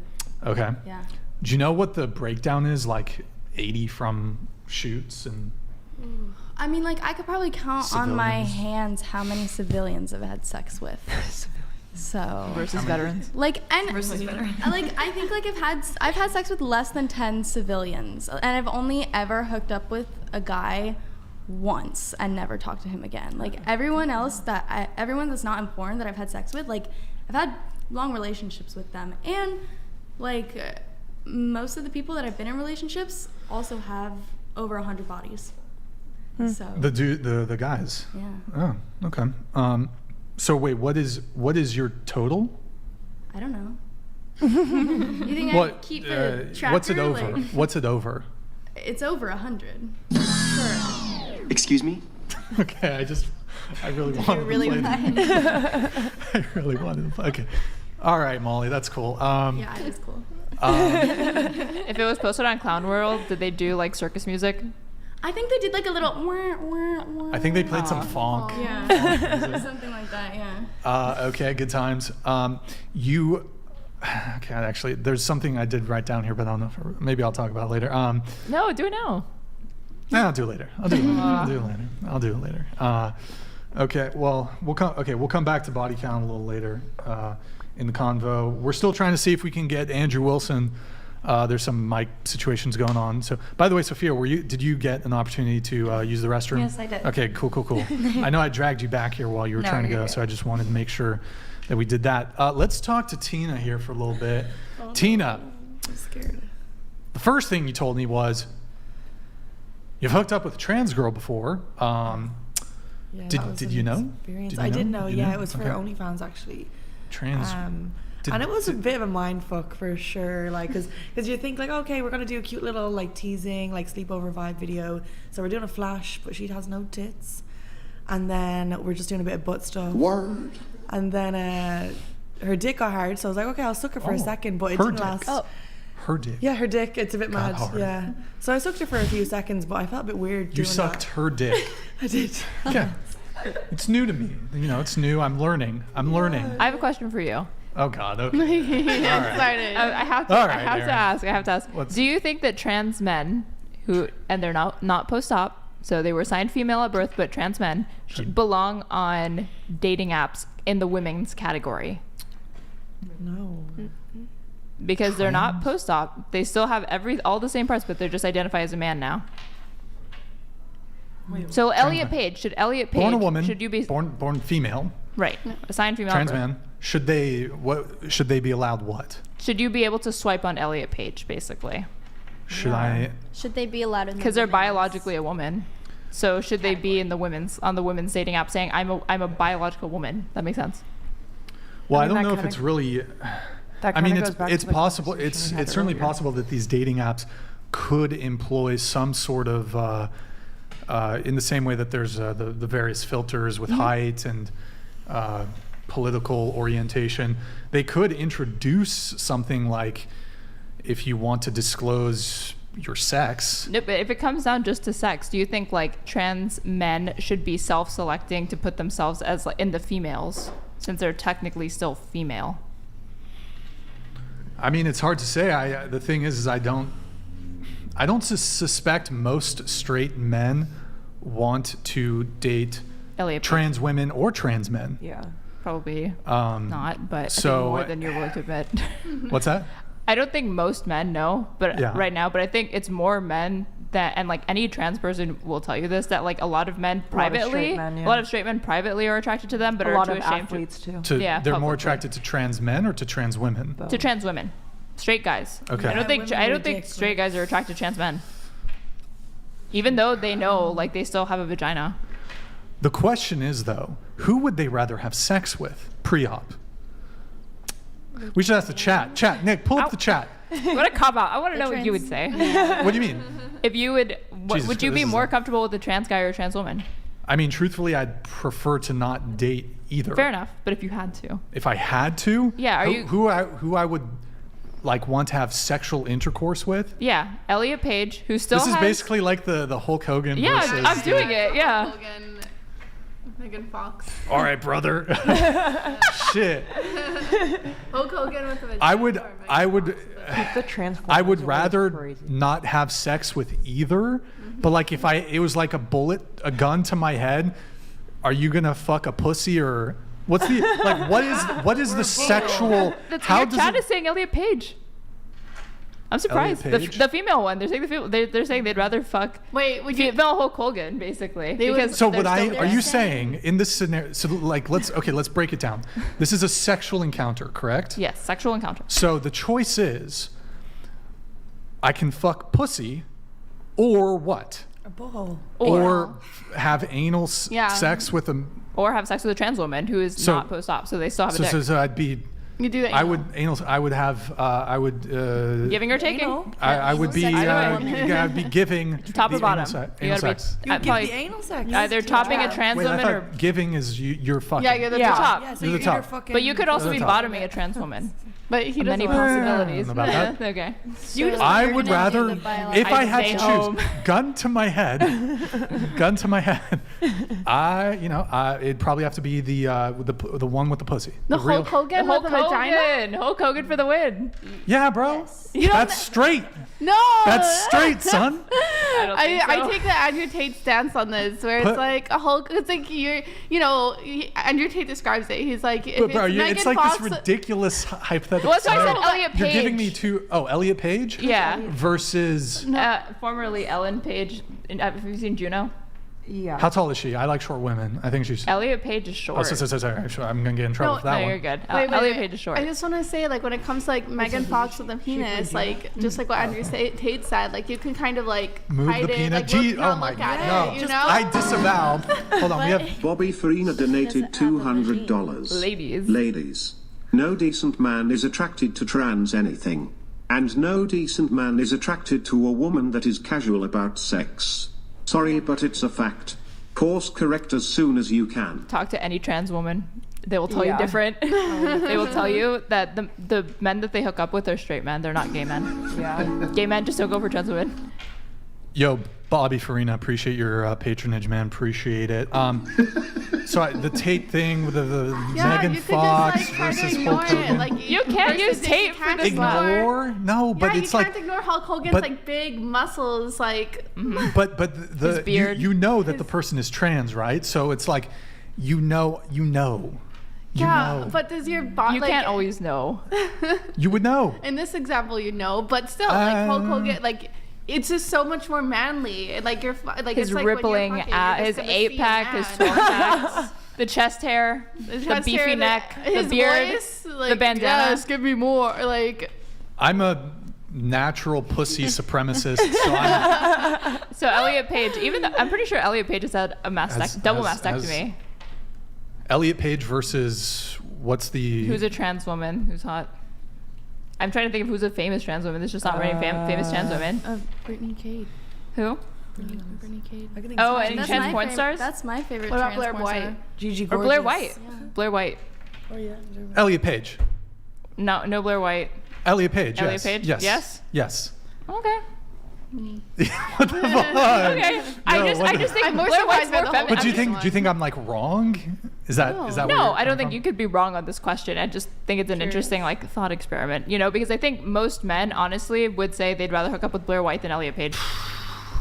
Your chat is an exception. Your chat is an exception. Blair White or Elliot Page? Trans straw man. That's why I stick to anal sex. See, me personally, look, CRISPR, that works. occasionally, like, with a female, look, anal sex, it's nice. It's a novelty. I prefer pussy. Mm-hmm. Even Elliot Page's pussy. And no tits. No tits. And even a beard one day, maybe, if he grows it out. It's fine. You don't. That's still pussy. Care about. Okay. Pussy. Right? Okay. Pussy's pussy. Yeah. Okay. Pussy's. Yep. All right. Thank you for. As long as the deal breaker is the labioplasty, apparently. I am in favor of Nick. If you can pull up my nonprofit organization, Big Labia Matter BLM #BLM. It really is a tragedy that women get. There's 10,000 labiaplasties a year in the United States, and it's actually way lower than I would have thought, to be honest. It's not bad. One is too many. One right? is yes. So 10,000 is a tragedy. It is a tragedy. I will talk you out of it. Don't do it. Yeah. Also, you know what? I thought that occurred to me recently, ladies, and I want you to weigh in on this. Oh, okay. All right. Grid One Motorsports donated $200. Gun to my head. Give me the bullet. I can't go out gay. Brian, if Andrew cannot make it, I can jump in the office and banter for a bit. Okay. I don't know how we can get you on. We're not really set up for it. But dude, Grid One, thank you for all your patronage, man. I'm glad to see you back in the chat. Well, I thought the choice is like you have to make the choice. Yeah. I'm not taking, bro. You wouldn't voluntarily do it. This is a gun to your head type thing, I'm assuming. I wouldn't take the bullet though. No, it's not that dramatic. I know. Yeah, like. But I don't think. I think most people would see enjoy you as living. gay. Huh? Most people, if they had to learn for some reason, they would see you as if they learned that you hooked up with Hulk Hogan with a pussy. I don't think you going like, but Hulk Hogan had a pussy, you guys. I don't think most people would see it as straight. And they'd be like, it was still Hulk Hogan. It's such an extreme. Well, that's why I said Elliot Page. Elliot Page is more grounded in reality. Because I think that's more like what the average trans dude looks. The average trans dude is not like beefed up. Good times. This great talk. Am I going to get canceled for anything? I think I was fine. I was fair. No, I was fair. No. All right, we have. Yeah, it is. Trop's gay. All right, Antenna Boy, second time donating, and once again, it's for Pixie. Still massive. Hers. Crazy. You'll date Zach and not me when I have. When I have the fourth highest rank in Tekken. Also came across the middle girl's IG video today. Apparently, she'll give head for buying her a Hello Kitty plush. Is that? Is it correct? Are you asking if that's correct? Well, it's a video. It's one of my. You should go watch it on my Instagram. She was the mouth that got away. Okay, dope. I really like Hello Kitty though, so I mean that answers your question. Wait, Nick, did you show the other chat that came in after this one? Correct. Okay, you showed it. Cool. Yeah, Antenna Boy. Hey, thank you very much. Appreciate it. Do you know who this is? Me or? Antenna Boy. Do you know who that is? I don't know who Antenna Boy is. Number one pixie enjoyer. Can I link you guys up? He's trying to date, I guess. I don't know. It's sus. They don't have a real picture. Right. It's just an avatar. All right, Antenna Boy. I tried to put in a good word. Maybe if they were one in Tekken, she could overlook that. Yeah. Wait, so what were we talking about? We just did that Archevsky question. Oh, the big labia matter. Yeah. I was going to ask really quick. You know what occurred to me? You know, like how there's dudes who are premature ejaculators? Mm-hmm. Where's all the women that are premature ejaculators? Here's the thing. If a woman comes too quickly, that's not premature. It doesn't. No, because I don't think that's seen as like an uncontrollable. I think it's seen as like the man's talent for the most part. Like, oh, you must have made her. But I don't, truthfully though, women who come really quick, and I've been lucky enough to encounter one or two or three. It's very rare. Like a Pokemon. That's actually just like, that's on them typically. It's not like the guy's so fucking good. Like don't say that, Brian. That makes it sound like, that orgasm wasn't my doing. It's on them. No, there's just women who are like insanely orgasmic and just come like instantly and can have like multiples and come. I think must most be women can nice. have multiple orgasms. No? Well, multiple orgasms is more common, but there's women who like it's come like within 10 seconds. It's crazy, son. Must be nice. Like in a row? Well, a like continual- literally 10 seconds after starting sex. Wow.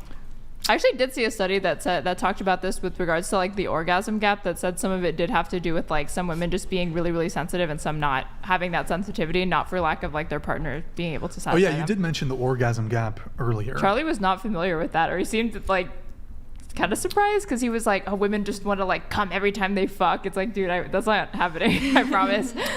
But when the thing is, I mean, I don't know if we want to go around the table on this, but there's also another gap that exists. Women can have multiple orgasms. That shit's not fair. Yeah. Some men have a very short refractory period, and I bet the porn stars Most men, would know like, this. they're tapped out for at least 30 minutes. Yeah. You're done. And you can't keep going. Like a woman could come, maybe What's she can only gooning? come once. Huh? What do you think gooning Some guys is? can. Wait, what? You know what gooning is? What Oh is- yeah, gooning. What is gooning? It's like edging kind of. yeah. Is it edging? I thought it was when guys like come multiple times, like they spend hours coming like over and over and maybe it is, over. and I could have it never mind. wrong. I've If got- it's I've got it edging, then it confused. doesn't It's like support the my opposite argument. of edging. I maybe? have. Maybe it is. Then. I- I've just I don't heard it know. associated with me, and I just I'm pretty sure for most look at the men, photos, edge. I don't know. once think you that come, could it's be a wrap. trained? 30 minutes minimum. Huh? Do you think that could be undone? Do you think guys could work themselves to be able to do What's it that multiple like times? Indian Kama Sutra? Wait, no. The it's Kama Sutra. That's like the. Tantra. Thank you, There you Nick. go. Thank I you. heard of this. Yeah. I don't know, man. I think that's just. I don't Do know. you I wish think it the was real thing different? is we should be talking about squirt. How some women Well, that's the thing. The squirt. women who are really orgasmic, who come quick, it also tends to coincide with squirting. False. Interestingly, Do you know what False. squirt is? For me. It's mostly urine. Yeah. Okay. Yeah, Just I wanted don't to even make think sure. squirt is an orgasm, to be honest. Like I've squirted and I've felt a bit of release, but I've also felt way better sometimes without squirting. See, for Word. me, I like when I discovered I could squirt. That was like the fullest orgasm I've ever had. Like it was I my agree. whole body. I felt like really drained afterward, but I wanted to do it again. So like it was, I don't know, I loved it. I read somewhere, and it's been a while, so I might be completely off the mark, but that had like a different chemical composition than pee. But maybe I'm just wrong. I saw that been a it's while. mostly urine, but the rest of it's like water. There's or like something. other stuff mixed in, but it is Yeah, mostly lubricant, urine. The way that they know this is that they showed the bladder before and after, and it was emptied after. So, yeah.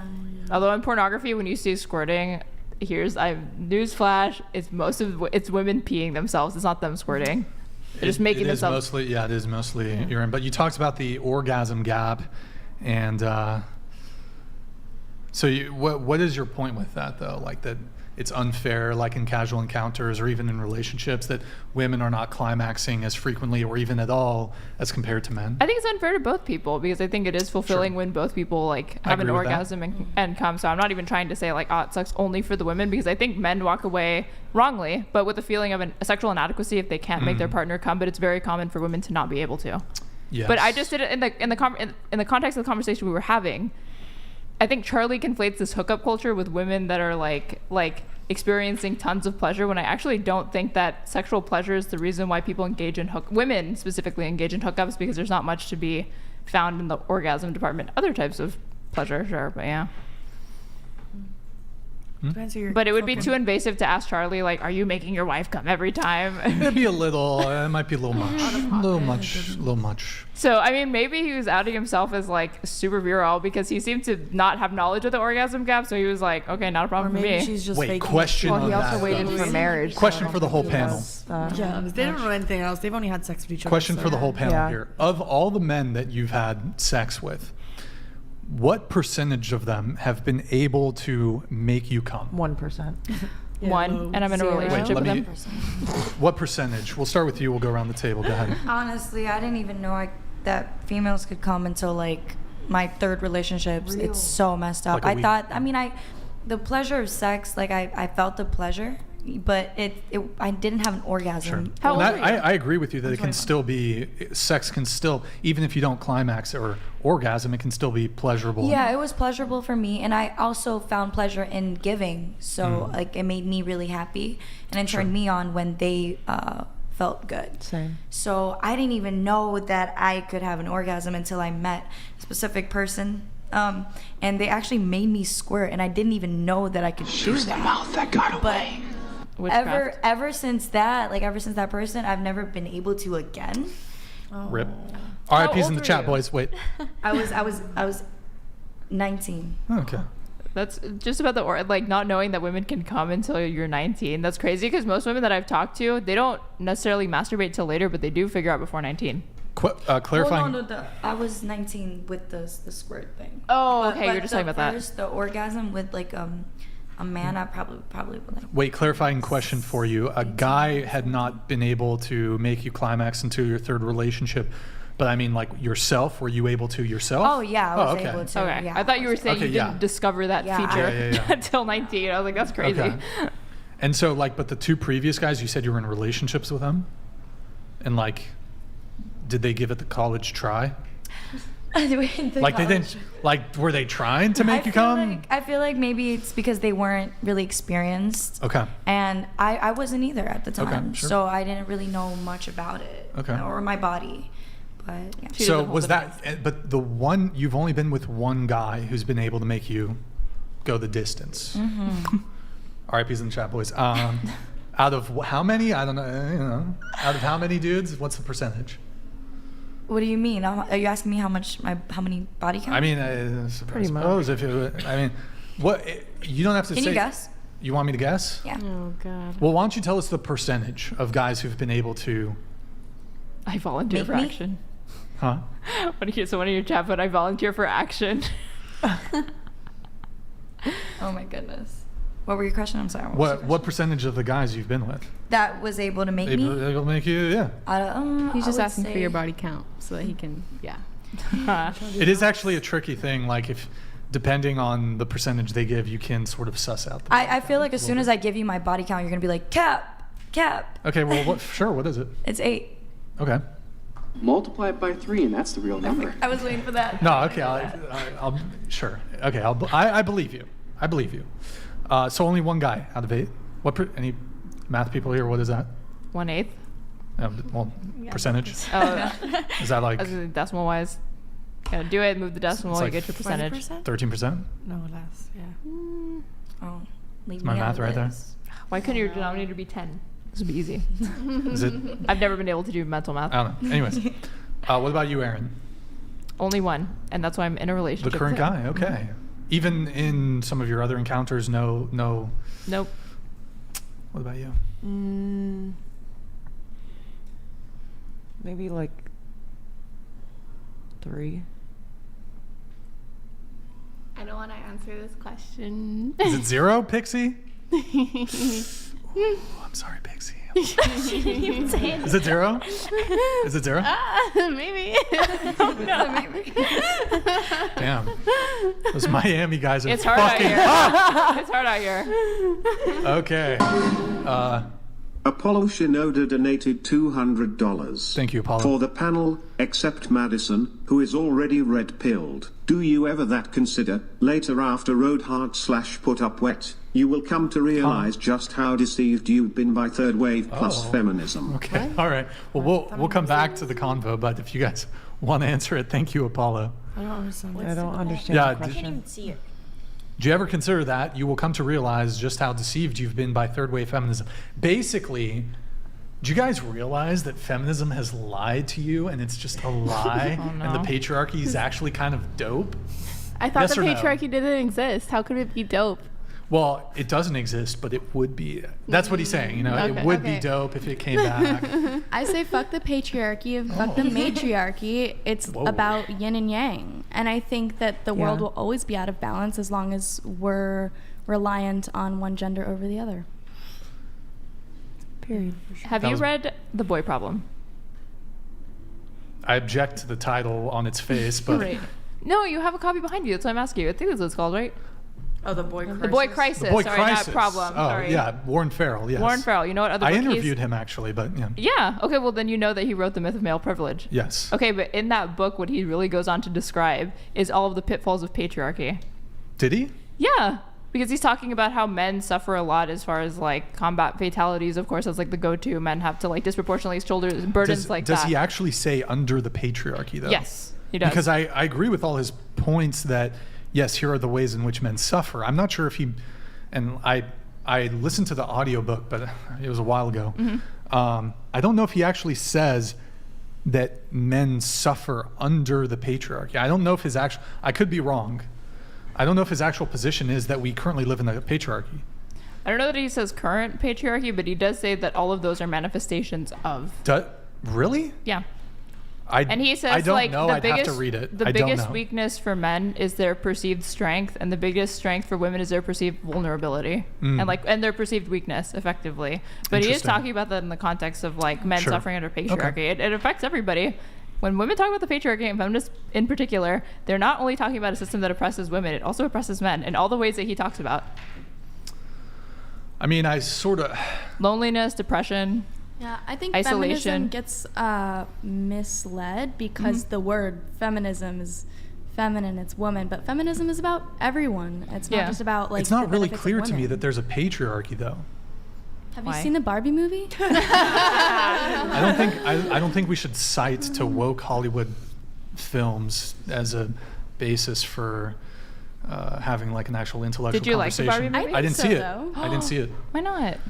It doesn't interest me to see. You should. to see It's a that. Rorschach test. Everybody, depending on how you see it, can project like, oh, it's really a conservative movie or it's really a liberal movie. There's a lot of conservatives that really liked it. Yeah, I that saw said it was reviews. actually like said that Barbie was less happy when she rejected the patriarchy. But so what is the patriarchy?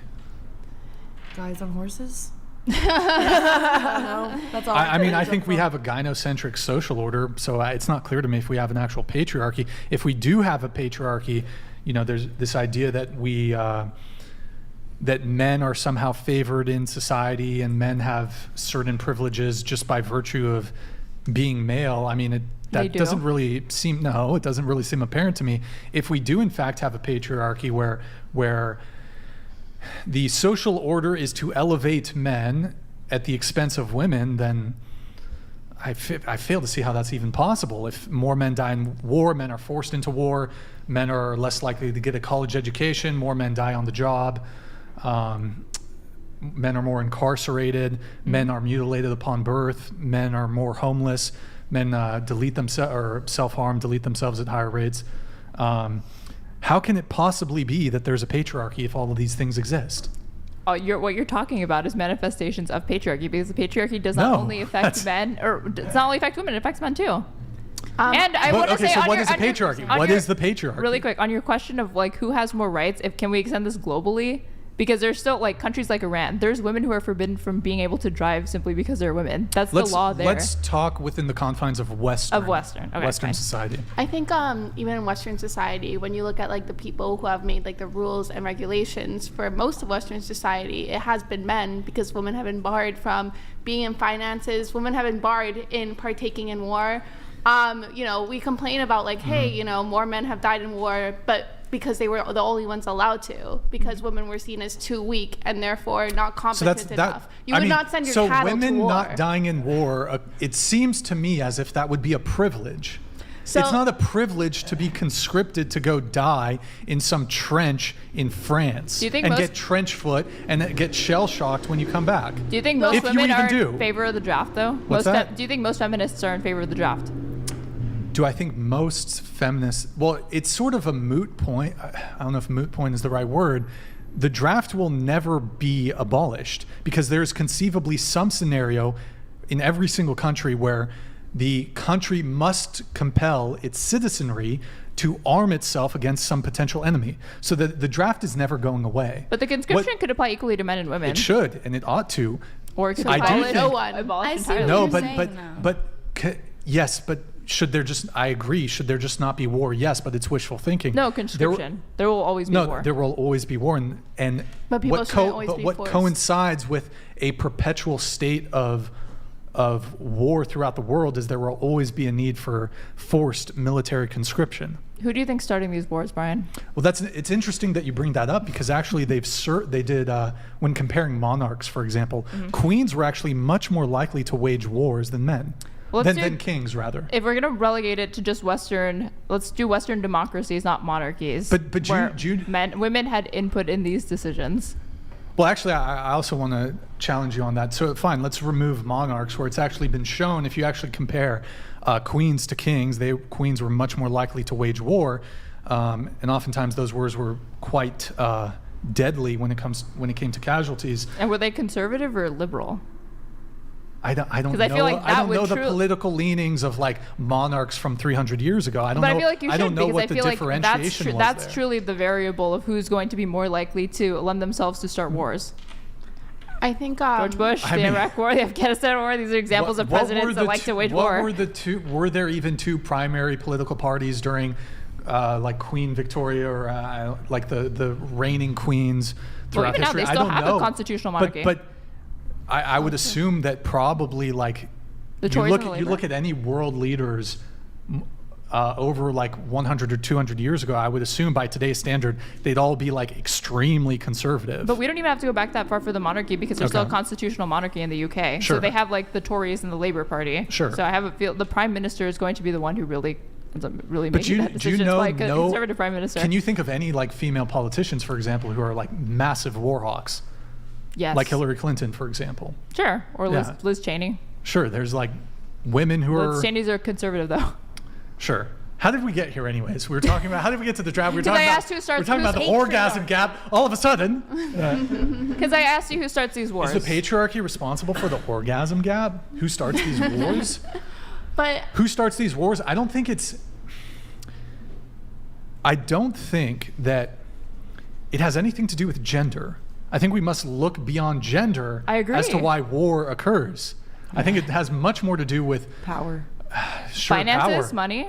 Exactly. You Why think- are we you- going to do you blame think- women? Do you think people go to war because like, yes, it's like the valor of war and like I want that glory of war. No, and it's like a Raytheon man's- contracts pull a pretty penny. Stuff Yeah, like that. it's money and power. Yeah, that's my who's point, been Brian. control of- I'm But it saying- has nothing to do with your gender as a male. no, I That's think ridiculous. no, That's no what I'm one. saying. Okay. It's something that transcends gender altogether, and that when you really see what it comes down to with who makes that decision, it's going to have financial interests are going to be behind it, and then conservative ideology or liberal ideology. Like ideology and money will dictate that, not men necessarily. So do you think if we had a matriarchy and women were broadly in held positions of power, do you think that there would be less war? No. No, not necessarily. No. Okay. Well, it sounded like to me you were saying that, well, under patriarchy, there's a greater likelihood of there being warfare. So under a matriarchy, The point I was trying to illustrate by bringing that up is that for the vast majority of history and probably going forward, men have been the ones to hold the majority of political office. but it's not seats and all because of it's that. not necessarily because they're men. Not necessarily, but it's one factor. Yes. Like, Do you for agree example- at least that it's one factor? For example, if somebody's victim of a crime and they happen to be black, were they? Does it necessarily mean that they were they were victimized because of their skin color?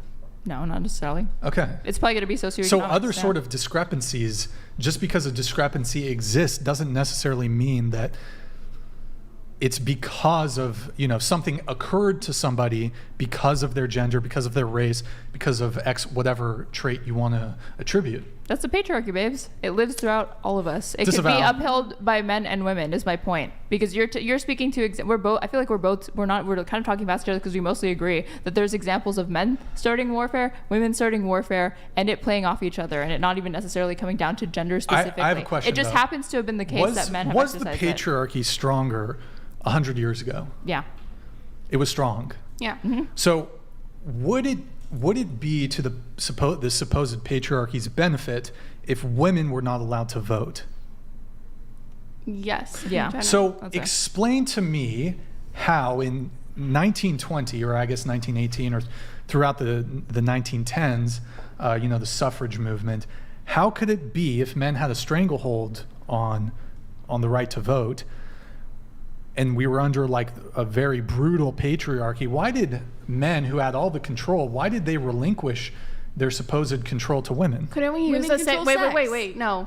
Wait. Well, answer the question. Answer the question. Wait. Couldn't we use the same analogy when it comes to like the Civil Rights Act, for example? Like, why did white people who hold the majority of power give black people like the right to vote or whatever? And that answer is the same. Well, I think Increasing amount of gender protest- and race is a little different. Yeah, but no, go ahead. but the basis principle is the same. It was a greater amount of protest, social pressure. It was people basically saying like, hey, if you don't do this, we're gonna like revolt, Yes, and riot, I et think cetera, it was et cetera. yes, I think it's absolutely right that we gave all people the right to vote. Yeah. because I'm of in social favor. pressure. I'm in favor of women being able to vote. Yeah, exactly. But that doesn't answer my question. If there was a patriarchy and it was to men's benefit to maintain men as a gender, because you kind of try to bring it to race for some reason. No, if it was to the patriarchy's benefit for men to be able to maintain power, why did they allow, and there was a patriarchy, why did they allow women the right to vote? The patriarchy is a system that can be amended and changed over time, which is why it was weaker now than it was 100 years ago. But there is no grand, here's the thing. During this 1920s. is like a feminist conspiracy theory that there's a patriarchy, because it's just a conspiracy. You just agreed that 100 years ago women didn't have the right to vote because of men. I can give you a better parallel that doesn't involve race. Not because of men. I can give you a better parallel that doesn't involve race. Do you know who President... Wait, I actually want Pixie to answer the question though. How could it conceivably be when men did have the power, and if there is and was a patriarchy, and if that patriarchy was much stronger 100 years ago, why did the patriarchy opt to basically surrender its power to women if there was a patriarchy? Because during that time, 1910 to 1920s, correct me if I'm wrong, World War I, right? Around that, or World War II? No, it's World War I. World War I. Yes. Yeah. What is it? Social dynamics were changing. Women started getting more into the workforce as well. Women started applying more social pressure. The suffragettes were literally inciting bombings and such. So yeah, a level of social pressure causes people on top to get scared and change stuff, just like it's happened throughout history. That doesn't mean that the power structure didn't exist. It just means that it's amendable to change with enough pressure. They had to shift it to stay in power. Exactly. Yeah, well, here's my violence. Yes. Mine that didn't involve race. Do you know who President FDR was? Yes. The New Deal. You're familiar with this? Okay. The New Deal was actually proposed. Wait, what's going on back there?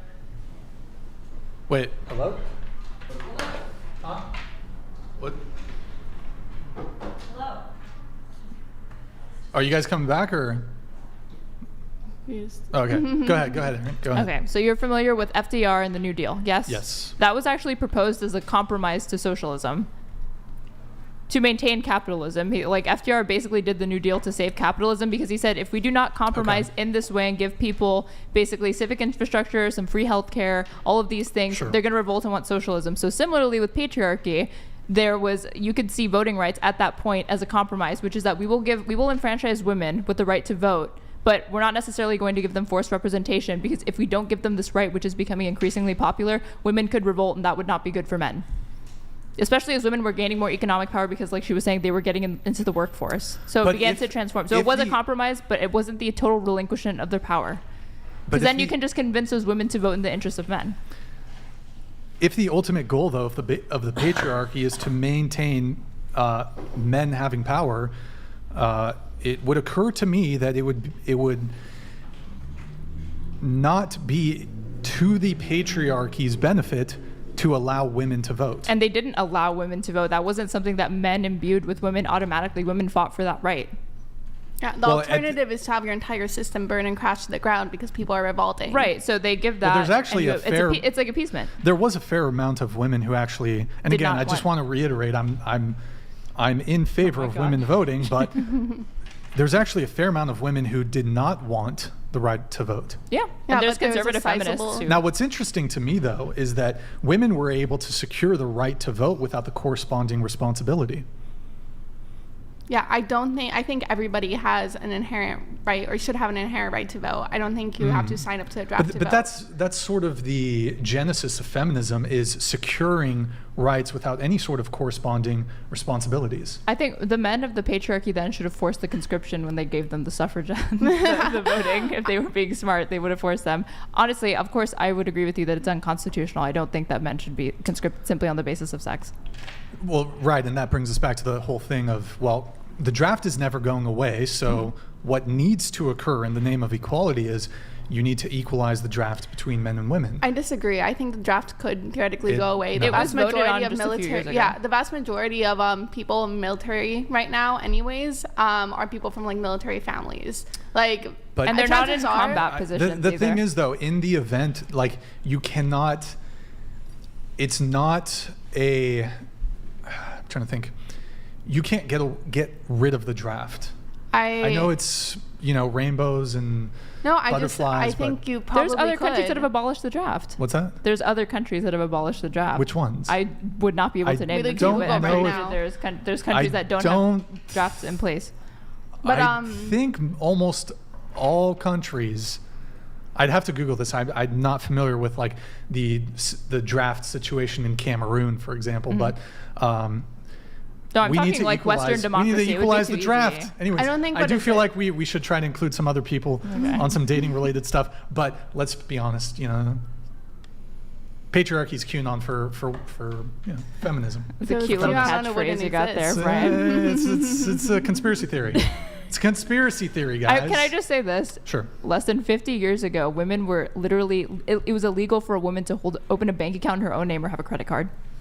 I need the fact check. Look it up. I promise you. I invite you to look that That's up. cool. That is true. And 50, and again, like we can have like a compare and contrast the ways in which I'm not doing Oppression Olympic shit. I like Oppression Olympic shit because here's my whole thing, right? And this whole patriarchy, there's this male privilege myth. As Warren Farrell taught us. It's totally dismissed by. Okay, here's the best way I can put it. All feminist arguments about oppression are basically dead on arrival because men have, in fact, been more oppressed than women. Yeah, you win the victim contest. I win Here's the thing. All of women's collective grievances fall flat in the face of just one male grievance, and that's military conscription. What do you think is like an example of a female grievance? The very short period, for example, where, and this is actually related to military conscription, the very, very short period in human history where some men or most men were able to vote and women weren't. Do you think it's a very short period of human history? Because if you look at it, I don't have the exact dates memorized, but for example, if you go back to the 1700s, most men couldn't vote then too. What equalized it was men could be subject to military conscription. They had and they could be forced to go die. Because of that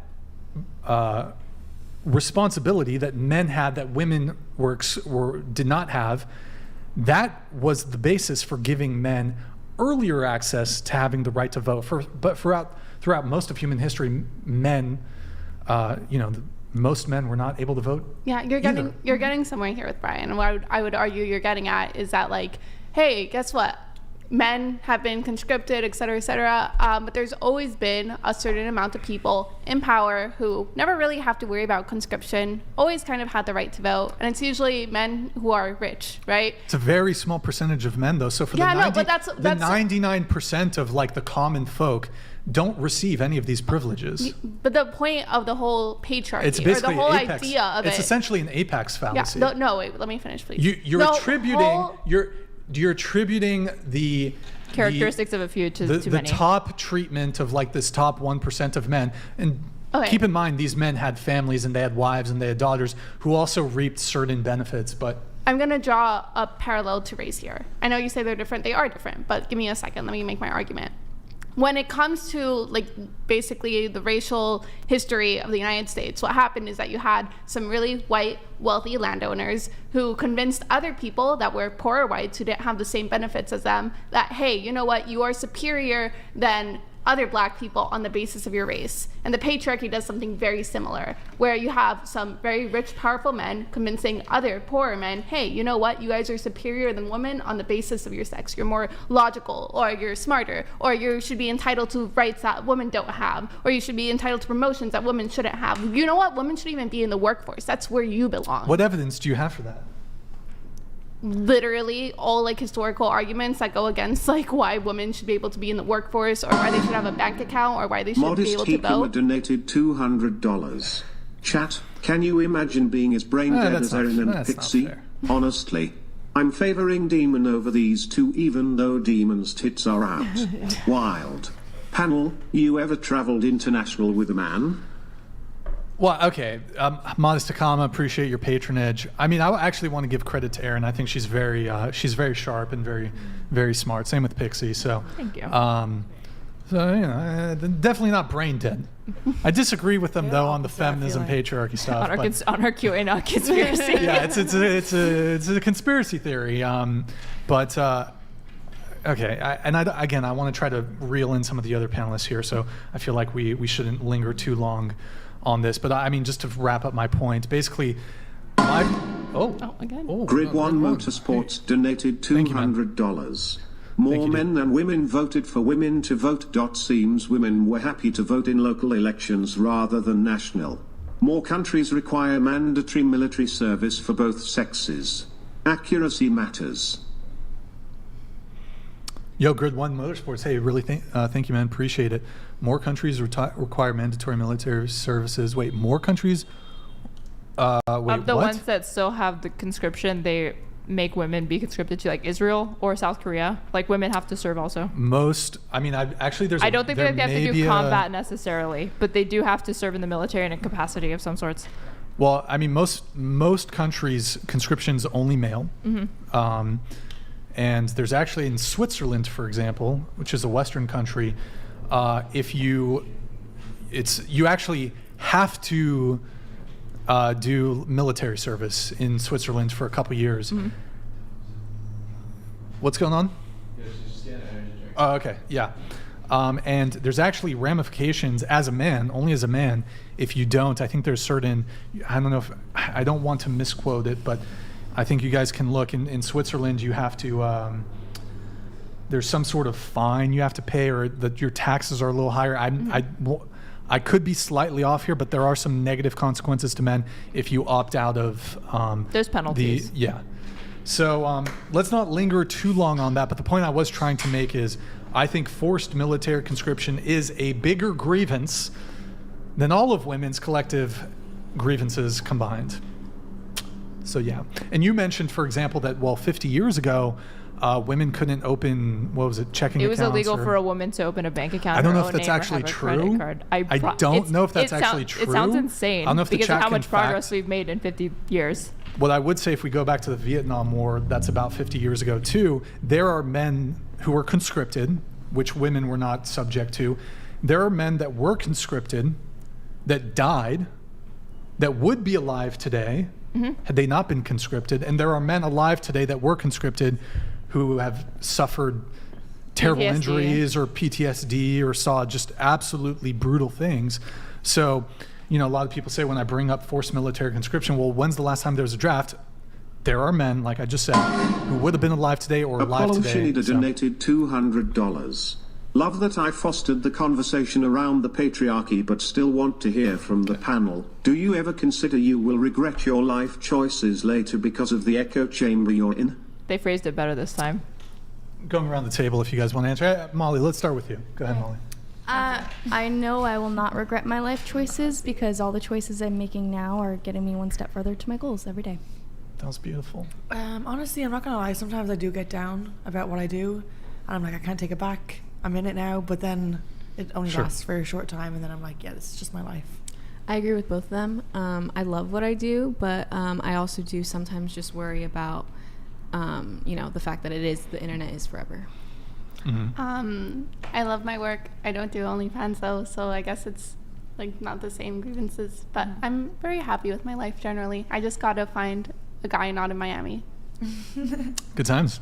I also agree. I do think about a lot, like obviously the internet is forever. But do I regret it? Probably not. I don't regret anything. I love my blue-pilled life. Okay. What about you? I don't regret anything. I don't think I'll ever regret anything.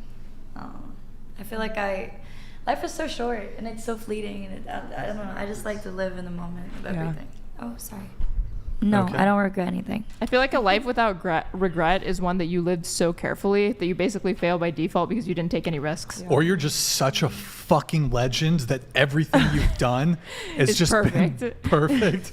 Just a total fucking... I'm a fucking legend. Sweet. Thank you. What was his name? Shinobi? Apollo Shinato. Apollo. Thank you, Apollo. We have Wolfgang Puck. Thank you. Just donating to give Molly some love. I love Hashtag call me a simp, ready to be judged. You have been judged. Simp. Just kidding. Thank you, man. Thank you for the patronage. Appreciate it, man.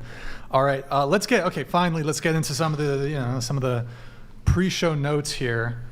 Let's see, one sec, guys. Pulling these up. Okay, we got derailed because of the Tina said she hooked up with a trans girl before. We're gonna move on from that. Findom, you do Findom. Tell us a little bit about the Findom.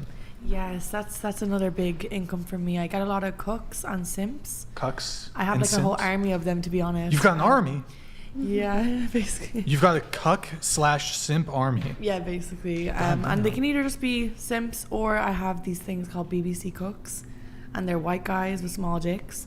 Actually, not always small dicks. There's one guy that has a big one, but he still just has this fetish of girls with black guys. Modest Hikima donated $200.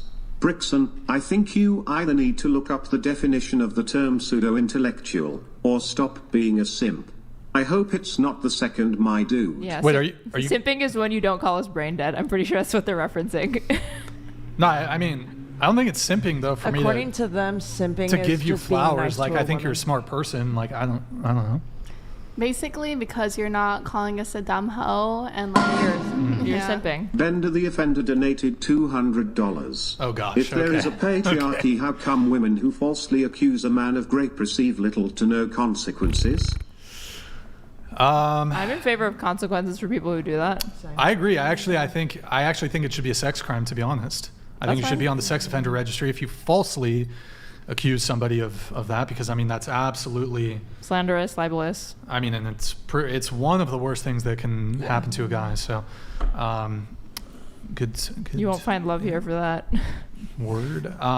Wait, hold on. Where was? Oh, well, I mean, just on that though, like I actually do think one thing, and first off, those of you who, are supporters and patrons of the show, I very much am grateful and thankful for your patronage. I do think though, just as a measure to almost protect me, I do think like the optics of like when somebody does send in like a $200 super chat or whatever, or TTS, and they're like calling the women on the panels like basically ad hom names, it's like it's not a good look for the platform, and I think it might make like other women hesitant to come on. So I think you can still get across your point without like calling them whores, basically. Even if so I would appreciate also, guys, and again, I'm very appreciative of the patrons, but like I almost think if you can look at it from, if you want to dunk on them in like a polite way, But also, I what feel is like insulting I need someone you gonna guys do to for you? protect me, because I do think if I am ever like being considered for the chopping block on YouTube, like they could take a look at like, whoa, this is like the patriarchy TTS at is really work. toxic. This is the patriarchy at work, because you're finding a way to compromise on the misogyny. So you're like, let's keep it a little bit nicer, you guys, and we don't get the channel in trouble, because if you're a little too explicit with it, That has nothing out to the do. Oh window. my god! Well, I don't know why you're bringing it to the patriarchy. That's just I don't want to get us derailed. I don't want to get us derailed. no, but she's baiting you. I am. no, Don't but it's don't like take a bait. I do think, for the sake of the channel, It looks better to be positive. I think it'd be like you can still dunk, but like You don't have to do name calling. I think avoid name calling, for the sake of me, bro. You guys want to see me get banned? A lot of other people are getting demonetized, and I think also it should be, if they want to do an insult, they have to also attack the argument as well. Okay. If you just call a name, I think it's mean. If you call me like stupid, but also have a reason, here's why I think you're stupid, then I don't think that's as bad. Well, it also just looks weak on the person giving out the comment, because it's like, okay, you can't really attack what they're saying, so you just have to call them stupid. And they're also spending hundreds of dollars to do so. Like, that's so pathetic. But a lot of the guys who like super chat, they're patrons of the show, and I do think that they actually genuinely like the show. So almost as a like, I think that it would be good if they take into consideration the fact that YouTube has demonetized a couple other people in this space, and so in furtherance of keeping my head off of the chopping block, keeping the channel off the chopping block, I should do as much as I can to, keep the show. Obviously, we can still have these sorts of conversations, but do so in as polite and diplomatic a way as possible without, resorting to basically insults. So leave that to Brian. no, I try not to insult the people on the show for the most part. But anyways, okay, where were we? Oh, some of the chats came in. Appreciate it, guys. We have Grid One Motorsports. Did I read this one? Brian could open a checking account at any point in history. However, in some states, a married woman could not open a checking account in her name only and needed her husband's permission. Okay. Okay, so that tells me that single women were forbidden from opening a bank account, because if the only way you could open a checking account was through being married to a man, then you could not reasonably exercise that privilege. I would like to do some more research on that. I implore you. It is a dark history. Research on that. Okay. All right. So back to the notes here, guys. Appreciate all the TTSs. Thank you. We were talking about Findom. Yeah. You're talking about cucks and simps. Yeah, basically. And for anyone who doesn't know, Findom, it's financial domination. So people just send me hundreds of dollars to insult them, degrade them, say I would never get with them, say they're unworthy of me, and just kind of uplift myself and put them down. And then I also have the BBC Cooks, and they're basically just kind of like the simps as well, but they're into girls that like black guys. I don't know. And then it's a bit of a race thing, but a bit controversial could be. Yeah. But. Oh, if I can just add one thing to my caution when it comes to, because you guys are kind of like part of the community, right? And so if you guys, and we will come back to you. So there's been some like websites that will actually clip some of the super chats or TTS that comes through. And it's certainly plausible that YouTube could use the super chats or the TTS as pretext for demonetizing or somehow getting the channel in trouble. So if you guys like ride with whatever and like the channel, again, if you guys want to like roast, that's fine. But I think try to roast in as like more playful, more lighthearted, or factual. Yeah, like more lighthearted, just in furtherance of keeping. You guys want the show to continue, right? Keeping the channel on YouTube, keeping the channel on YouTube, keeping it safe. I wish it wasn't. I wish it wasn't. Because I sometimes think we err. Perhaps sometimes I've erred too much on the side of like trying to censor stuff. But Donated $200. Oh, Erin, your math is wrong. Any woman could open a checking account. Just married women needed her husband's permission, and that was a banking policy, not to law. Please make intelligent arguments. The more we talk about this, the more money you make. Do you want to keep what? talking about it? Because every time it gets mentioned, he really wants to talk about $200. Maybe we can come back to it later. Yeah. And then I mean, aside just from like my own self-interest when it comes to the YouTube channel, I also just think, for the sake of the other panelists here, I think it would be good if, because I don't want people to like feel shut down in the conversation. And some of you are been on the internet, you can handle like the toxicity, but sometimes we have people who are not quite as involved in the internet space. There's and I feel like it can like really we had one girl cry. Yeah. When? A couple shows ago. Aww. And so like so I wouldn't want someone to feel like, oh, I don't want to go on the podcast. I wouldn't want girls to, I don't want to go on the podcast because the TTSs are just toxic. Brutal and toxic and stuff. So anyways, moving on, guys. So I want to go around the table from Tina's thing.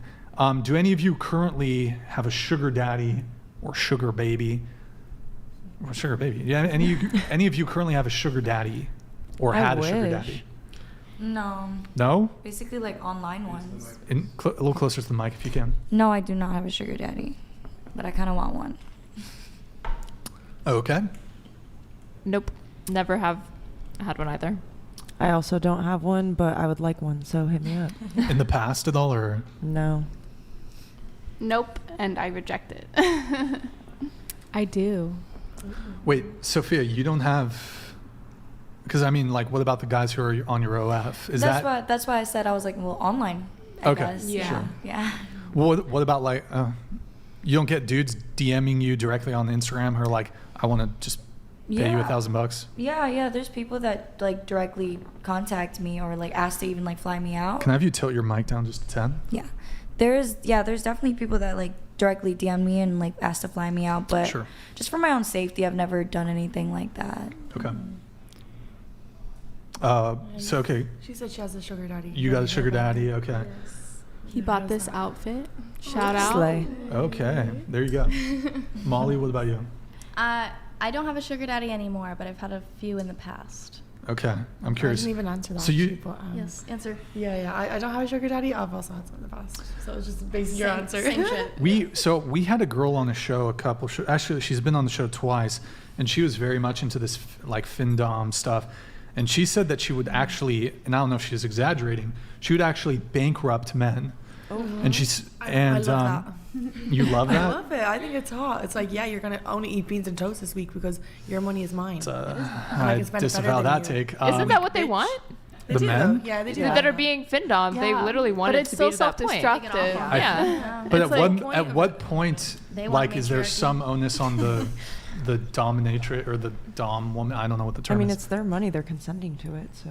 Yeah, but it's Yeah, still but like at what if time are you somebody's, taking like, advantage of somebody who may very well be like mentally ill or obviously, something? but- I don't know. Consider it. Yeah, it's like if somebody, like, I think people should have the right to basically take drugs in general, but if you know somebody's about to like overdose or like fuck up their life permanently because of it, I think you have a moral responsibility to be like, no. Like, is it a kink for like a guy wants to? To me, it's hard for me to wrap my head around it, but they want it. It would turn them on to bankrupt themselves. That seems. Or maybe odd. it's just engage in the fantasy. If I were a findom, I would be skeptical that they had really been bankrupted and that they weren't playing it up just because of the fantasy in the moment. Too, yeah. You know, I any That's other what I fantasy. thought it was Yeah. until like people actually started. I need to going see like bankrupt. bank accounts and router numbers to actually verify that they're really, really drained. Because I don't even think the most diehard like guy who wants to be findomed would actually let it get to that point. But I could be wrong. Yeah, you never know though. Yeah. Word. Wait, so I'm curious. Like, have you ever bankrupted a dude? Well, I've definitely like taken like their last euros and stuff, but as they say, I don't know if it's very true, but like, it's like, yeah. is it a role play? It kind of is. Like, you're kind of like being like, I don't know. It's a lot of chatting. You kind of have to like convince them to send you all their money, and Okay. I don't know. It's I'm curious, It's what- a lot of like technical. What's the from any one given guy? What's the most total that a guy's given you total? like a simp, or I Sure. guess like I've had any, like some any guy some who's given you dates. money. What's the most total amount of money that a guy's given you? Damn, honestly, not too much. Maybe just like a couple thousand or something. A couple thousand. Anybody else here? You had a sugar daddy. What was your situation with him? Yeah, I had one in the past, but I also, again, still have one now. The most that they've given me was like Wait, that kind of reminds me of something. Hold on. Wait, fuck. I used to do drugs. I still do, but I used to too. Okay. Sorry, go ahead. Okay. Mitch Hedberg, comedian. Okay. Rest in peace. Did I Rest in say peace, that Mitch wrong? Hedberg. Did I say it No, wrong? you're good. You're Did good. I sound you're good. grammatically No, it's good. incorrect? Okay. No, it's perfect. No, yeah, the most I've gotten is like 3,000 Total. total. Have you- It's but- a single one payment. Oh, so I'm asking like total. Like a guy sent you 10 payments, and it totaled to what? That's hard. So you're That's a hard one so to you say. so when you said 3,000 earlier, you were saying the biggest individual payment that you've received from one guy Yeah. is 3,000. Well, I said a couple Yeah. thousand, so but around. So that, I what? guess. Okay, if you had to add up, like he sent you 3,000 here, 1,000 here, 5,000 here. What's the most that a guy has sent you in total? Gifts too? Like just you wanted- cash, just money, or like Sure. on like okay. Yeah, sure. I don't know. It's a difficult one to estimate, honestly. More it more is. than 10,000 Probably not more than 10,000. No. in total. I mean, I have got flown out places, but I don't think that would have cost that much. No, I'm saying, okay, if one single guy, let's say on seven separate occasions, he sent you 1,000 here, 2,000 here, 3,000 here, 1,000 here. If you Honestly, added all those up, I'm sure I've had fans that they've spent a couple thousand, like just nothing themselves, over but 10K though. Not that I think of now. What about you? honestly. You think you've gone over 10K? Just money. Yeah. Just money, no. But I think with gifts too. Yeah, I've gotten Okay. bags, I've gone flown. Molly, what about Yeah. you? I've definitely received well over 10K. From one guy? Multiple people. Yeah. Multiple people over 10. Okay. What about any guys over 100K total? Anyone into you for over $100,000? I don't know. Maybe this Wolfgang Puck guy. Maybe eventually he will be. He's Okay. getting there. He's actually. I think he spent like, maybe like. I think he spent like. I can check on my OnlyFans, but he's spent like over 30 on OnlyFans. 30. Over. Full Like I think scrap. it might be like. I don't know. I would have to check, but yeah, he's literally like my favorite. I love him so much. That's him in the chat. Yes. No, that's him. He's the best. Oh. Okay. Are you relieved to know it's not part of your community? I guess. I mean, and did you say you had a sugar daddy, right, Sophia? In the past or never? No, never. But I mean, you have. Do you have? Okay, so There's let's. online, Yeah, yeah. sure. Let's talk about OnlyFans. So I'm sure you have whales. Do you have any whales on your OnlyFans? Oh yes, Big- I do. You got a couple whales? A couple. Couple whales. What's the most a whale has spent on your OF? That's so hard to. Wait, a little closer to the mic if you can. That's really hard to put together. I don't know how to estimate that. You could say over 10K, over 50K, over 100. Anyone over 100K? No, maybe over 10K though. But not Anything over 100. 50K? Over 20K? Probably over 20K. Okay. What about you? From your OF, any whales from- over 10K? Over 10K? I don't know. Okay. I don't know. Do those whales make up Maybe. the bulk of your earnings? That's Or a is lot it of like money. smaller donations and those just kind of like actually Add up? pay for like a small one? Yeah. For me, it's mainly like the subscribers make a big chunk, just like the monthly subscriptions, and then it's whales like him who I literally spend like all day chatting with, and like just. You don't have you don't have to do nude content on OF. Like you could do No. like cooking Lewds. shit, right? Yeah, you can Yeah. do whatever you want. Wait, You could do. do you think Madison, if she did like wholesome cooking content, it was Yes. like totally not Yes. sexual, would Yes. like Yes. would she make? Do you think Madison would make bank? Yes. Somebody- Yes. I want to see that. I'd You would. subscribe. What do you know what they put in their adverts for what you can use your OnlyFans for? It was videos of people like kayaking and like surfing Why and is stuff it like so that, and they bad, were like, though? have people support like your ambitions. There was no mention of like Like, any it didn't adult start content. off to they be tried like to do that, that. right? No, yeah, it didn't. tried. I want to People were make one using- for cosplay, but then I get nervous that there's gonna be too many people like being weird and like, you know. OnlyFans, yeah. Pixie, Yeah. can I have you tilt down your mic a little bit? Well, I mean, yeah, they will. Is your concern the perception? Not just the perception, but like the entitlement, I guess. Like I don't want to be.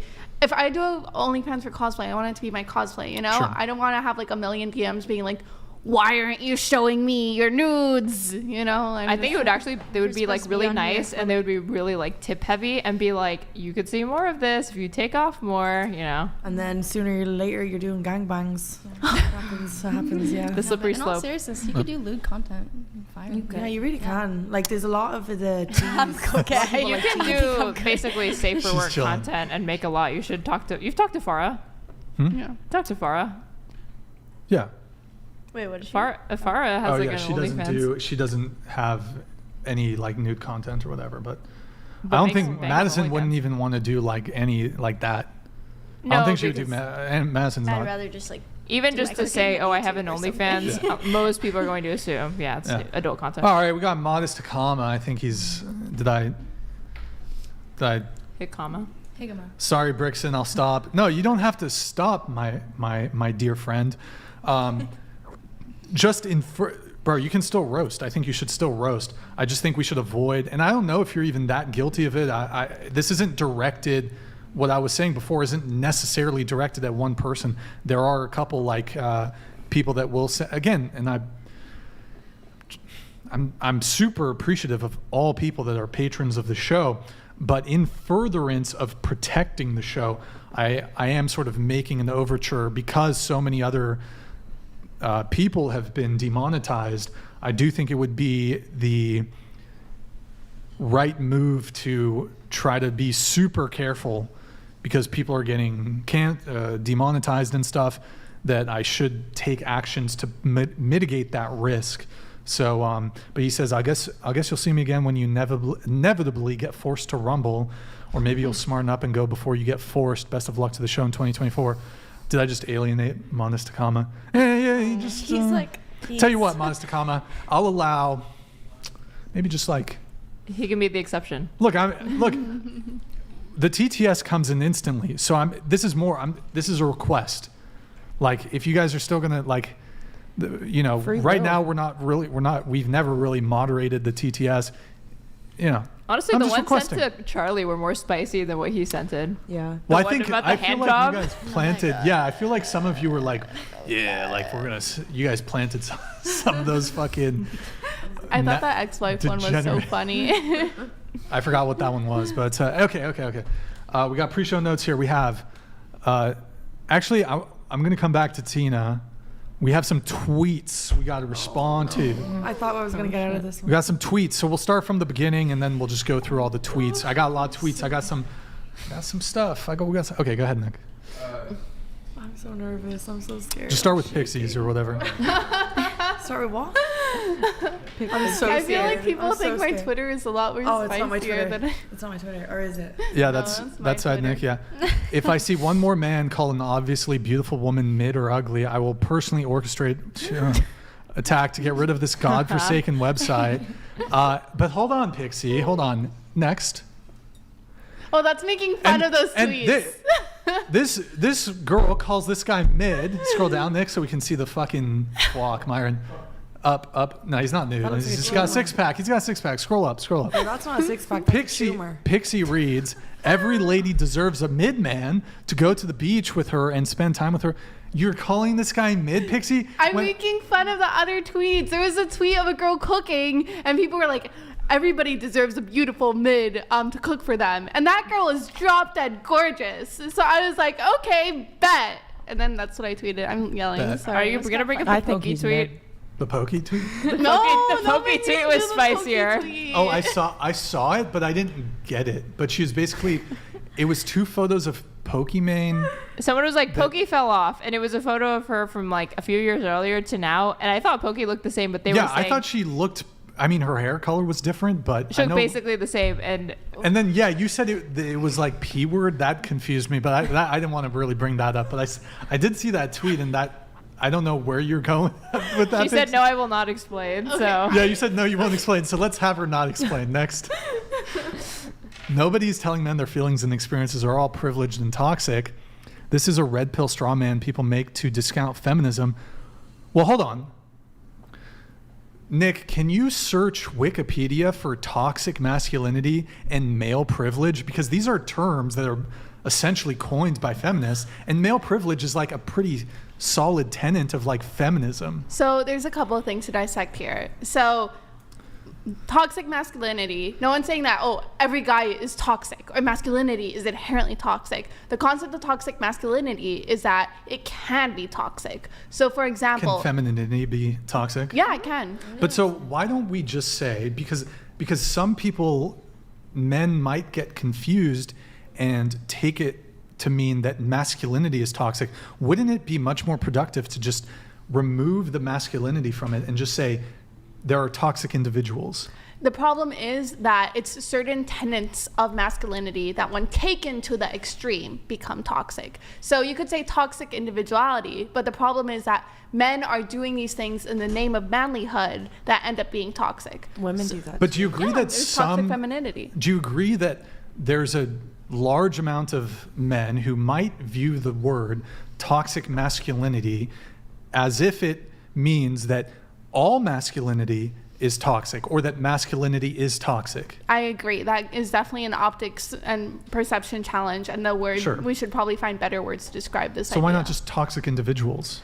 Because again, it comes from taking the tenets of masculinity to an extreme. So for example, there are some men who are like, oh, men should not cry, like, at all. Like, if you cry, you're weak. Like, you're a pussy. Like, you can't do that. If you do that, you're less of a man. Or guys that don't like a finger in their butt. That's toxic. No, I don't consider that toxic. What? Disavow. I don't think that that's toxic masculinity. No, it definitely is. That's my definition anyway. You're just to be clear, your definition of toxic masculinity is they don't want to get pegged. Is that? Yes. Basically. Okay, good. I'm glad They're that. not open Thank to you for butt help. stuff. That's definitely toxic. If a guy's not open to butt stuff, that's toxic masculinity. Okay. Yes, sir. All right. Disagree with that one, but well, I mean, I think there is something to be said for stoicism, and I don't think men should. I think it's here. Let me put it from the like a context of dating. I would argue that if you were fairly early on into a courtship process with a woman and you cried, I would say that a lot of women would not be very attracted to that. Yeah, I think it's... Oh, sorry, go ahead. Yeah. I think there's something to be said about like not being too extreme in general, but I think if a woman is like turned off because the guy cried in front of them, I think that's horrible on the woman. I think she's a red flag. I love when men cry. I think it's so attractive. Me too. I think it's because it's like it's like you have feelings. You're a human. I love like vulnerable men. I wouldn't say I love it, but it's a normal emotion. What's that like? Like you're human. What's cap. wrong with it's crying? Total cap. It's not total cap. cap. Why really is that not. cap? No, It's here's why stronger. it's not cap, okay? SpongeBob. We Tell all us, saw Mom. SpongeBob. Okay, Pearl's 16th birthday. Who did she have a crush on? The boy band Boys Who Cry. Okay? Women like boys who cry. Why do you think that's cap? I mean, you see it in, what is it, dramas too, or like media that's like for women. Like when the guy is being vulnerable with you and like crying, like, yeah, That's women so like attractive. Because girls- I love when a man is angry. I don't. That's an interesting Okay, one. that's different. Yeah, that's actually like, No, I'm like, slap me in the face. okay. I'm like, beat me up. Okay. I think in general, people aren't attracted to extremes, generally speaking. yeah. So, you know, a woman might like it when a guy cries, but if he's having like a total like temper tantrum, like yeah, if throwing it's, like, things all the around, time. then Or if he's just a that's too whingy extreme. bitch. That's not vibe. But I think there is like a level where it is like attractive. I feel like if women get the ick over a guy crying, it's not necessarily because he's crying. It's because maybe he's crying over something stupid. Yeah. And if it's if the reason is stupid, then that gives you the ick. Women cry wouldn't- about stupid wouldn't things that- too, though. I agree. I Wouldn't- cry about but- really stupid but- things. Same. Doesn't that almost counter the point? Like you're saying he's crying over something stupid. I mean, what if it's not stupid to him? Yeah. I think that's Yeah, a great I think way that's a to red flag on the like, woman. build an I emotional agree. connection in a relationship. And I personally, I think if a man is too scared to cry in front of a woman that he's pursuing, then he's not emotionally intelligent enough Yeah. to be in a relationship. or open. Yes. Not emotionally open. Yeah. I would see it as like a man being emotionally stunted if he didn't cry in the face of like a death close to him, Yeah. like a I parent think or that's something. valid, but like,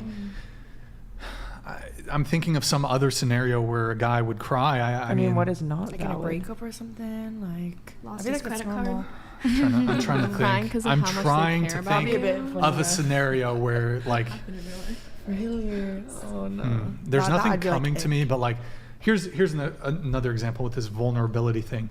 Let's say you witnessed your boyfriend get beat up.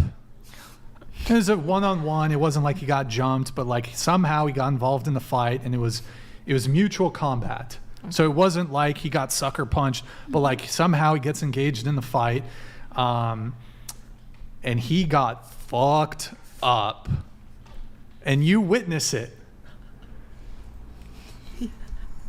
You're gonna be a little turned. I think you're gonna lose attraction My for first him. instinct is I want to take Why? care of my wounded soldier. Yeah. Sorry So for sounding bad. tradcon, but like, yeah, like, oh my god, person I love is her. Sophia, Yes.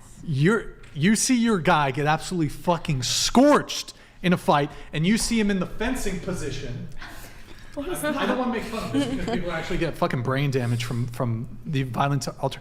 But do you guys know what the fencing position is? No. Yeah. You ever seen someone get in a fight? They get knocked out. That's like significant brain damage. They probably have a TBI. I'm pretty sure if you saw your boyfriend get knocked out and he's in the fencing position, you're going to lose attraction for him. I disagree. No, my mama bear Did he start the instincts would fight? come out. I would You might get be so concerned. I mad. think you'll be concerned for him. I because think a woman would be turned off if he lost a fight that he started.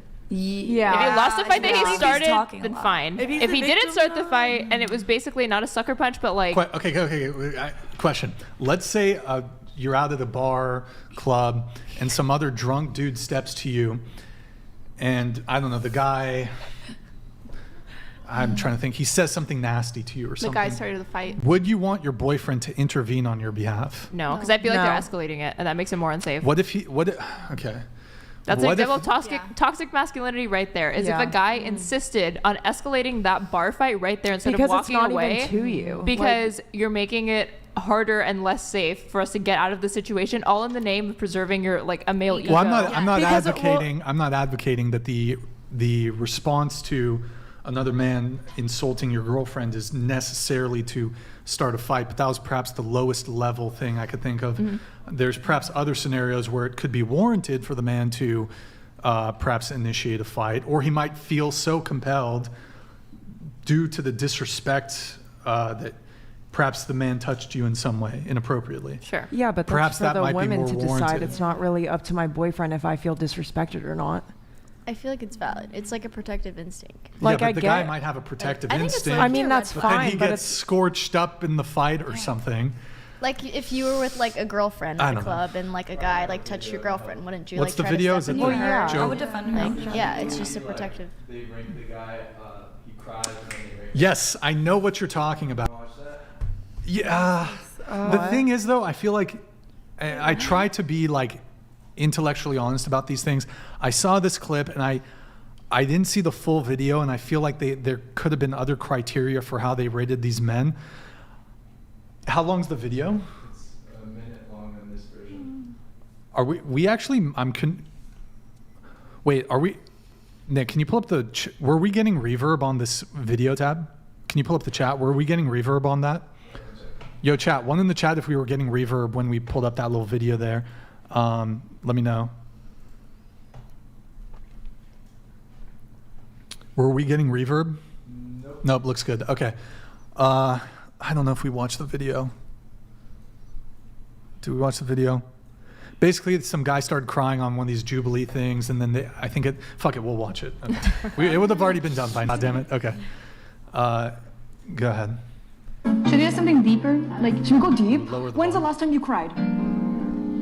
Yeah. He's trying to cry now. Wait, No, I lost my best pause friend it, this year, Nick. so it's Pause it. Can you make it a little bigger? Like, control zoom in? Do we have to rate them before and after? Or we just Yeah, try it. Nope. Okay, sorry. Actually, that would be a go good back game. 5 seconds. I Sorry, see go a back video 5 seconds. already. We'll just watch it like this. He's trying to cry now. No, I lost my best friend this year, so it's still been a hard thing for me. I'm so sorry. Like, he made me think about it. I'm so sorry. Oh my god. Can we give him a That hug? makes me like him more. That makes me want to give him a hug. I want to ring. He's so cute in my opinion. Like that literally makes me want to give him a Wait, hug. hold on. Just quiet. Get the tissue. Oh, I want to give him a hug. It's hard. I'm on drugs. That was my brother. For me. And then just like mildly uncomfortable, which is nothing against him. And then the bottom, it's not like I dislike anyone. I'm very disinterested in a lot of people. So I think it's just like you guys are cool. Yeah, but is that rating them just off of the fact that he just cried? Did they all cry or? Wait, keep going, Nick. Keep going. Okay, thank you. That's very kind. Like, yeah. Pause it here. So the physical appearance ranking, they've put him initially at most, and then the final ranking 5. And I mean, it's so fucking small. I actually think, facially speaking, in terms of his appearance, I think he's the most physically attractive person Well, I don't think there. that was the initial ranking. But I again, think this they're is doing it at the same cut. time. This is a edited clip, so I didn't watch the full thing. But that one woman did say she was uncomfortable, despite him being vulnerable in that situation. So it appears to me that it's actually, I don't think it's even necessarily evidence of something that men are pushing on other men, the patriarchy. I actually think women tend to what's the term for it? Uphold. This is something that women uphold. When men are vulnerable, that has negative ramifications. How do you break that cycle? I don't know. Maybe it's something innate in women. Nature. It could. Maybe it's female strongly nature. Disagree. I mean, You're not attracted to male weakness or displays emotions aren't weakness. or to displays of male weakness. I am. I disagree. I don't think emotions are weakness. I think there's actually, this is going to sound Perhaps strange. on an intellectual level, but No, but also like it takes a certain strength to be willing to be vulnerable in a way, right? To not be so upheld by like these constrictions that society has put on us and be like, no, like I am human. I have feelings. I am real. So I think there is a strength there. Yeah, I like guys that are open with their emotions. Like, just shows that they're a human being at the end of the day. I feel like Alright, I feel like you're actually stronger if you're able to show your emotions and not have to worry about other people's opinion. Oh, if I cry right now, are people gonna look at me differently, or where am I gonna find me less attractive? I feel like the men that are able to just cry when they feel like they have to or they feel like they need to are very strong because they're not worried about other people's opinion. here, let me ask you guys a question. And this is related, I guess, to vulnerability. Do you guys all like confident men? Yes. Is confident one of I often hear confidence being cited as one of the top or close to the top things that women find attractive in a man. Mm-hmm. Okay. So let me ask, would you prefer a guy approaching you and he wasn't being creepy or anything, but perhaps he stepped a bit nervous, his eye contact wasn't great, maybe his voice was a little shaky. Again, he was being polite, not creepy, but he stepped to you, his eye contact wasn't good, his voice was shaky, he didn't come across super sure of himself. Again, not weird or anything, just how I described it. Would you prefer that or a guy who just steps to you really confidently? Which do you prefer? The guy who approaches you confidently or the guy who's a bit nervous? Oh, honestly. Well, actually, I want to start here. Go ahead. I feel like that's gonna be personal preference. Like what's some yours? girls like shy guys. I like shy nerdy guys. That's what I like. They like confident. Okay, what about you? But I like confident men too. Like I don't know how to. I'm sorry, I didn't mean to cut you off. But no, you're fine. Go ahead. Yeah, I don't know how to explain that. But. I personally actually like the guy who would be maybe more nervous, and the reason being is because that confidence territory can get into arrogance very, very quickly, and that cockiness is especially unattractive to me. Okay. I should have specified in the same way that I specified that the guy who's nervous, he's not being creepy, but he's just a bit nervous or whatever. The confident guy is not being arrogant either. He's confident in a way that you like a guy to be confident. Well, then, yeah, you're building in the answer. Then obviously everybody wants the confident person who's not too arrogant. But I'm not going to be turned off by the person who might be a little bit shy or apprehensive about approaching me, because that demonstrates to me that they're not entitled, or they're not going to assume that just because I ask, obviously she's going to say yes. Because if I even felt that for a second, that would be very unattractive to me. Okay. What about you? She just said it perfectly, honestly. Oh my God, you guys she are really ridiculous. did. Okay, all right. What about you? I like both a lot, because I like if they're nerdy and like they're like or even not nerdy, if they're just like shy a little bit, it's like, oh, you're getting flustered because of me. Like I definitely don't want to like, I do agree with her, but it's also just like I do like men that are like, I mean, yeah, I wouldn't be opposed to like the person that was shy, but what was my point? I feel like the thing that wins women over when a guy is being confident is not necessarily the confidence in and of itself. Like if you already have natural chemistry there and then he asks you out, that's something that you wanted, and it's basically guaranteed that he was going to say yes. Like if you already found yourself attracted to a guy and he was shy when he approached you, I don't think that woman is all of a sudden being like, well, I was really attracted to him, but then the way he asked me turned me off. I actually disagree, because this almost counters our conversation earlier of, well, his looks, whatever, that's one thing, but he can talk his way into. Well, my point. You can also talk your way out, though. Yes, you can, but like one of the ways that a guy can appear, despite his physical appearance, I would argue, like if a guy's really confident, that could be a way to appear more attractive to a woman. Yeah, or talking about something you're passionate about, but even if you're like World of nervous and Warcraft, flustered. Yeah, no, honestly, like yes, I think what matters to me most is authenticity. So if you're like, you know, naturally confident, it's just who you are, that will appeal to me. And if you're naturally here, let's move on. What about you? Yeah, you prefer confidence, or you prefer? I prefer confidence, honestly. I think it's very attractive when guys are like confident and they like. Okay. No, go ahead. No, it's okay. That was it. Oh, okay. Or something. I feel like a mixture of both. I think naturally though I would prefer a confident guy, but then it's also like, oh, do you do this to every girl? Like if they're so confident and easy to walk up to me with all like their full chest, you know, like they're probably doing that to every other girl as well. Molly. So for me personally, I think when a man is insecure, nervous, shy, okay. But when a man is insecure, especially me, because of what I do for work, that can get pretty dangerous, honestly. So I need a confident man. I need a man who... that was pretty much my point. Yeah, no, I need a man who knows that he's not going to be intimidated by me and my lifestyle. Definitely. Yeah. I think they say one thing to mean another. I don't know. Okay, I'll do one more thing on this and I'll move on. But would you prefer a guy to just go for the first kiss, assuming you want him to kiss you, right? Would you prefer the guy to just go for the first kiss, or versus if he were to verbalize it and he were to say something like, "Can I kiss you?" Oh, I hate that. I love that. I think it's cringy. Cringy? What about you? What do you prefer? I like it, but depends on if I want them or not. honestly both for me, because like I like when someone asks me just like if it's unclear, but if we like obviously like have a connection or say it's like my boyfriend, I want it like forcibly. Same thing. I agree with her completely. So you prefer what? I prefer him making the move. Unless. But what if he's a bit shy and nervous and he wants to ask for permission? That's fine. I feel like my action. That's you fine, would be. but You would prefer. I feel like my actions would kind of. If he was confident and not in a vulnerable state. No. I mean, you had a very visceral reaction to that. You said, "Oh, not at all." I would very much dislike that. I mean, it can be quite sweet asking for consent. You know, you never want to just go and kiss someone without knowing the vibes. But if you clearly know that, like, you're getting a connection going, and you're like, oh, a kiss is gonna happen. If he asks then to kiss, it just throws off the mood. Like, there's a way you can do it, right? Yeah, just pick up the vibe and just go for it, like, or make it awkward. Okay, all right. Yeah, and then I'm just like, oh, like have you ever met a woman that you learned was turned off because a guy asked a question like that? Because I haven't. We've asked this question a couple times on the show, and it's sometimes mixed responses, but a lot of women will have a visceral sort of reaction to like, ooh, don't ask me for, like, just kiss me. And they'll say that. Women Do you think it's safe for men to be doing that? No. To what?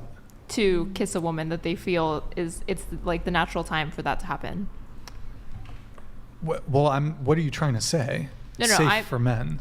Because you were saying earlier that like a dangerous thing is like if men are falsely accused of something, right? It's easy for body language behaviors to be misinterpreted sometimes. Yeah. So would you ever say it's like safe or recommend to men that like if you feel the moment's right, yeah, go for it? Or would you say that that's not maybe wise to do? Well, I mean, I think there's a certain degree of social calibration. Like you can, if you're socially attuned, I think you can have a fairly accurate sense of this if the person sitting across from you is, interested. I've been on the receiving end of somebody who leaned in to kiss me and I leaned straight back. But do you think they did not make that calculation correct? Sure, and I do think we ought to give men some leeway to, obviously, if you've leaned back, that's the end of it, 100%. But I mean, isn't it just sort of the normal? To me, it occurs to me that that's sort of the normal. A normal occurrence for a guy to make a move, and if the girl no, and then it can end there, I guess. Do you think it would be wrong for a guy to, if you guys are in maybe he thinks that you guys are on a romantic date, perhaps you're not ready for a first kiss, do you think it would be wrong for him to lean in for the kiss? No. Because I mean, to me, the mistake would not be doing it. I think the mistake would not be responding to the lack of like reciprocation or enthusiasm properly, like you're saying. So, and I agree with you, most consent is negotiated. Oh yeah, if the girl leans back, like, okay, through body language. She's not interested, of course. But I mean, it's hard because in this social climate, it actually might be the move to have men like, actually have that sort of just verbalize. Do you think it's ever appropriate for a woman to physically distance herself from a man when he does that at an inappropriate time? Sorry, what's the question? Like, in good faith, a guy leans in because he believes the right moment for a first kiss has come, not knowing, completely oblivious to the fact that the woman is not on the same page, and she feels unsafe and, like, threatened by him doing that, because all of a sudden it feels like this kind of, like, forcible physical encounter. Sure. Do you think it's reasonable for a woman to physically resist that, just on instinct, effectively? Is it right? Is it reasonable? If she doesn't want to kiss them, then absolutely not just lean she back, should. like, almost, like, slap the guy. Oh, well, I think if a guy he's not being aggressive with it, but he does a lean in, I don't think a slap is warranted. I think I think just maybe like not today. I mean, I can't. Like, I'll just say this. If I misread signals between us and we were alone in a room and I tried to kiss you and you weren't ready for that, if you physically pushed me or tried to get away from me, I wouldn't think that it was inappropriate on your part to do that. I think I would understand. Well, certainly, like, if the person's going in for a kiss, I think probably actually most people's almost instinct, if they don't want to kiss, would be to do a lean back. Yeah. I think you said a slap. I don't know if that's appropriate, but I mean, I think most people's instinct, I would assume most people's instinct, if they don't want to be kissed, is perhaps like a hand out and maybe a lean back. I hope I'm not referencing something too niche. I feel like we've all seen like a romantic comedy where the guy like goes in for it and the woman's like, "What the fuck are you doing?" and like basically slaps him. It happens to like when the guy thinks he's out of the friend zone, stuff like that. forceful, like extremely forceful. But This feels like a black and white movie or something with the really I don't know. Anyways. How dare you, sir? Yeah, How exactly. dare you? Okay, here let's get back to the tweets. Okay, we gotta get back to the tweets here. All right, the pokey tweet. You didn't want the Wikipedia of toxic masculinity. Oh, we can pull it up really quick, but I do want to move on. What is masculinity? Oh, look at that! There's a dedicated Pixie. There's a dedicated Wikipedia article Yes. about toxic masculinity. What about male privilege? Do we have that? No. There's not a. Is there not an article on male privilege? Oh, look it up, please. Huh? misogyny, Yeah. Male privilege. Conspiracy pages. Oh, look at that. Look at that. There's a Wikipedia article on it. Go back to Pixie's tweet on this. Well, there's Wikipedia articles. It's mainstream feminism, toxic masculinity. Yeah, but Male privilege. Nobody's saying all your emotions, or at least feminists in general are not saying all your emotions are toxic masculinity and male privilege. You can believe in the concept of male privilege and toxic masculinity. That doesn't mean that's all of men's emotions. Cool. Yeah, cool. Next tweet. Is it just roasting Pixie hour? Is it? Oh, we have Molly here. Oh, God. Okay. I love it when I watch my scenes. I don't know why I pulled this one up. I love it when I watch my scenes with... Oh, my God. Oh, shit. Did someone just get hit? I think some... Okay, just continue with the stream. That did not sound good. I love it when I watch my scenes with other men in the dawn. Okay, joins me for... So just to be clear, you will watch your boyfriend, right? Yeah. You and your boyfriend will watch you having sex with other men. Yeah. He enjoys it? Yeah, actually, he'll like tell me, or like, I mean, there's so many examples of it, but like one time this Brazzer scene like just came out, and I was getting fucked by like my pigtails really hard, and I was like, oh my God, baby, you have to see this. It's so hot. I want you to do this to me. And we watched it, and like, then we had sex. Stop it. Get some help. But look at the comments though. If you Wait, look, Nick, can you pull up the photo of Molly? If you know the look at photo? the- You know the photo? everyone approves. Pull up the photo of Molly. Here. You know which one it is, Molly. Yeah, I do. I love that photo.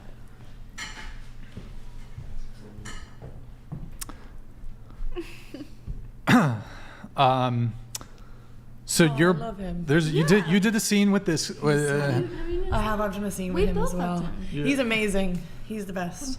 Yeah, but stop it. Oh, so Get some. I don't know why that came. Eskimo sisters.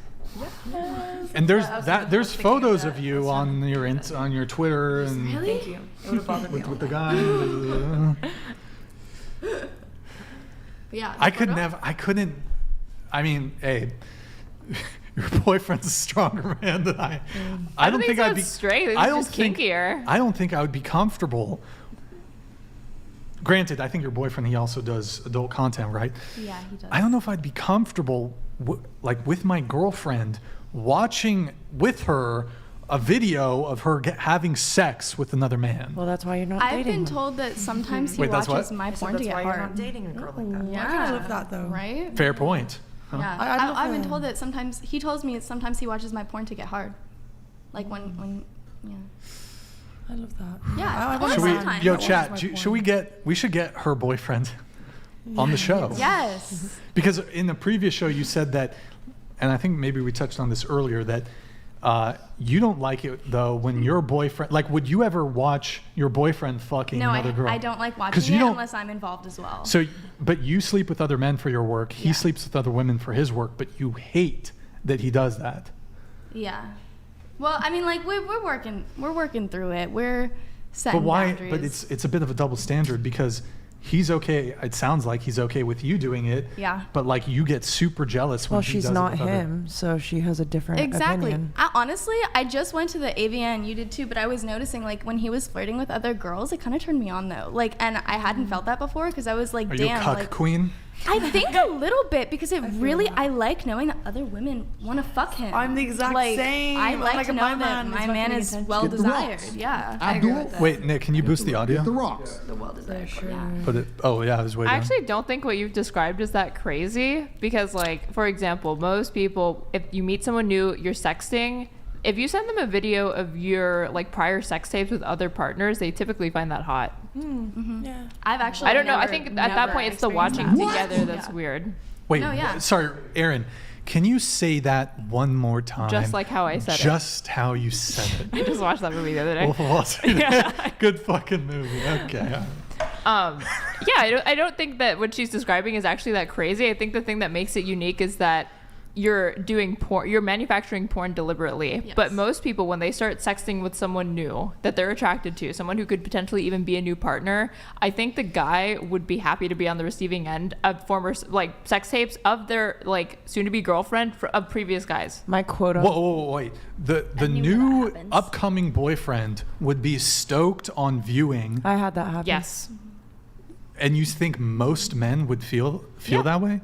Yep. Most men would be stoked on seeing videos of their soon-to-be girlfriend having sex with other men. Yeah, maybe once you actually start to get into a relationship, you won't like it You anymore. win the whatever podcast. Okay, I don't think I'm saying anything that crazy. No, I agree with I you think actually. I that's see exactly what you're saying, and I'm sure you can weigh in on this too. But I've sexted with people that want they want BJ videos and stuff like that, or they want videos of you fucking other people. Solo content, okay.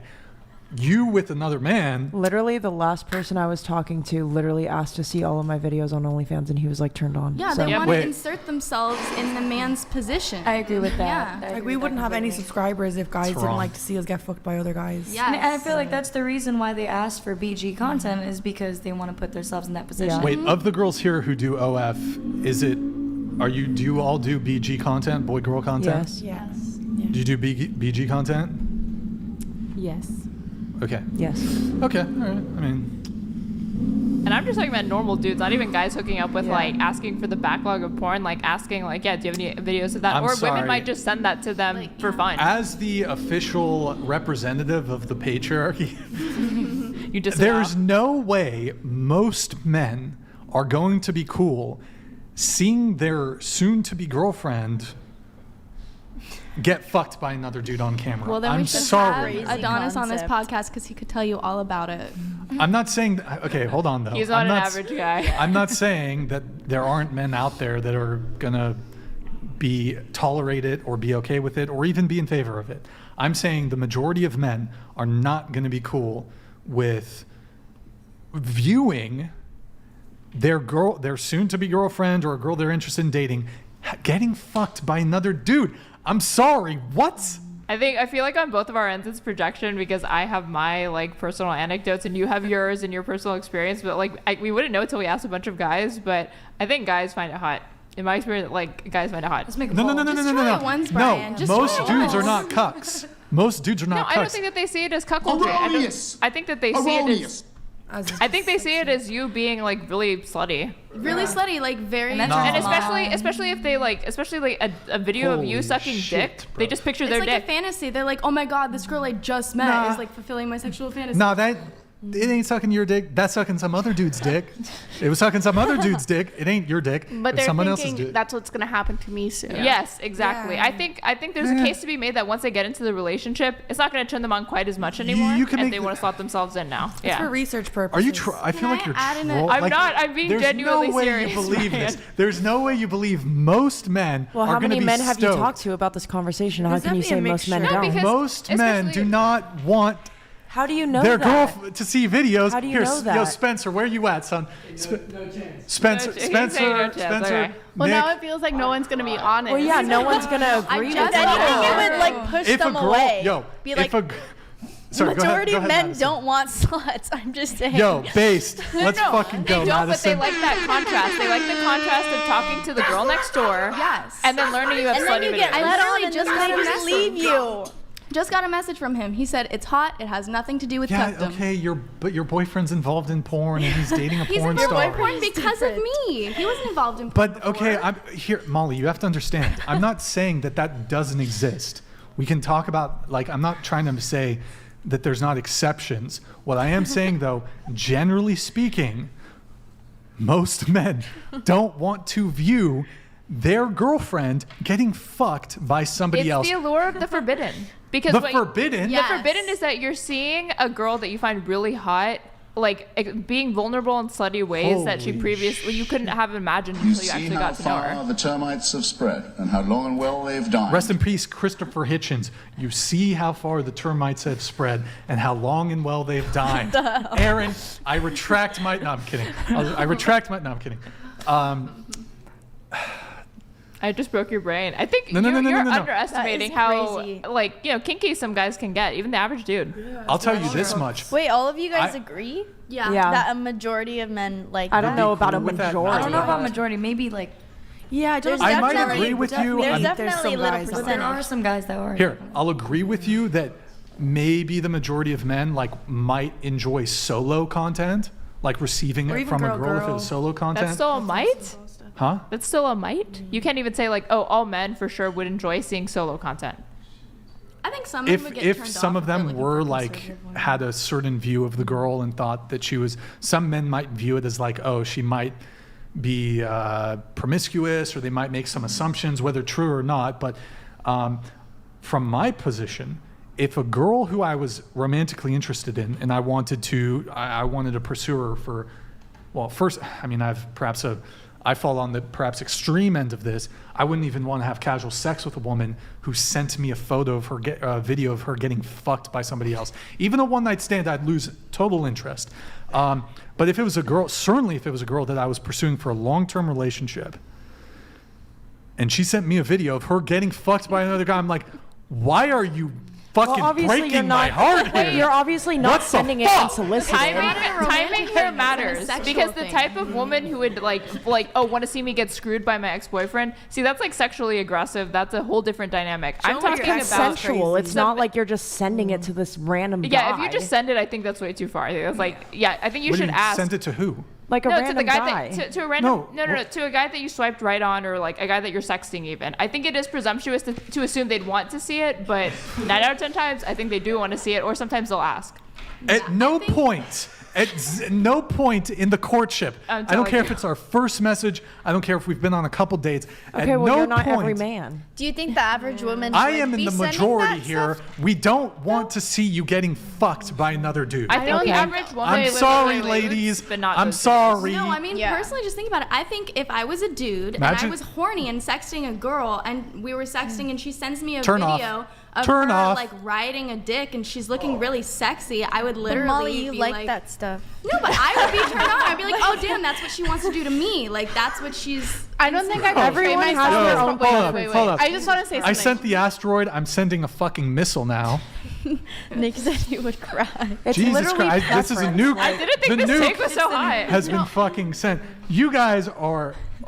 Oh my God. Well, what? I don't how think many I'm a men have you perfect talked life. to that you could get this answer to? How The are you sky gonna is say that blue. you're the- That's all. I look up to the sky. The sky is blue. I just know this shit. I know. I But know. you know we your don't need to own do. preference We and the don't need people to do a around study.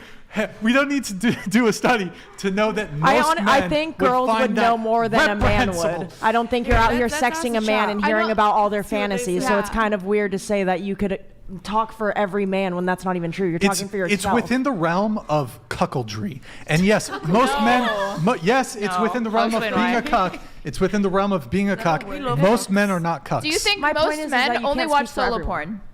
That's different, though. It's not That's totally different. No. How is that yes. different? Getting off It's at a woman different, fucking another guy. But you're getting off on a woman cuckoldry. fucking another guy. It's 50% of your yes, but screen is you don't occupied have- by a You big. like That's it totally and wanna that's pursue it. totally a Not bad someone faith you'll see the argument wife, because but- you know, like a guy can enjoy watching porn. It doesn't mean he wants his girlfriend to go and get fucked by other men and make videos of it, son.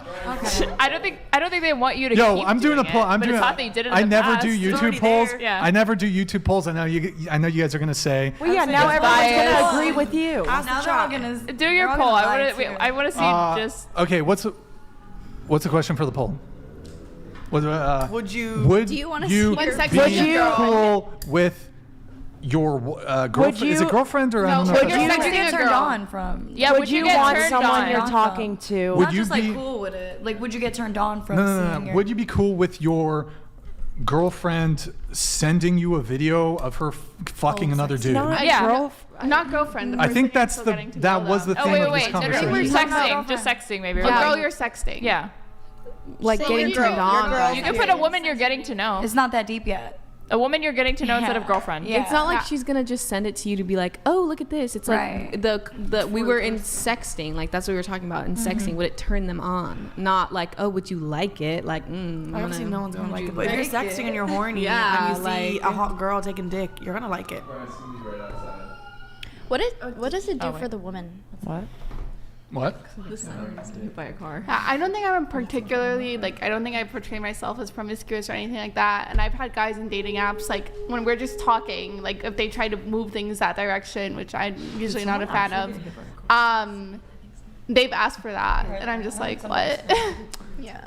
Oh, So I that's think why there I might have been a didn't car accident outside, and so I think that was the fire truck or something. Oh my God. That's what we heard. Okay. We heard a crash. Yeah, somebody was screaming. Yeah, let's just move. Yeah. Okay, so would you be cool? Here's the poll. Would you be cool with your girlfriend sending you a video of her getting effed doggy style? Not girlfriend, girl. You're Just say a possible. Okay, how about would you be cool with a girl you're interested in, with a girl you're... Just write a girl. There's a mutual Girl you're interest on the talking girl's to. part too, Yeah, right? girl you're talking to. With a girl you're talking, would you be cool with a quibbling girl over you're the talking phrases. to So biased. sending you a video of her sending you a video Having sex. of Having sexual her relations. having Sending you a sex Having sex with a different man. so it'll be yes and no, starting the poll on YouTube. Okay, sent. Okay, we'll let that come in. The most. They're gonna be biased towards you. That's okay. Here, let me read this chat. You primed the fuck out of it, but I'm so These curious. women are either capping for their feminist agenda or they live in a small, messed up Half of corner us of didn't even humanity. say we were They live in feminists, their so you're 5% of degenerates. Thank you, S. Mill, for your patronage, man. Much appreciated. Thank you, dude. The average guy is kind of a degen. Ask them about their porn consumption habits and what they get up to. Yeah, a little bit.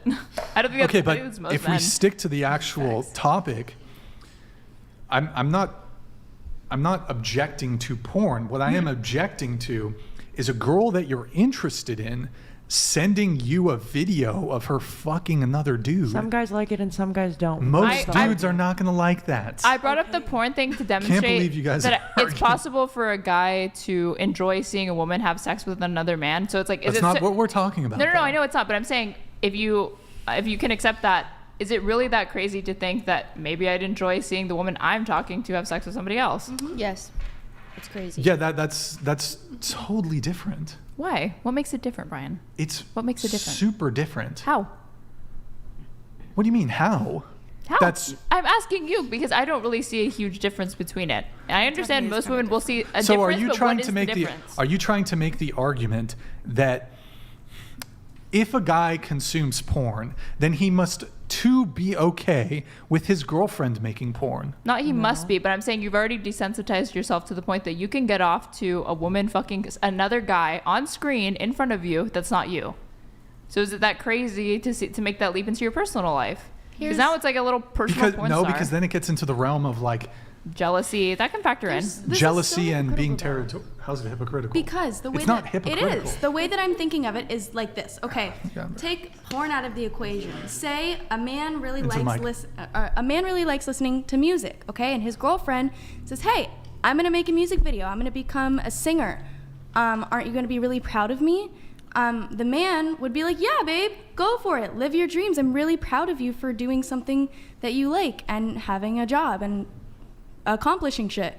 The reason that men don't want to see the woman that they love in porn is because they disrespect porn stars and they disrespect porn. It's not the woman doing porn, it's the male view of porn.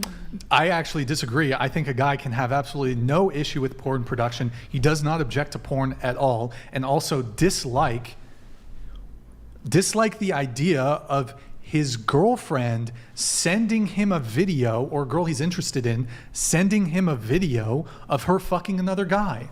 Again, goes back to the consent part. You can consume porn and also not want to receive a video of your romantic interest getting fucked by another dude. Do a lot of girls do this? I think a lot of it can be, when you're saying like getting fucked, maybe not, but the blowjob video at least for sure. I think that's less of a buy-in because you're not actually like, it's easy enough for you to see. That's bad too. But it's not. That's also terrible. I know that you think it's terrible, but you know what? There's degrees, right? Like, sure, if there's gun to your degrees, it's still head, bad. if you had to see a video of your soon-to-be girlfriend sucking dick or getting fucked, which would you pick? Gun to your head. Why do you put me in why do you gotta put me in these dog shit situations? I have to make my point. It's honestly, it's hard to say because like, fuck. Yeah, I mean, they're both fucking terrible. It's hard to say. They're both bad in different ways. Like you see her face, and like, if it's the girl you love, you're looking at like and she's like, is she fucking going for it? Like fucking gluck gluck. She's making love to Oh, I can't believe I did that. Jesus Christ. The slurp noise is a bit much. But then does that not like get you excited because you're like, oh, she's gonna give me the gluck gluck? Exactly. You know? Like she's giving she's you a taste of what you're about to experience. No. I can totally agree with you that I think the novelty will wear off, and there will come a point when novelty. Especially when you make her, if you make her your girlfriend, where you're like, okay, I'm not really interested in seeing it because now they want to be the one in the video. Yeah. That's mostly, I think, the excitement of it. It's like, oh, that's gonna be me soon. Yes, I agree. Bro, you don't.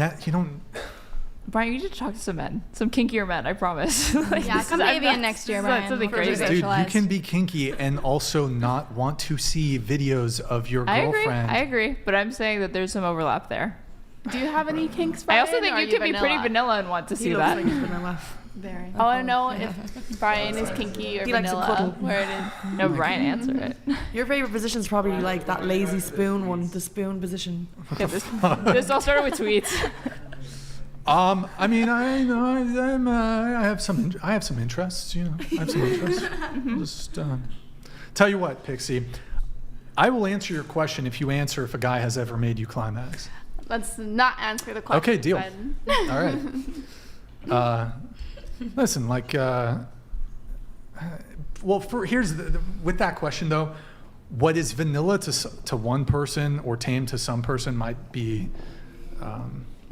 Like some people would consider, like I would say, Wage, or some of you here might think actually, if a guy was like did light choking, that's actually has entered almost the realm of vanilla behavior to some degree. I don't think so. No. Like light breath play. I think that's already you starting to step outside of your like comfort zone, which is like vanilla. Choking is kinky for sure. Choking is yeah, not but vanilla. it's almost like mainstream. All y'all, I don't know what happens in like 2013. All of a sudden, all these chicks, oh, choke me. I don't know what happened. Have you ever seen Euphoria?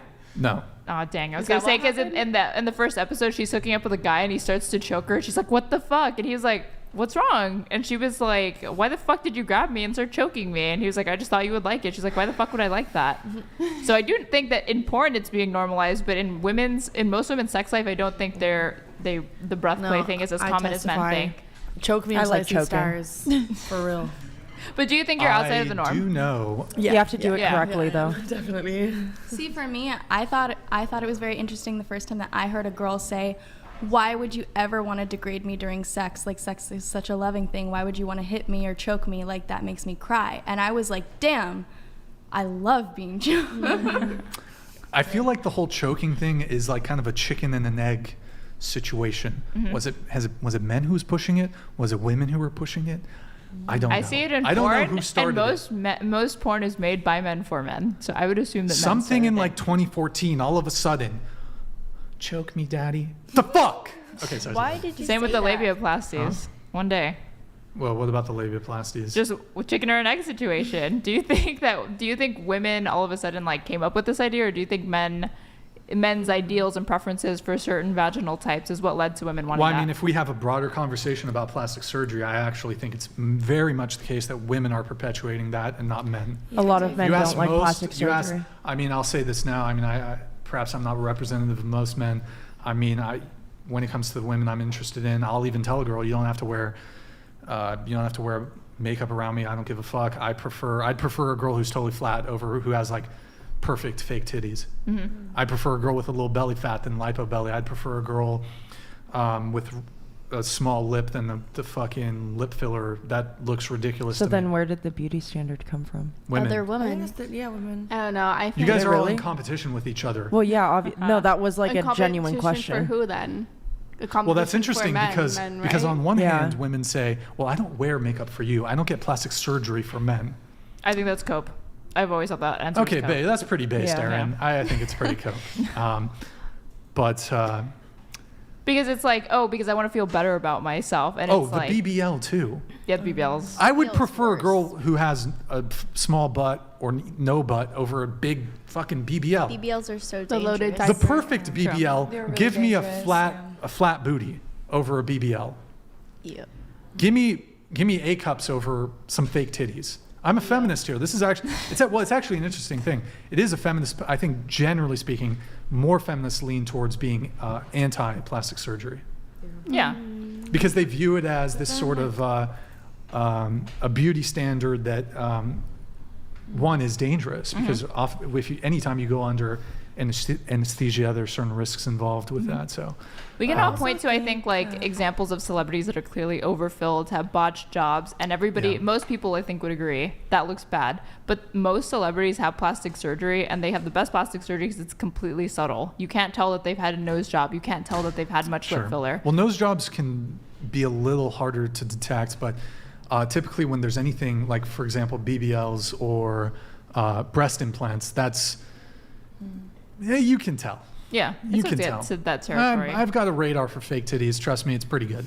I think it's one of those things that at first women are kind of like, it's rewarded. Celebrity cultures, a lot of celebrities have these procedures. They're not open about plastic surgery. They want to pretend like, it's all natural. So you start off with wanting to emulate that, like, I want to look like me but better. Everyone will notice, no one will know. But then I think it turns into body dysmorphia where you stop being able to tell how unnatural it starts to look. Word. Spencer, hey, Spencer, do you think you could grab me a water bottle, please? Thank you, man. We need to get through the tweets. We need to get through some of the notes. I want to try to wrap relatively soon, but we know how that typically goes. Here, let me do the super chat, and then we're going to get back. We're going to try to get through the tweets quick because we've lingered. Thank you, Spencer. These women are did I already read this? We read this. Okay, my bad. Yeah. Nick, could you just remove that here? Let's see. What about the poll? Oh, let's do the Twitter. Did we do the poll? Yeah, I think we did, didn't we? Didn't show it. Oh, it's not showing on my end. Here, let me do the poll. So 90 for the poll. Would you be cool with a girl you're talking to sending you a video of her having sex? 95% said no. 5% said yes. So the 5%, I say. Subscribe to But that's out of like how many thousand people also. Subscribe. It's a small sample size. Selection bias, maybe. Afuera! Is that the new president of Argentina? Yeah. Javier Milei, is that? I'm not sure what his name is, but I recognize his look. Yeah. Okay, I'm going to end the poll. Thank you, guys. Okay, Twitter. Oh, sure. Pull it up. Sophia, can I have you read this?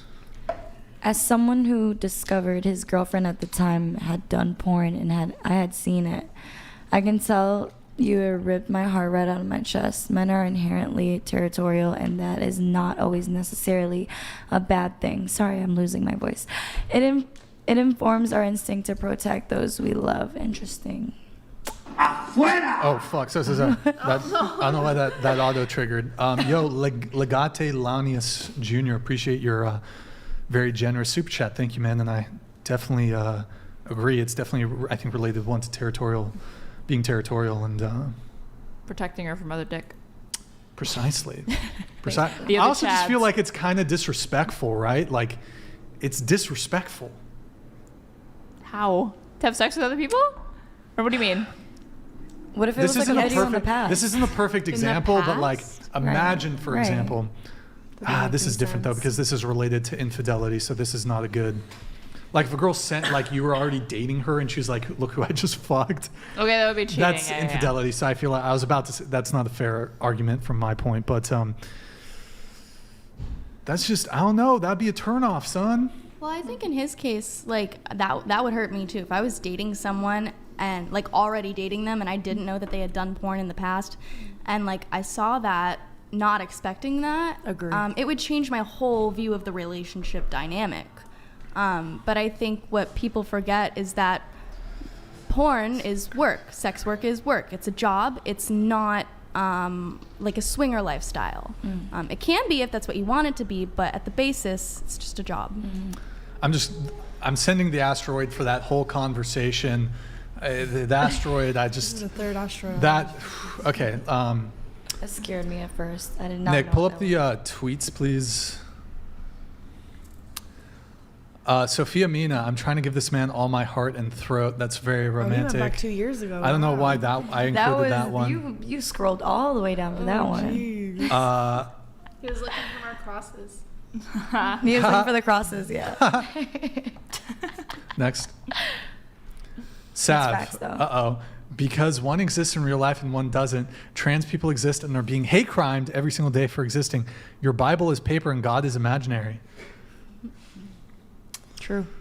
Disavow. What do you want? Well, Comment whatever. You can have your opinion on the middle sentence there, but the God is imaginary. Your Bible is paper. I should have brought this It up while is. Charlie Kirk was here. He would have probably The had some Bible thoughts on is that. man-made. What's that? I said the Bible is man-made, and God, no one can actually say that he exists. So yes, I Okay. would say imaginary. Well, we'll save that for the whatever religious podcast. Okay. Moving on up, or next. I don't get why men get shit for being simps. Like, why wouldn't you want to worship your girl? Period. Yes. If he ain't a simp, I don't want him. Yep. Really? If he's not obsessed Yeah, with me, I don't want he him. has to love me. He has to, And they hype need to me have a up. little cook in them too, because I'm trying to fuck Have you ever seen The Boys? everyone else. The what? Have you ever seen The Boys? No. Damn. I was gonna say there's a character who's like really in love with his wife, and there's multiple times where in between him doing all the like action superhero shit, he's like, "No, we're gonna go home. I'm gonna watch Downton Abbey with you. And we're gonna get super cozy. We're gonna like drink wine together." Like he keeps doing all this like lovey-dovey shit on the side that's easily supposed to be kind of like a mockery of him. But I think it's a turn on to most women for a man to be engaged in doing those things together. I don't know, man. That sounds like a lot of work. I think relationship dynamics, I think it tends to work better when the dynamic is the woman is simping for the man versus the reverse. Like watching the football game with him. Talking about Taylor Swift? No. I'm talking about like if you're talking about like a woman simping for the guy, like doing more things that he wants to be doing. I think the dynamic works out better typically if the girl's more interested in the man than the reverse. Why? I don't know. Why? Mm-hmm. Why? Because I think one women disagree like with you. You disagree? Kind of, yeah. That's fine. Well, I think women are sort of accustomed to. It's much more frequent for women to have simps. Like that's super common. Whereas like for a guy to like have a girl simping, it's a bit more rare. And then like there will be men who simp for you that you're like really not attracted to. So that's a good question, though. Why is that? I haven't really actually given that a whole lot of thought. Actually, I feel like I have it, but it's not coming to me. I don't think it's true. I feel like a relationship is way less likely to work out if the guy likes the woman less. There's not mutual attraction there. Like, I think a relationship can work where the guy loves a woman more than she loves the guy, but I don't think it could work out where the woman loves the guy more than he loves the girl, because he could be unfaithful, he could leave her, he could break up with her. I think more often, because women have a hard time like finding guys that they like, they will settle in that sense or whatever, or be willing to pull more of the emotional labor in that relationship and stay with him. I agree. Yeah. And Madison disagreed with you, but I don't know if she agrees with me. I just think like a woman can have a lot of simps, but she doesn't like fucking any of them. Like, so it doesn't even matter to her. Yeah, that's true. Yeah. Like she'll I pick know one and run with I know I have an argument for this, but it's not coming Like, to where me. is it? I know you're gonna say it's cope, but like I have an argument for this, but it's fucking evading me right now. Did you have like a media example? Huh? Did you have a media example, or like what made you feel like that's the way that it is? Oh man, okay, I'm on the spot here because I know like I'm trying to think here. Hold on. I do think it's more often the case that you'll hear frequently, for example, that women like the chase. Mm-hmm. And if guys like way too into them, they don't like that. For example, like why are women attracted to men who display dark triad personality traits? Like why is there a trope of women attracted to bad boys, for example? And typically bad boys aren't going to be the guys that are like going through these like extravagant courtship, let me bring you flowers, I'm really fucking into you, they're going to actually be the guy who's kind of the jerk, who's kind of the asshole, who actually isn't really like giving you that attention you want. And that will sort of elicit I think that goes both ways. We want what we can't have. I disagree. No, I think I disagree. Most data. But isn't it the case that women are attracted to dark, not all women, are attracted to dark triad personality traits, and women are attracted to bad boys? Most women are not. And most bad boys aren't going to do the simp shit of, here's some fucking flowers and da-da-da, and they're going to simp. The bad boy's not going to simp. The bad boy's going to be the guy who doesn't give a fuck about you. Wait. A couple things. I think, first of all, there's like multiple studies that show most women are not really attracted to dark triad traits. But from the women who are attracted to dark triad traits. What's the term? Is it hybistrophilia? Hold on. To the women, the subsection of women who are attracted to that, they still want the bad boy to be a simp. The fantasy there is, this guy who doesn't give a fuck about anyone cares about me. Gives me the flowers. Yes. And usually that asshole is not as standoffish as you're portraying. Usually it's like give and take. Like he'll give some attention, and then when you start to reciprocate it, all of a sudden he's not that should make you reciprocating. upset. I disagree. Yeah, the hot no, and because cold. you'll also, like, it's interesting to me. For example, women will have men in the friend zone, and these men are perfectly prepared to provide, or they're perfectly prepared to be loyal, dutiful boyfriends, but you often hear women constantly complain about fuck boys who are sending the "what you doing" text at 11 p.m. on a Friday night. Women are chasing after those kind of guys, so it occurs to me that women are actually quite interested in men who don't give them the I think simp it's because behavior. of trauma. Because they think that they I can do feel change him. That's Yeah, what they think they can do. it's like- but in reality, it's not. Anyways, I can't do a deep dive on every one of these tweets, so let's keep it moving because there's a lot. Hey, FYI, it takes a man and a woman to have a child. Where the fuck are the consequences for men? Well, we sort of already talked about this, but I mean, like, it is interesting. Like, a lot of women would say, like, if a guy's like, oh, fuck, I don't want to, like, be financially responsible for, like, let's say a guy has sex with a woman, gets her pregnant. He doesn't want the kid. She wants to keep it. What do you tell him? Tough, you're shit out of luck, right? He has no choice. And then he leaves. And then he leaves There's anyway. an entire Yeah, and then he epidemic leaves and the child grows of up fatherless fucked up. homes and like men just leaving altogether. Like is there Right. a penalty for a man not paying child support that's Yes. meaningfully enforced? Yes. No, but is it Actually, yes. Yes, there is. Okay, hold on. that's meaningfully enforced? I know from Yes. my dad, yes. Yes. Yeah, but most No. okay. Let me answer that. So actually, You can go to jail for not paying child in support. the United most States, won't. in the United Yeah, they States, do. we have recognized that it is. I don't know that it is perhaps even immoral that people should be imprisoned for debts. In the United States, we've done away with debtors' prisons. You can't go to prison for an unpaid debt, with the exception of child support payments.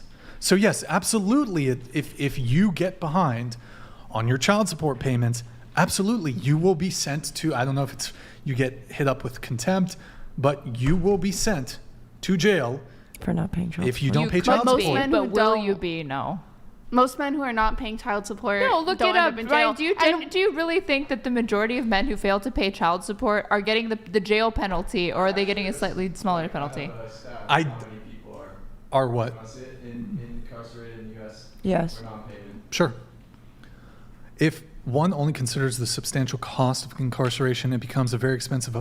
That's not. Nonetheless, according to one estimate, 50,000 people are incarcerated in U.S. prisons and jails for non-payment of child support. And is that at any given time, or is that over, like, perhaps you get 30 days in jail or something? I wonder, compare that to the amount of people not paying child support. In any case, let's say it's 50 number. Well, I don't know. That would be eclipsed by the number. So there's 50K in jail for that currently, but how many men are not in jail for non-payment? Their penalty is substantially less? The government has very strong reach to enforce child support. Now there's jail, for example. They can garnish your wages. That's typically how they collect most child support. Right. Yeah. So it's not like if there's a child support ruling against you, even if you like don't willingly pay, the government will strongly pursue all avenues to collect your money, whether that's from a tax return, whether that's through wage garnishment. Well, and also some men don't pay child support because I might be wrong, but I'm pretty sure it is up to the woman to seek out child support from the man. So if they just leave and the mom doesn't want to deal with it, talking from personal experience. There's an entire number of women who don't even bother pursuing it because they think it's going to be pointless too. Well, yeah, but it is a law to pay child support is the point. Well, the government has very capable resources to allow them to collect on behalf of the mother. And yes, there are absolutely, again, we've done away with debtors' prisons with the exception of child support payments. I mean, I'm not a carceral feminist. I don't think they should be. I don't think the penalty for non-payment of child support should even be jail. Well, but it is. But it is. There's 50,000 men. Yeah, but we have to compare that to the amount of men not paying child support. And then on top of that, I do believe that, what is it? I mean, baked into being a single mother is usually, higher rates of poverty, not being able to afford as much. So for you to even get child support, you have to bring it to the court, which then becomes a question. How many women are like, well, I'm not going to go through this court process. It might be expensive getting a lawyer. I'm already a single mother. You don't need a lawyer. I mean, you just, the government is actually, I think, to some degree incentivized to do this, but you literally just go to court. Yeah. It's probably you fill out a bit of paperwork, and there's like social workers who will do everything for you to try to get child support. So you don't need a lawyer to do it. To my understanding is if the guy starts contesting it or starts saying like, no, like this isn't, and then that's going to become a whole legal battle. Right? No. If the guy's just going to be like, no, yeah, I accept it. But if there's like contestation going on there, then that could add like a bunch more, labor on multiple fronts. And that's why like a lot of women don't get pursued. Do you think more contest it though? He has to pay it. What do you mean? Contest, contest like basically, oh no, like I should have custody of the child instead of you. Well, that's therefore a whole custody battle. Exactly. That's completely different. Well, no, it's not completely different because if you want to avoid paying child support, then theoretically speaking, you should contest for the custody of your child. So that way you don't have to worry about child support. That makes sense. Well, yeah, but we were just talking about child support. And 50,000 in a country of like 230 million, almost, how many people in the United States? 330 million. No, sorry, 330 million people. 50,000 is actually, as a percentage-wise of men, it's almost nothing. But it's not good, but it could be at any given time, but perhaps over the course of a year, maybe it's 10x that. Oh. Maybe it's 500,000 in a year. We're putting 500, I don't know if it's 10x, but if we are putting 500,000 men a year in prison for non-payment of child support, perhaps they can't pay. Perhaps they can't meet the burden. I don't know. Yeah, that's why I think it's cruel to do it. Exactly. But I'm saying there's not, like, do you think financially single moms are better off or worse off than their female counterparts that are like in a relationship with somebody?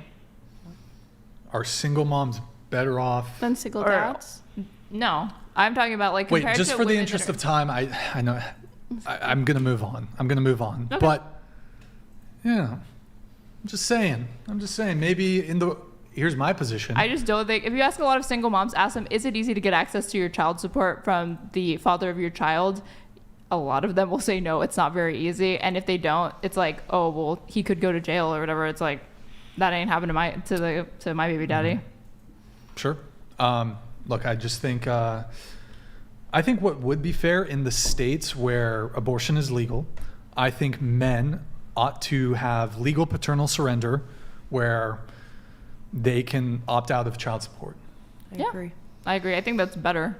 I think, and actually, you know what I think? It would actually convince a lot of people to the pro-choice side if this was like the platform, if this was the pro-choice platform. Hey, if you vote yes for abortion, you men, you can opt out of child support. That's fair, right? I think it's only fair. Okay, moving on. All right, moving on. Sav, it's so fucking sexy when men talk about we talked about that, but I don't know about that. When my man asked me to be his girlfriend. Actually, you read it, Sav. Go ahead. 2021, Jesus fuck. Okay, when my man asked me to be his girlfriend, that shit better be cute as fuck and extra. I'm tired of this basic ass. Real. Still real. What do you want? Okay, how's that look like? Like, how would you want like fireworks and shit? Well, I can give an example of how my current boyfriend did it, and it was cute. Because in all of my last relationships, it never was like asked to me. It always kind of was just like, oh, well, we're dating, so I guess we're this. Like, there was no, I never got asked in a way. How did he ask you? Huh? How did he ask you? Well, he planned a whole date for me. So he woke me up to, because it was the day after my birthday. So he woke me up to balloons and a bunch of roses, or like, not roses, but flowers.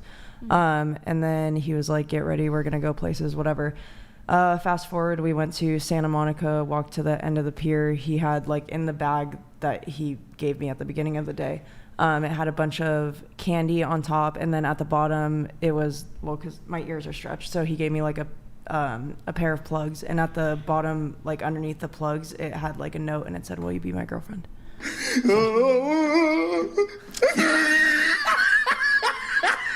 I don't know what's funny about that, but okay. I feel like a lot of people do that. Or just like, I thought that was cute. That's super I think it's a bit extra. I think it's a bit extra. I don't. I think extra? I don't. It's adorable. First off, I think the girl should ask for the relationship. I did. No.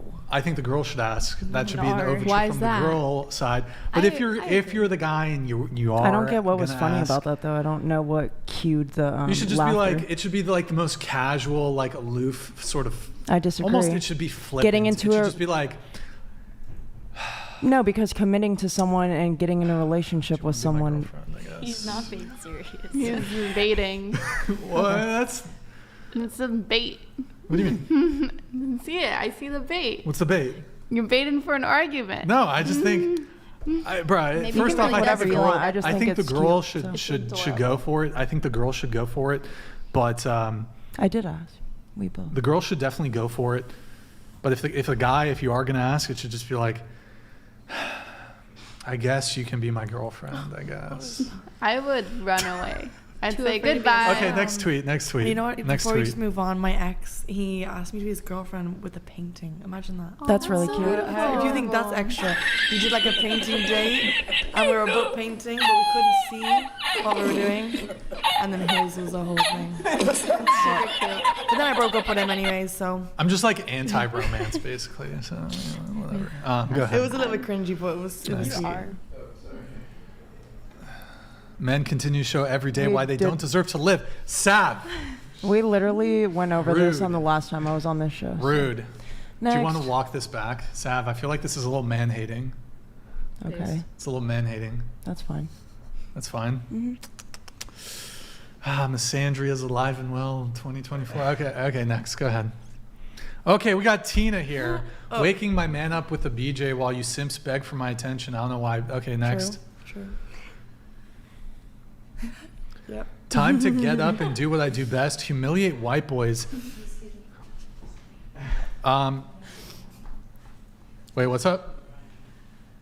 Wait, Sophia, we're almost done. Sophia, come back. I'm so sorry. I have not eaten anything all day, and I feel like I'm gonna puke. That's why I was in the bathroom. Yo, you need a banana? Yeah, go get a snack. Wait, can you guys hook her up with way a to can you drive guys hook her up with a also. banana? We have like 3 hours to drive. Yeah, we have It's 3 not hours. Yeah, that we're gonna try to long. wrap soon. Just It's a very phallic snack. I got you. They have I mean, that's all available. I got. Chips and banana. Are there any more bananas? You want a banana? You want to just eat it at the table? You know? Yeah, that's fine. Wait. So going back to Tina's thing. Go ahead, Nick. We're gonna have to go through these quick. Humiliate white boys. What do you? Tina, read this. It is what it is. No, just read it. Time to get up and do what I do best. Humiliate white boys. How do you do that? Like Easy. what ways? First they pay me, and then second I just say I'd rather black dick, and that's it. Now, oh, do like you want actually humiliate. Yeah, but you want to your dick's so humiliate them small and because all they're this. white? It's not because they're white, really. So why specify that they're? Because usually that's kind of the cooks that come to me, those BBC cooks. Usually they're like, oh, they want to feel bad about being white, and they're like, black is superior. It's a whole like role play thing. So I was just doing that purely for the cooks, but it is kind of fun sometimes. That's so interesting. She's appealing to her target Stop it. demographic. Get some help. Okay, next. Yeah, if there was no demand for it, I wouldn't do it. So Real men don't eat beef. Are you vegan? I'm vegetarian. Yeah, I used to be vegan for a few years though. But they eat pussy on your period. Okay, I stand by that one. This would be a good time to say that I have not gone down on a girl since the Bush administration. No pun intended. I'm a fan of pussy, but I don't. Just posting your L like Get that. any? Yeah. That's not an L. That's a W. Wait, That you're is a saying W. you don't ever eat pussy? No. Not since the Bush admin. Because Not you don't since the want to? 2007. What happened? I feel like men that don't eat pussy don't deserve pussy. My favorite Yeah. orgasms come from Because you don't Listen, want to? hold or- on. That's my personal I always preface this by saying that my goal, I like to make my girl come first. So I'll do other things to get her to come. But what's that fucking song by Meatloaf? I'll do anything for love, but I won't do that. I won't eat pussy. Sorry. Word. Are you I'm cool not- if she doesn't want to blow you? Yeah, it's fine. I mean, Okay, if it's mutual, then it's fair. but if it's like a retributive thing, I'm gonna like raise an eyebrow. But like, it's not a deal breaker. Would it be better if she's still down? Yes, and actually, at least from my encounters, they're fine with the arrangement. Was it because of like an experience you had that? No, and I'm not like, I don't think it's not like pussies are gross. It's not even that. Just I got neck problems. There's a couple of other things. Honestly, Logistical as a girl, things. and this is like a lot of people don't agree, but I don't really like being eaten out anyway, so it doesn't really Good do for you. anything. I'm just like, okay. Yeah, not a fan. Sorry. That's okay. But I still think you got to make your girl come as many times as possible, preferably before you, So, and I don't object. I'm fine with toy use. So, I mean, I don't have any qualms there. Have so. you ever used a toy in your penis? Huh? Like a like a flesh- yeah. Ring. No, a cock ring or like a Or a thing. fleshlight. Yeah, flashlight. Those Something Tanga that like masturbates eggs. your cock for you. Other Next stuff tweet. Like that. Would you ever use that with a girl? Oh no. Next tweet. As a man, why is your dick small? Whoa, why are you hating on? It just is what it is. Why First is I don't comment is even crazy. get that. Why is your? I don't get that. It's just, Tina? it just is what it is. That's what the people Was that, like, want. targeted Targeted towards someone. I think Or was it's it because just like my kind of main like- Or is it just like in demographic is general, a like- lot of these cooks, but it was just a thought. Is that it I just came in up general, like how So- dare you men have small penises? with. Honestly, yeah. How dare a man be born the way he is? And that's how Okay. trans women come about. I'm joking. Okay. Small Next. dick men. Okay. I'm probably gonna get cancelled. This man is perfect in all the right ways. He gets off on seeing me fuck BBC. Oh yes. This is kind of related to our previous conversation. Look at that first reply. Yeah, my guy gotta have a bit of cook in them for sure. What was the first reply? It was like, hell yeah, I love it. Literally. Yeah, exactly. Cook. This is Next. I would love to be your long-term cuckold partner and would support Most you men are doing not whatever you cucks. want. Most men are not cucks. Next. Just another day making white men broke. Yeah. Wow, Tina, that's just my life, I guess. Yeah. Have you made? I mean, have you actually Lifestyle. made a man broke though? Well, they say they are broke. Isn't that like? know, Would that meet the definition of financial abuse? I don't think they're actually But they're broke. into It's it. consensual. So I don't think it's really abuse if they're asking for it and they're getting off on it. I think it's just it's a safe place to explore kinks, I guess, and it's a huge one. That's my main demographic. So yeah, if you don't get it, you don't have to get it. But yeah, there's a huge I mean- community of them out there. It's weird, but I love it. All right. I mean, yep. New ring thanks to the random Arab man I was nice to for longer than 5 minutes. Yep, that was in Dubai. Nice. Some random guy brought me for lunch, and then the next day Dubai. he brought me a ring. I don't know. No, it was none of that crazy shit. No. I went to Dubai all on my own. Oh, okay. All on my own Alright. money. I've never done any of that Yeah, shit alright. stuff, you know. Okay, next. I wish I did though. I'm trying to find them. Arabs. Making men nervous is my daily routine. What do you mean there, Tina? the cooks. It's all for the cooks. The cucks. Yeah, and the simps. What do you mean make them nervous? How do you make just men exists. nervous? Just existing, just being hot. Do you know what I like mean? men? Do I like men? Yeah, do you like men? Yeah, I do. Yeah, I wouldn't say I hate them. Some can be very annoying and a bit pathetic, but you know, they're the ones that are supplying my life. So Okay. I bet your Sims like came overhearing that. Oh, sentence. definitely. If there's any Sims watching this, they're probably jerking off right now. Yeah, I'm gonna get loads of DMs after this. Failed being like, society. Oh my God, Failed I society. want to be talked about Next. cooks. Another day, another man getting on my nerves. You really don't like men. It seems. I don't know. I have my phases, you know. If it's like you get some dumb messages when I'm in this industry, so it's Fair kind enough. of Yep. Yeah. Definitely Yep. And Next. usually it's just people who don't send me money when I ask. My favorite smell is men with money. There you go. You can Okay. see what I like, what I don't like. You just have All to. right. play the Okay. cards Next. right. I'm attracting so many beautiful men that want to give me all their money and allow me to be my best host self. This is amazing. Yep. Who wouldn't want a life like that? That sounds pretty cool to me. Just gotta be hot and make money. Like, I agree. Yep. Okay. Next. Oh my God, there's more. I love when a weak white boy sends me hundreds in minutes without hesitation. I do love that. Yep. Did you just look up like IRL Tina X white boys or something? Or do I really tweet about that much? Next. I don't know. I hate when people say I'm hot because I know. Okay. Real. All right. A little hubris there. Okay. Next. I hate it when well, how do you even defend that one? How do you defend that one, Okay, Tina? maybe I hated men that day. I don't know. Oh my God, that's so funny.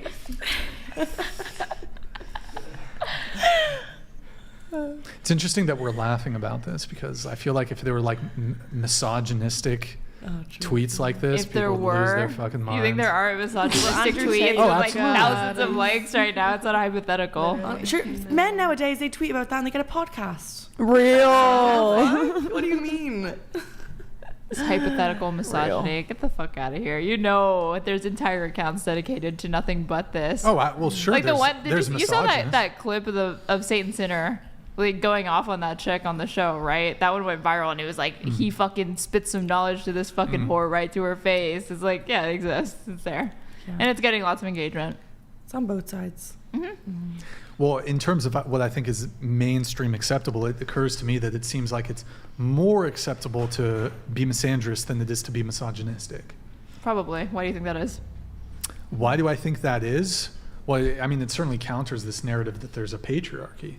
No. How could it possibly be more socially acceptable to hate men if there's a patriarchy than the reverse? Because when women hate men, they tweet about it. When men hate women, they kill them. So I have a rebuttal to that. So I have a rebuttal to that. Do you know who Andy Warhol is? Yeah.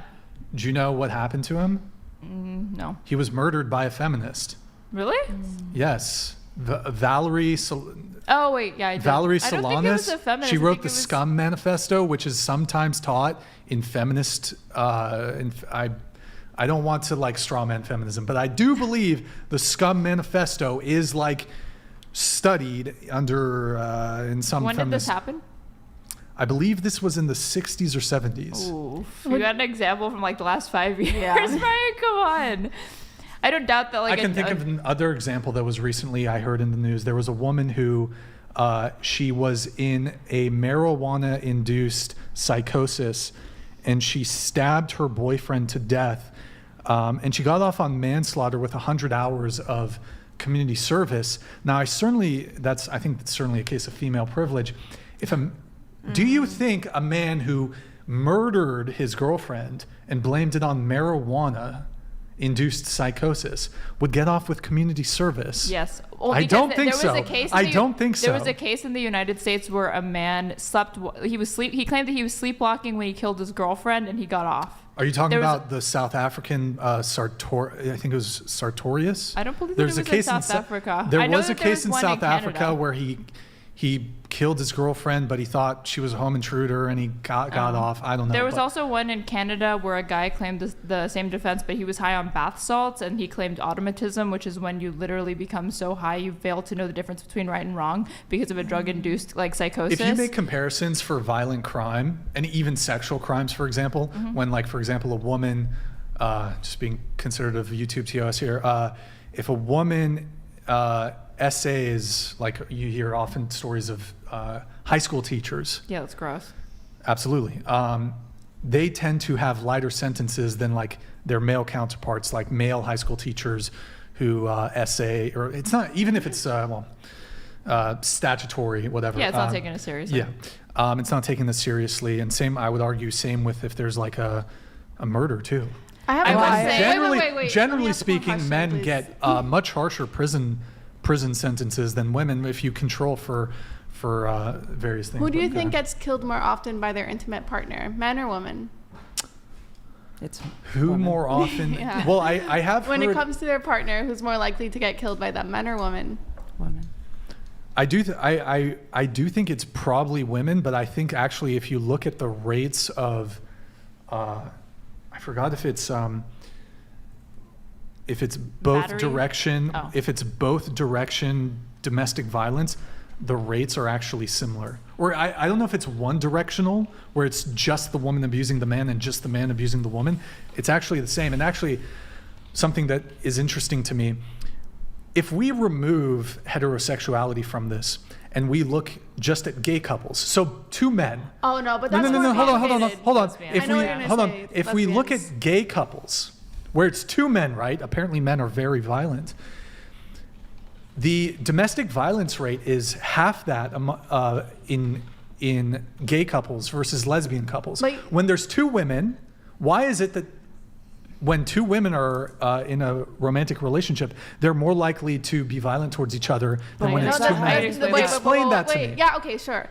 The stat of that is like kind of funky because it's not necessarily that women are more violent towards their women partners, but that women might be more willing to actually report that violence, while men might be more hesitant because, they're men, they're not supposed to get abused. I was going to take it down to socialization. I was going to say, on average, do you think a gay man is more effeminate or masculine than your average guy? Feminine. Probably more feminine. Okay, so you would see that reflected in their social behaviors and patterns in their private relationships. So women are less likely to abuse men. So if you have a more feminine man, but here's the thing. Then lesbians are more likely to be more masculine than your average woman, right? They're more, I suppose well, it's hard to say really. So that tendency that you see. I don't want to paint with a broad brush, but what is interesting though is that if we reintroduce heterosexual couples to this, so the incidence of domestic violence is highest in lesbian couples, in the middle you have heterosexual couples, and at the lowest tier you have gay couples. So another hypothesis for why it's higher in lesbians is because women are socialized to mostly have relationships with men, so we don't know what it's like to recognize those like the signs and symptoms of someone who might be a domestic abuser or abusive in other women. So it's harder, like lesbians are more predisposed to not flag that, if that makes sense, whereas women are very in tune with the signs and red flags of a man who could potentially be abusive. I don't really think that's a rebuttal to the fact that it's not a rebuttal, it's just a hypothesis. Sure, but in lesbian relationships, there's a higher incidence of domestic violence than in gay relationships, where it's two women and two men. Is it really? It goes back to like, is this really incidence? But again, or is it I do need to move on. I got to move on. I'm sorry. In the, go ahead, Nick. Tweets.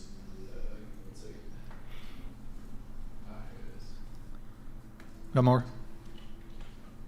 I'm attracting so many beautiful men. Oh, okay, next. I love when a weak white boy sends me hundreds of minutes without hesitation. Did we read that? We read that one, yeah. All these direct. Nick. We're going back, I think. Yeah. Wait, I think we skipped one or two. The last two were new. Yeah. I think so. Okay, that one's not that interesting. Men proving again they're no good for anything. Again, this is a very misandrist Okay, I don't know what happened there. Someone must have done something to deserve that tweet. Okay, all right. Yeah, next. So.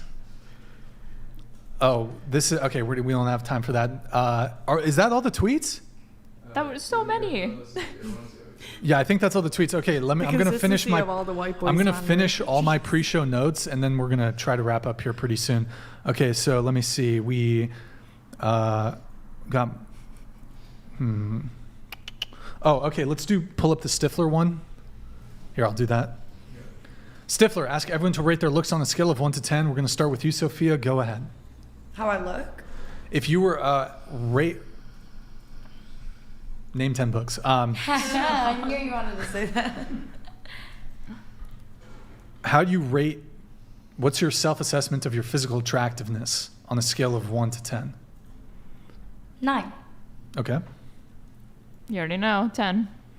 Okay. I'd say a cool 8. 7. 10. Maybe like an 8. A 10. 8. 9, 10, 10, 10. What did you say again? 8. 8. Okay. I think you should do 0 or 1. I'm like, I used to say I'm a 6. I'm a 5 because I need to lose some weight. I think you should do 0 or 1. Total binary, hot or not. Nah, because I think we can all agree that there's some people that are like who are still attractive, but there's some people that are more attractive than that. So I think a scale system is good. Nah. It's pretty good. It's pretty good. I think we do have a little bit of delusion tonight. I want to say, there's some delusion here. We've got a couple 10s at the table. No offense. You got more than the 10s that said they were 10s, and yet y'all said you were less than that. So yeah, there's delusion. You guys are not recognizing how hot you guys are.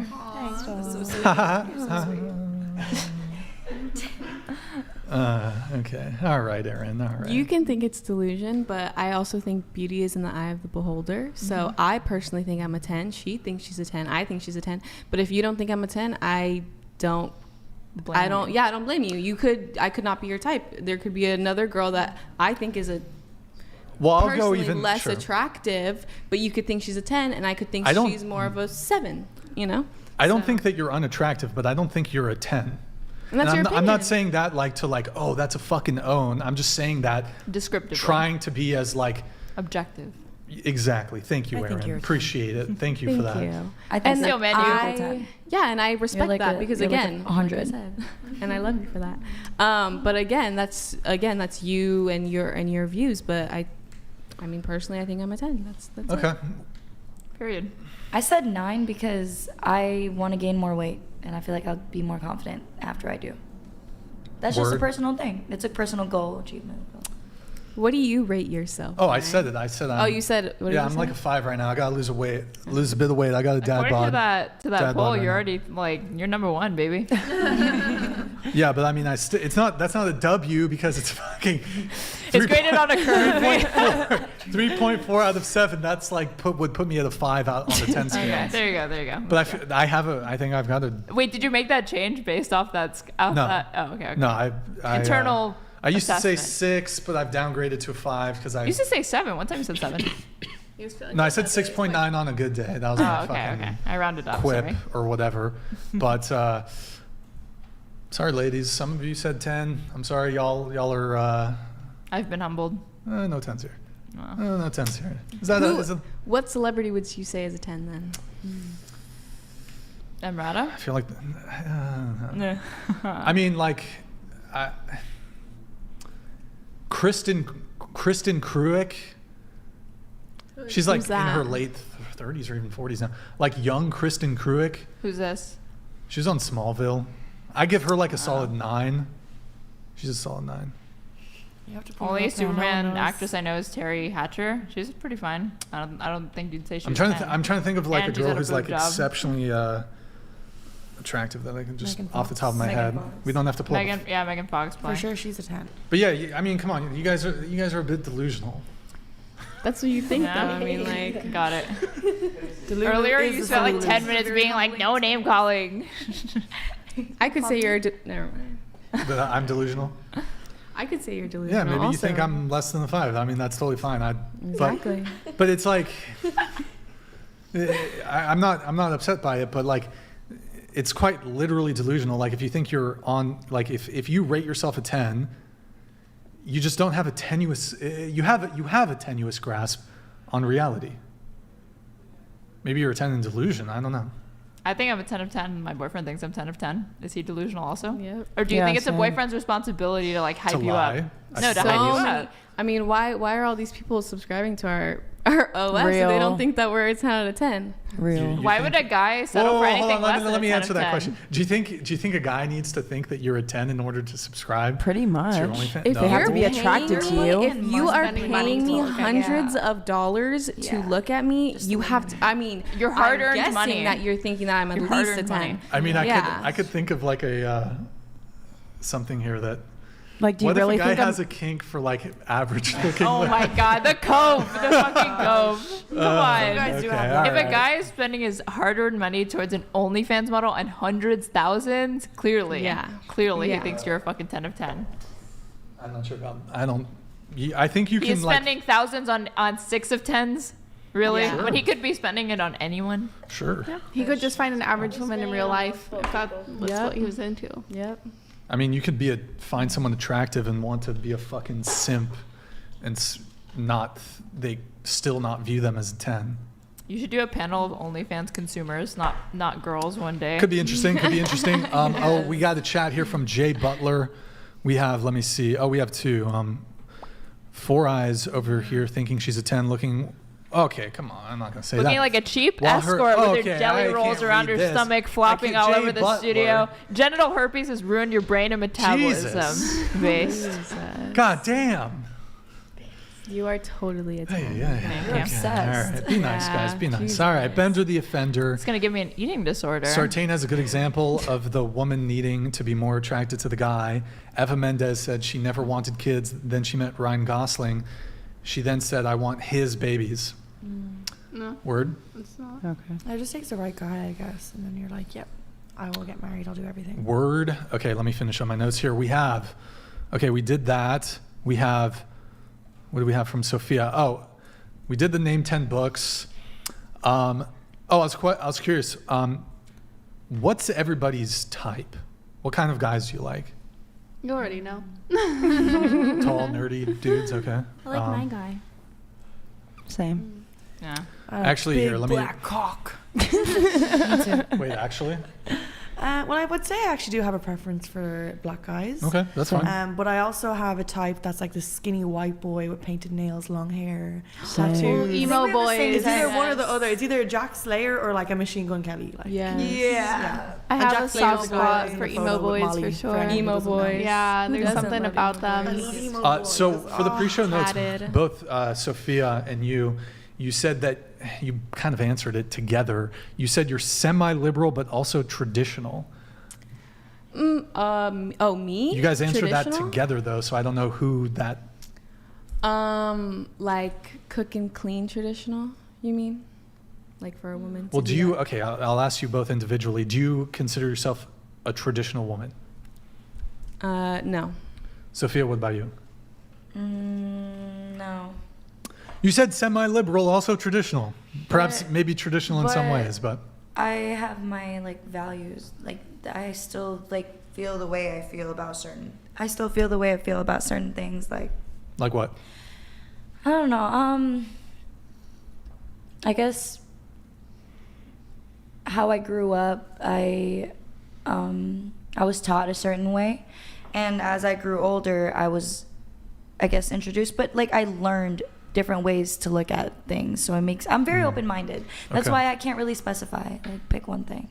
Yeah, I think personally, like when I am in relationships, I like just automatically take on kind of like the caregiver kind of thing. Like when I really love someone and care for someone, I want to like do that kind of stuff for them. But I wouldn't say like, oh, I'm gonna stay home all day. And I have nothing against women who do that. I think it's amazing. I think, but I personally, I just wouldn't, I still want to work. I still want to, but I would also still want to take care of the person that I'm with.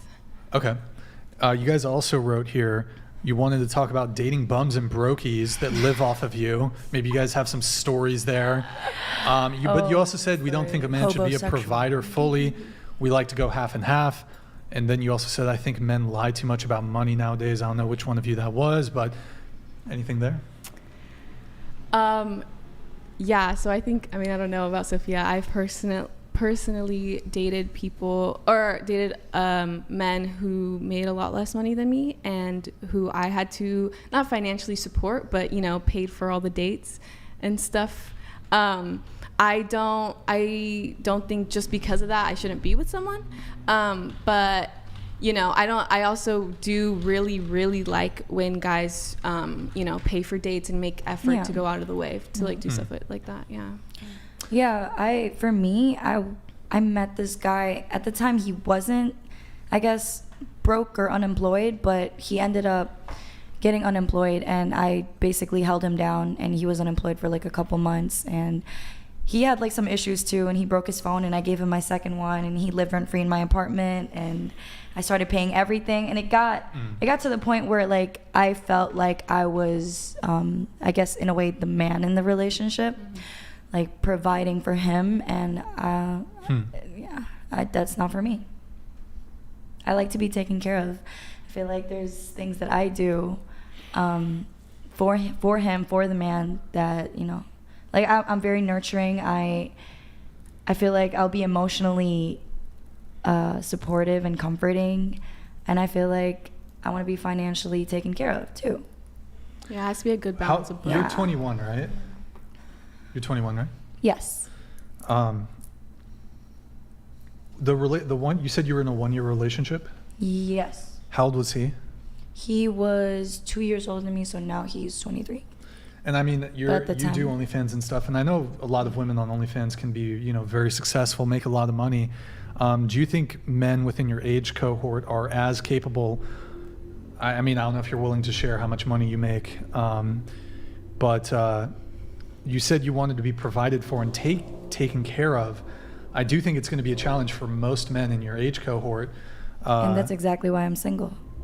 And that's exactly why I'm taking care of myself. Are you going to have to perhaps take another look at that preference of yours to be taken care of? Because, I mean, I assume you're used to a certain lifestyle, given that I'm assuming that you're successful with your OnlyFans, correct?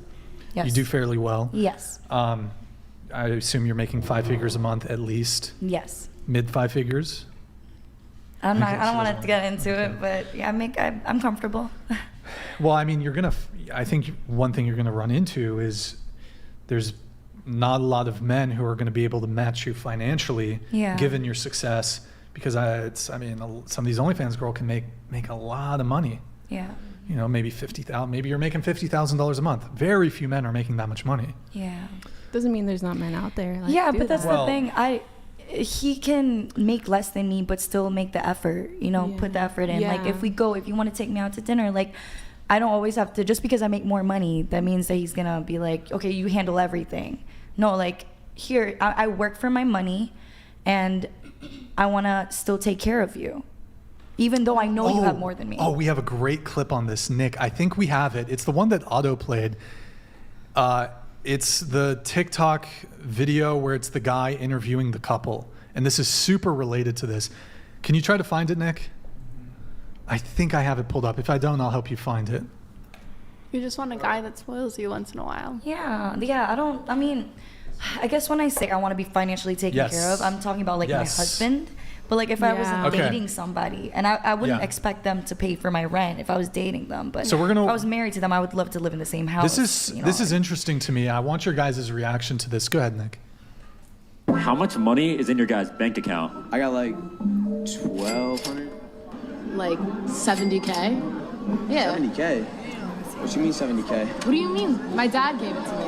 You made me pay for all this shit, and you got 70K. You're my boyfriend. Why wouldn't you pay for my things? Well, I mean, if you got 70K, you should be paying for this. Yeah, but usually the guy's supposed to pay for the things. This is a serious problem. Like, I'm not even kidding. I paid for What dinner. are you getting mad at me for? That was $400. You're supposed to pay for my shit. You got 70K. You're my boyfriend. You're supposed to pay for my shit. Are you kidding me? Yo, dude, this is actually... It's not my fault you're broke. How is that my fault? We're done then. What do you mean we're done? We're done then. If you're gonna fucking scream at me, then leave. Okay, so in the interest of just being transparent, Erin whispered this under her breath. I'm fairly confident that's staged. Yeah. However, it could illustrate something that could actually happen in actuality, where a woman who, despite significant savings, she might still want a boyfriend to fall into this provider role, even if he doesn't have the level of savings that she has. And I've encountered this. For example, I remember once I was on a dating app. And this was when I was much younger. I matched with an attorney, and given how much money I was making at that point, it was almost certain that, given that she was an attorney, she was making more money than me. And I remember in her profile, in my conversations with her, she was like, "Well, even though I'm successful, I still want a guy to pay for all my, pay for dinners, pay for et cetera, be a provider." And I suppose that's your prerogative, but if you're a high earner as a woman, it occurs to me that you can probably fall into a more egalitarian approach. Men want traditional gender roles, except when it comes to stuff like this, then all of a sudden they want egalitarianism. They're the biggest progressives in the world. They want her to be footing the bill and all that stuff, which I'm all for. But I feel like if you want the traditional gender roles and stuff like that, you want all the benefits but none of the responsibilities, and it's going to include doing stuff like that. You can always reverse that too. Women, and I think it typically tends to be I would argue men are much more willing to fall into their traditional gender roles, even with women who are non-traditional, than there are men who want to reject their sort of traditional gender roles and still expect women to be traditional. Yeah, but nothing's stopping them. They can start bucking those roles any day that they want. Right, but it does occur to me that, for example, and to bring this almost full circle, all the women here were like, it should be cool to like send your boyfriend a photo of you fucking another guy, but I also want him to pay for my dinner. Expectations. These are your expectations. I don't expect them to pay for everything or even for it to be like 50-50. I think it just But you were arguing that it should be cool to send your boyfriend a video. She was arguing that some guys would find it hot, not that you should do that. Yeah. I don't think any of us. And I don't even think there's anything wrong if they dislike that. I was just saying that yes, you're Some of them do underestimating find it how many guys find that hot. I'm not arguing. I agree with you so that some of them find it hot. We were arguing that would most. Yeah, I still think most. And I still think most guys would. I honestly don't think most guys would be comfortable with a woman paying for like most dinners and stuff like that. You want to talk about like male fragility and insecurity? I think it would be on full that'd display. be fucking gangster, dude. It Sign would be, me but up. I don't think. I think you're the exception there. I think most guys want to feel like they're the provider, and honestly, like finances would be a large insecurity if they felt like my girlfriend pays for all of my shit. I can't even say I pay for my own rent. No, but if it like it depends on the framing of it. But like if your girlfriend was like a super simp and she was like trying to do all this shit, then that I think that still puts you. That's like super gangster, bruv. Yeah. And then you're It's over here pretty laughing cheap. when she's like, simping is king shit, basically, but then you're talking about like what most guys would Oh, not it's feel cool for comfortable girls to with. simp. I think it's good for girls to simp. No, but she's saying it's like when men simp for her, it's king shit, basically. It's what? King shit. It's king shit for guys to simp for women, which you disagree with, obviously. You don't think it's appropriate. I absolutely disagree that it's king shit. Yeah, and I'm saying that you think it's delusional for her to say that. I think it's delusional for you to be like, God, it's so base when a woman pays for all the stuff for a guy. But it's like rare. most men It's won't be different. comfortable with that. It's totally different though. There's novelty, sure. It's rare. But it's got to be within the frame of like, she's like doing it. She's doing it because she's like really fucking wants you. I think most guys would still feel uncomfortable because they view it as effeminate behavior. Is this an L for me? Can I don't say know. something? Go ahead, Sophia. So I was in the year relationship that I was talking about was with somebody that Spencer, basically could you was grab me another water, please? Thank you, man. he was basically like living off me, and that's the reason why I now value like. Because before, I didn't care. I was like, oh, I'm making a lot of this money. I love you. I want to take care of you. I want to help you get back on your feet so we could like do it together. And then I ended up just getting cheated on and lied to after basically simping for a man. And Real. that's what I got. And that's why I have my values now. And that's why I feel like a man should take care of me. Not like everything, but he should do something. And that's why I feel the way that I feel. It's personal, experience, I guess. I feel like if there was a female attorney who went on a Red Pill podcast and was like, hell yeah, I love girl bossing it up. I have my attorney job. I love being independent. I don't need a man. But if I had a man, I'd pay for all his stuff naturally because I make more. I think they would be like, see, this is how feminism has ruined women and men because now women think they can take on these roles. That's for a man to do. They would actually be discouraging her from doing that. Yeah. And they would say, no, you're falling out, like, you're not bucking the line with these traditional gender roles, so they're shit on it. Spoiling my man's, especially if I know I make more money than him. I'm like, you keep your money. You don't have a lot of it. Let me take care of it. But then I also like the opposite. But it just, I guess, it just depends. It depends how it's framed. Like if the guy is like a leech and the girl's paying for everything, that's obviously a bad frame to be I wouldn't in. do that for but sure. like if the girl's like so fucking into you that she's like, I want you so fucking bad, I will simp for you. That's when you win, I think. I think a man would feel completely emasculated to have to say, like, yeah, I let her pay for everything. No, They'd not be at like, all. bro, what? You don't think most dudes would be like, bro, what? You let your girl pay for everything? I make her. No, I'm just kidding. That's even worse. See, that would be honestly the only alpha move is that she has to do it. I don't let her do anything else. Anything other than that being like, yeah, I let her pay for everything. I think most men would be like, you should start paying No, and some of your again, own like bills, this is I think a scenario that would be very rare to actually encounter. For me personally, like Like, this is not like the typical relationship dynamic that I would have. But if a girl came along and is like, Brian, I'm gonna fucking Findom. Bankrupt me, Brian. Yeah. No, I wouldn't do that. I wouldn't do that. But bro, you want to just give me an allowance? Okay, well, actually, no. I'm Are you walking looking that for a back. sugar I'm mama? walking it back. Literally, Wait, Brian, Brian, do you baby. want to be a sugar baby? Sugar baby. You want to be a sugar No, baby? no, heard it here. I don't like that framing. I just You want... don't you want it, but you don't like how it sounds. Hold up. That's it. Hold up. There's a good way to frame this here. Right. Okay? It's a framing issue. It's just an advertising issue. You got to figure out how to sell it. I want a billionaire heiress to be so enamored that she's like, Brian, I'm just going to give you $10,000 every time I see you. That's sugar mama with more. Honestly, extra if they're a words. billionaire, that's actually literally nothing. Okay, fine. I fucking 100K. That's a lot. You're worth it. 100K. Too bad there's only like Sophia, 5 you're a female billionaires. successful woman. We should, you've had too much experience with these guys just paying you money. You should consider pursuing a new paradigm in dating. I'm prepared. My allowance is $7,000 a month.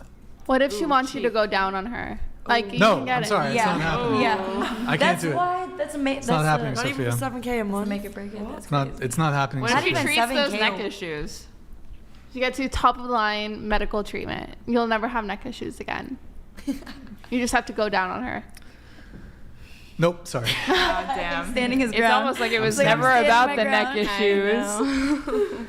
I wonder if there is a price though where I would go down on a woman. I think everyone has a price. So yeah, for I sure. think everyone has a price. Yo, there's men And I that will don't do think it it's for as free. high as what you would So, say. yeah. You're like 1 billion. No, wait, it's 1 billion. It's lower No, than it's that. less than $1 billion. It's less than $1 million. Is she clean? Yeah. Yes. See, of so course. it Oh, is. okay, So then it is we're- about okay, that. okay. Oh my God. So, Yeah, like, you're literally right. just like showers. STDs. I mean, like. Yeah. She's clean. Say she's Like like, a hygienic. virgin. Yeah. hygienic and Oh, no, it's And Very no hygienic. labiaplasty. All right, let's negotiate. Oh my God. 200,000. Let's negotiate. Shit. She's a virgin.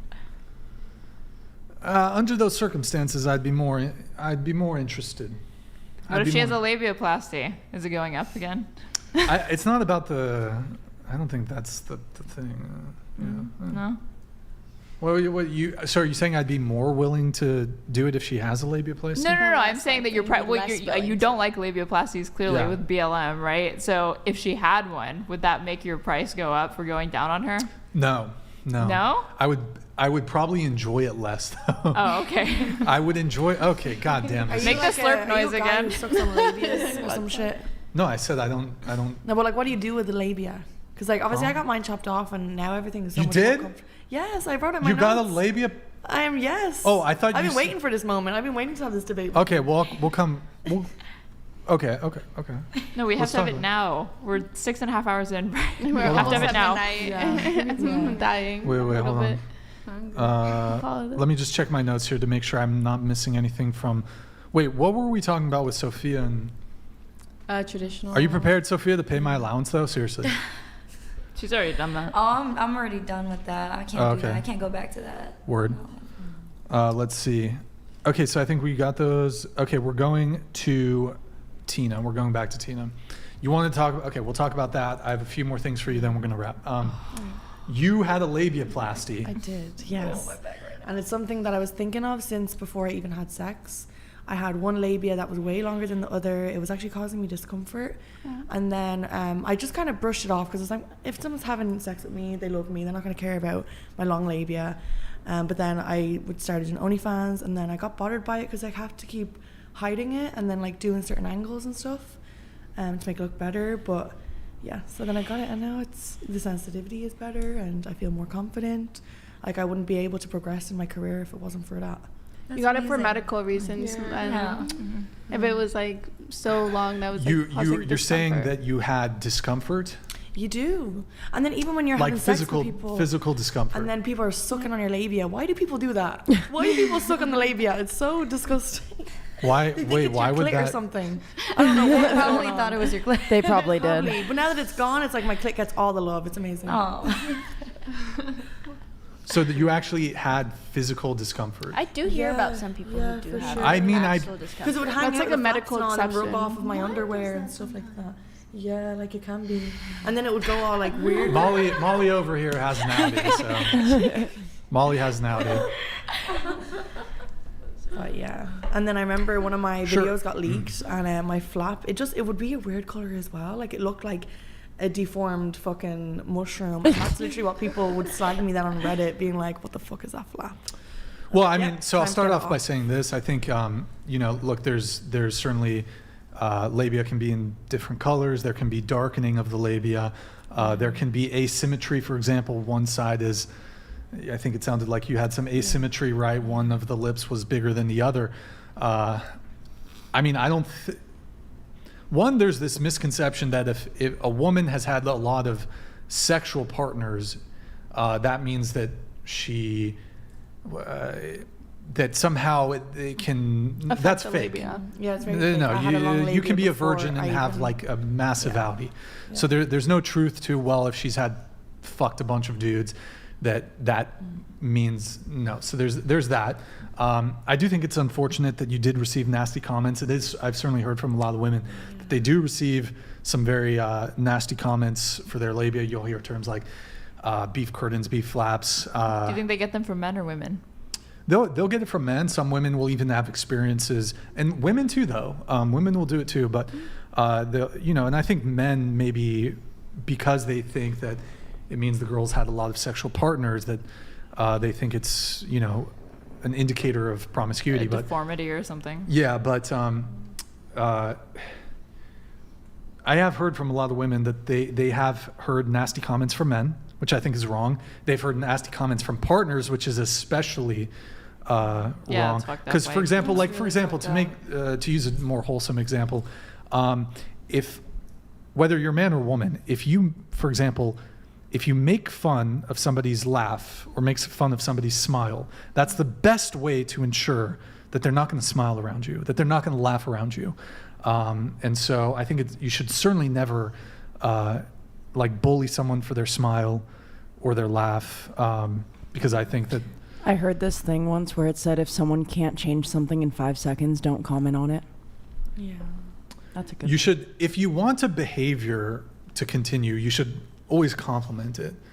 So if you make fun of someone's laugh, they're going to start feeling insecure and they're not going to laugh around you. And That's sad. We all deserve to laugh. But I mean, so to that, yes, absolutely. I don't think, but I don't think men should be shamed for their penises. I don't think women should be shamed if they got giant pussy. I'm a bit of a hypocrite, I guess. I don't know. But It's I mean, it's the from guys years of do it. trauma. What is it? You can just say it's from years of trauma. Yeah, something like that. you know what's interesting though? A lot of women think they have large labia, but they actually have what I call a midi, where it's actually it's not that big. Relax, okay? You're good.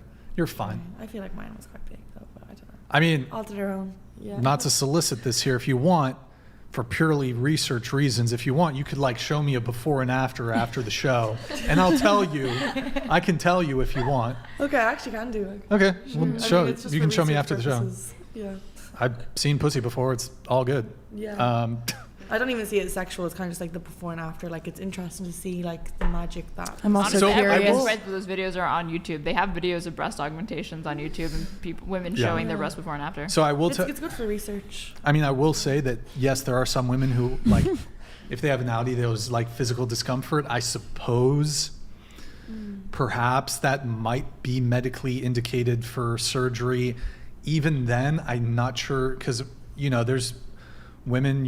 Anytime you do any sort of surgery, there's potential side effects, infection. You could lose some sense of. It sounded like your case actually. This stimulation or sensation got better, I guess, but. I think most of them are done for cosmetic reasons. It was and I'm mainly against cosmetic, yeah, but there was some discomfort, and I do hear it from a lot of girls as well, that the long labias can cause discomfort. So I'm a fan of long labias. I love that though. I like the long labias. I feel like girls should. The bigger, the better. But if you can also change it, why not? You know what? I'm curious. I'm really curious about this because there's world records for penis size. Where is the world record for labias? Honestly. Where's like the woman with like the biggest monster labia? I'm curious. I want to know. Good talk, guys. That was a good talk. Yeah, good chat. Last few things here with Tina, then we're going to wrap up. Thank you, guys. I know we've gone late here. You said that, and I want to touch back up on this, you end up sleeping through friend groups. Can you tell us a bit about that? Yeah, that just kind of happens more times than often, and I try to fix that problem, but it's just difficult. Like if you're all in the same friend group, and if they have hot friends, it's just like, what do you expect me not to fuck them? Like it's a bit weird. I don't know. It just happens. What do you guys think of that? Girl, boss it up, baby. Yeah, seems pretty normal to me. Yeah, it Try not happens. to. I don't know. I feel like you shouldn't create friction in friend groups if you can avoid it. Yeah. Boo, boring. I try, but it just still ends up happening. Small towns, I guess. I don't know. Also, what kind of, well, I guess it depends if the relationship was serious, but I was just going to say, what kind of friends do those people have where it's like, I would do that? There's no bro code because the bros be going behind their bros back and so that's really a friend issue, not a you issue. Yeah, exactly. And then so you already told the story of you left a guy asleep in his hotel room to go hook up with 3 other guys. Can you say that in your own words? I already did. What was the story? Did you? Yeah. Did you say the story? Yeah, I definitely did. Yeah. Okay. Yeah. So, wait. So just quickly on the timeline, you already hooked up with one guy, and then you went to, was it a threesome? No, I didn't hook up with the guy that was asleep in my room. He was boring me. He was the one that was going. Oh, so, but you were like on a date with him, kind of. It wasn't even a date. I just found him randomly in the lobby, and I was like, let's just walk around. And we were chatting for like 4 hours. So God bless him. He was really trying to talk into pussy, and I did not give it to him. He was yapping. Oh, yeah, okay. Yeah. It was just, I don't know, it wasn't vibing. Right. But it was something to kill some time, I guess, before, so you're just before the bored? real men came in and gangbanged me. Well, I love that. I love a good I don't know Eiffel about Tower. that. But so you said you went to go hook up with 3 other guys. So was it was a foursome? Yeah, but it kind of happened in intervals. So it was the main guy, and then his coach and manager came in, but the main guy already finished by then. So then it was the coach and manager, and he was just kind of looking, watching, and then they came on my face, and then I gave him a kiss after. Oh. Yeah, it's kind of cute. Modern romance. Yeah, it was exciting. It was fun. That's the thrill of my life. Audio. So Nick? were you guys like having sex when they like walked in? Or probably just finished. I don't even know. I don't know what. So then how did you get, like, how did that Modern even love happen with the story. other 2 people? It just happened, I guess. I don't even know. It just did. Same just way curious. like fucking in friend I'm gonna groups, go it just fucking happens. Yeah. Super Saiyan level 2 on. Okay. I'm just gonna send the asteroid. I can't even. I'm sending the asteroid on that one. You said you fuck around in friend groups. You believe in open relationships because people cheat regardless. Yeah. When you're in a relationship, I tend to fantasize about threesomes with either your ex or their ex. Yeah. I do this sometimes. And then even when we break up and they get a new partner, I fantasize about me, them, and their new partner. It's Word. very weird. And I have dreams, like vivid dreams and everything about my partner and their ex and like all this weird shit. Like I definitely have a bit of cook in me. Yeah. I don't know. I think it's hot though. I feel like it's like, oh, let's do a 3-way, see who can suck his dick better. Kind of vibe. And like who will he lean towards? It's kind of like, I don't know. I get like that. Hello, darkness, my old friend. I get that. Mood. Yeah. You said commitment to one person is difficult. Yeah, it's scary. So is that the case? Commitment to one person for you is difficult. Yeah. I do. In the future, do you want to like have that though? I don't really see it, honestly. And like Don't want to get open married? relationship stuff as well. I haven't tried that, but I feel like if I'm gonna go for a next relationship, that would be the most suitable. Oh, you're fine. Don't worry about it. I think you can still cheat in an open relationship. True though. Yeah, you can. But it takes away kind of. Yeah. I don't know. It would be so stupid if you cheat and you're in an open relationship. Yeah. Like, Yeah. Fuck. Yeah. Well, would you ever want a guy to be committed to you? I don't know. I guess it's Okay, like, all right. to be No, fair, that's it's fine. like I'll allow both sides, but like I have a bit of a fantasy of my guy with other girls, so like I wouldn't mind. I don't Sure. think. I mean, last thing here, you said hot take, men are so easier than women. Yep. Dating in this generation is pointless. I'd rather just focus on bettering myself and my own goals. Real. Doomer. Honestly, men are so easy. Like, you probably look They at are. those women, Men are actually OnlyFans girls is the easiest. But nah, you should see Yeah. the thirsty guys in my DMs, and like they're normal people. Oh, not I even, mean, I not don't even Sims. disagree with you. Not even Yeah, the like, Sims. I can't look at men the same way after starting an OF and just hearing all the different requests and just the ways that they live. And then even the guys that you think would have masculine energy, like, you know, well, I don't know, just like kind of like famous guys, doesn't mean they really have to have masculine energy, but even them, they're so easy. Yes. to Yeah. get. You just have to say Yes. hey and pretend you want to fuck. Yeah. Maybe you do want to fuck, but like, yeah, and then they're immediately into it. Like, Yeah. you just have to say you'll fuck them, and then you can't get them. I mean, They're very that, easy. Very easy. that makes sense, I guess, you know? Yeah. Yeah. I don't disagree with you. Like, yeah, is it easy to get laid as a woman? Yes. Yeah. Don't disagree. Women have getting sex on easy mode. So, Sophia, disagree? I just don't have sex. I haven't had sex in so long. That's the only thing I'm thinking about. I'm like, yeah, it's easy, but we also, I don't know. Stop the cap. So long? It feels like so long. 4 months What is is it? long. 4 months is long. That is pretty long. For me, it's long. For me, it is. It's not. It's like a medium long. It's not. I like I wouldn't sex. say it's long. I actually I like sex, so it's Well, that's long for good. me. All right. She's celibate. Okay. Good times. I think, let me just make sure we're caught up on all the chats. I'm pretty sure we are. Madison's going to do like a 10-minute after show. Actually, it's already, no, it's already, it's been too late. Let's see. Oh, shit. Let's shout out Twitch really quick, and then we're going to. Twitch is in a fucked up format. Oh, what happened there? Well, hey, guys, go to twitch.tv/whatever. Drop us a follow. Drop us a Prime sub if you have one. Our format, it's all scuffed, so I can't see all of them. But thank you guys for all the Twitch primes and subs. Really appreciate it, guys. Guys, twitch.tv/whatever. Drop us a follow. Drop us a Prime sub. On Twitch, I'm going to raid somebody here after I do my outro. I think we'll raid Stay Safe over there. Last question. Does body count matter? No. No. Depends on the person. No. No. I don't know how to answer this, to be honest. Okay. Do you object to men, and we'll start with you, go around. Do you object to men caring about body count? Starting with you, Sophia. Go ahead. No, I feel like people can care about whatever they want to care about. You're entitled to your own opinion. But you just said body count shouldn't matter. I mean, for me, it doesn't. But I can't speak for another person. Well, do you think it's insecure for men to care about body count? Or immature or something? No. I think men can care about whatever they like. I don't know. Aaron? I'm just very open-minded. Okay. No, as long as they hold themselves to the same standard, I think it's fine. What do you mean? If they want a partner with a low body count, I think they should practice what they preach, and they should not have a low body count. They should have a low body count themselves. I disagree with you, but I'll get back to that. I agree with what they were saying. Just like, if you are gonna have like a problem with it, then like obviously yours should be low as well, because double standard. But Okay. yeah, everyone can do whatever the hell they want. Same. Yeah, I agree with Aaron.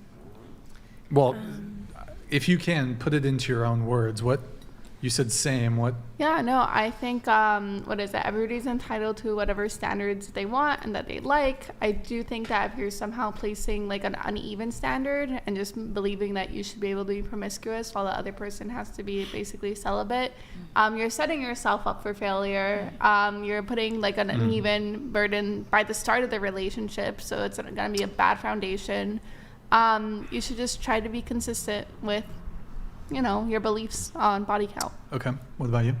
Yeah, I just think it's unrealistic to expect someone to have a low body count or expect them or want them to have a low body count if you have a high body count or whatever your body count is. I think it's immature to think that way because it's just a double standard. I have a response to this, but I'm letting all the girls answer. Go ahead. Yeah, I think it's a little immature. I don't think it matters as much as it does, to be fair, and it's just an awkward kind of thing to talk about. Molly? I mean, I can't really say anything. They kind of have to have a high body count for me to feel comfortable.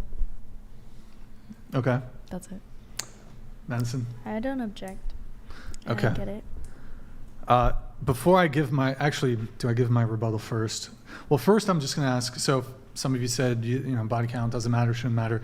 What's your body count starting with Madison over here? 8. I have over 100 bodies. It's less than 100, but More than 50.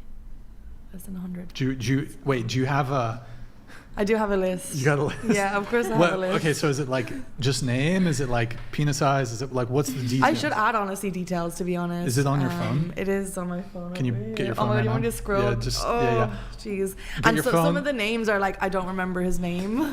What about you? 5. I respectfully decline. I thought body count doesn't matter. Okay.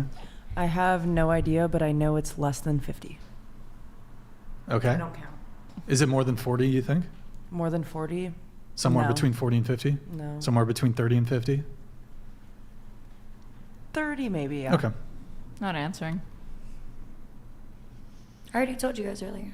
You did? Yeah. 8? Yeah. Multiply it by 3 and that's Oh my God, I was waiting for that. That's for everybody, by the way. Okay, I have wait, do any of you else have a list, by the way? No. What's On your phone? body count, Brian? Hold on. Do any of you? I actually have a list in my notes. I keep In it in my your- notes in and your I phone? lock list, it. but I don't. What do you mean you lock it? I lock. it's a locked Like a locked notes. note. Like nobody can see it unless you you put it in your. But is it basket. just like name? Oh, name, mine's just names, but it's in and order. detail? Do you want to? No, no, Okay. no. Okay. Tina, well, do us the honors. Scroll. It's not that bad. Okay, where Wait, no, just read. Read. Oh, read. Read Oh, the my list. name? No. Yes. There's like 50 names on there. No, and it's private. And that's airing someone out. Don't. No, just don't first hear somebody names. No. What's the first name? 50 No, names because in if a someone row. who that she knows views it, they could be in her friend circle and they could know. That's true. Don't. Tina. You don't have to. No. I Here, don't. we'll leave it up to her. Yeah. Tina, do maybe you want know to do what? it? I'll name a few of them. Or Just the funny ones, because there's one that's like Scorpio. There's one that's Scorpio's friend. Oh wait, question. Are Forget there his name. Wait. Before you continue, are there any like just nickname unnamed in there? Well, yeah, forget his name. Okay. So you said That's one. go ahead, continue. Scorpio and Scorpio's friend. Yeah. The friend groups that you okay. And then there's one that has chlamydia in brackets. Oh my God. Yeah. Like you caught. Yeah. Oh. It's good to keep track of your body count because then you can kind of figure out kind of where the chlamydia Interesting came from. how that works out. German guy in Dubai. Cool. German guy in Dubai. Quincy and another guy, I think. Keep going. Footballer guy in Greece. 2 footballers in France. Oh, yeah. Yeah, I think that's kind of funny ones. Somebody gave you a guy gave you chlamydia? Yeah, I have had it That's twice. fucking disgusting. It happens. Sorry, I was have waiting you never to use had that an fucking- STI? I think it's normal. It's I've had chlamydia. You're not Good alone. times. yeah, it's easy. And it was from my boyfriend, so it wasn't a random hookup. So Wait, how did he get it then? cheated on me. Oh no. Did you break up with him? Yeah. Afuera! Out you go. Okay, sorry. Argentina, what's up? Keep going. Was there more? There wasn't any other interesting. Oh, that's it? ones. Okay, cool. Yeah, like they just had their names, but. So our last topic really, just a couple of you said, well, if you're a guy who has a high body count, you have no business dating or wanting to date a woman who has a low body count. Yep. You can want whatever you want, but it's just not practical. It makes if you a you're massive not hypocrite. yeah. It makes you a what? A massive hypocrite, in my opinion. I don't think so, actually. Why? I don't think Why? it makes you a hypocrite. Well, here's why. In order to desire a trait in a partner, need you also possess said trait? Not necessarily, but when it's within your control, not when Checkmate. It's not, I because win. I actually think through my arguments. If it's something that's within your control, like the body count, then no, I don't think that that's something that you can just say, oh, well, we can have differences in the traits that we like. No, come on, that's something within your purview. Well, it's not just only in wait. It's not only in your purview, but it's also the arguments or the reason why people usually say they want a low body count is a moralistic reason. Oh, I don't want a hoe who sleeps around, etc., etc. But then you are acting like a hoe sleeping around. So it's your inconsistent behavior. Yeah, and another example of somebody who wants all of the benefits but none of the responsibility. So you want somebody who has a low body count, but you don't want to have to actually practice that yourself. And most women with low body counts are not going to be attracted to men with high body counts anyway. Not necessarily, but I can tackle this from a couple different levels. Let me preface this by saying I don't think promiscuity is good in men either. However, I don't think that it is hypocritical if you're a guy, and typically it's men who have a preference for women with low body count, I would say, but I don't think it's hypocritical if you have a 10, 20, 30, 40 body count as a guy to desire a woman with a low body count, because that's just an attraction trigger in men. Is that how you rationalize you having like a higher body count than like someone no, but partner? No, that's not what I'm saying. But it's perfectly. First off, it's an acceptable preference, and I don't think it makes you a hypocrite. So you could say that, but I think if you asked most people and you're asking me, I think it certainly does, because it's not like something like I'm short but I want a tall guy. Oh, that's hypocritical of you, because you can't control your height. What right? about like? But if it's body count, yeah, that is within your control. So say if a girl had a really high body count and she doesn't want a man with a high body count, is that the same thing?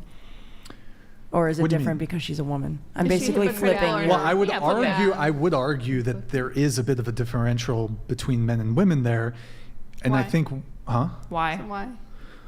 I would say most women, generally speaking, tend to care less about a man's body count than. But we're talking about a woman who does care, even though she has a high body count herself. If a woman has previously slept with 100 men and she wants to date a virgin, that's 100% her prerogative. I don't have an issue with it, and I don't think it makes her a hypocrite.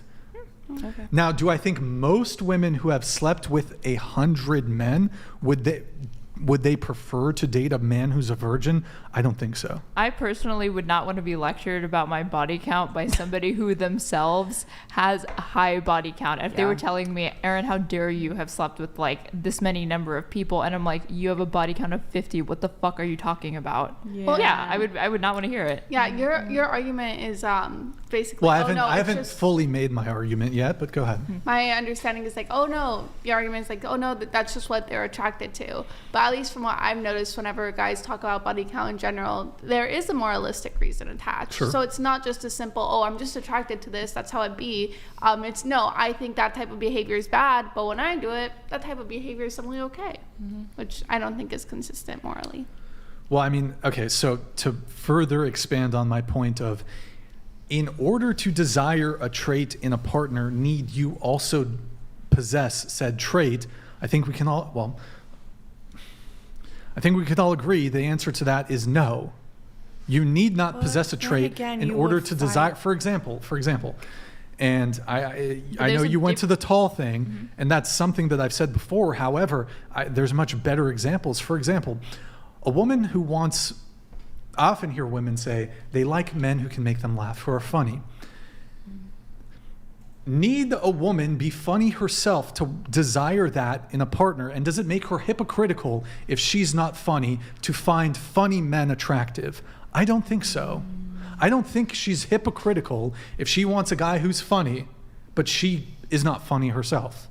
I feel like that's one of those things that I guess you could argue it's within your control to be funny or not, but humor is one of those things that kind of like comes to you or it doesn't. I don't think you can really teach humor, so it's another one of those things that it may as well be an innate characteristic. How about this? And I can give a ton of other examples here. A woman who who's attracted to high status men, but she's not high status herself. I'm sure you could agree that a lot of women would absolutely love to be in a relationship with a professional athlete, a musician, an actor.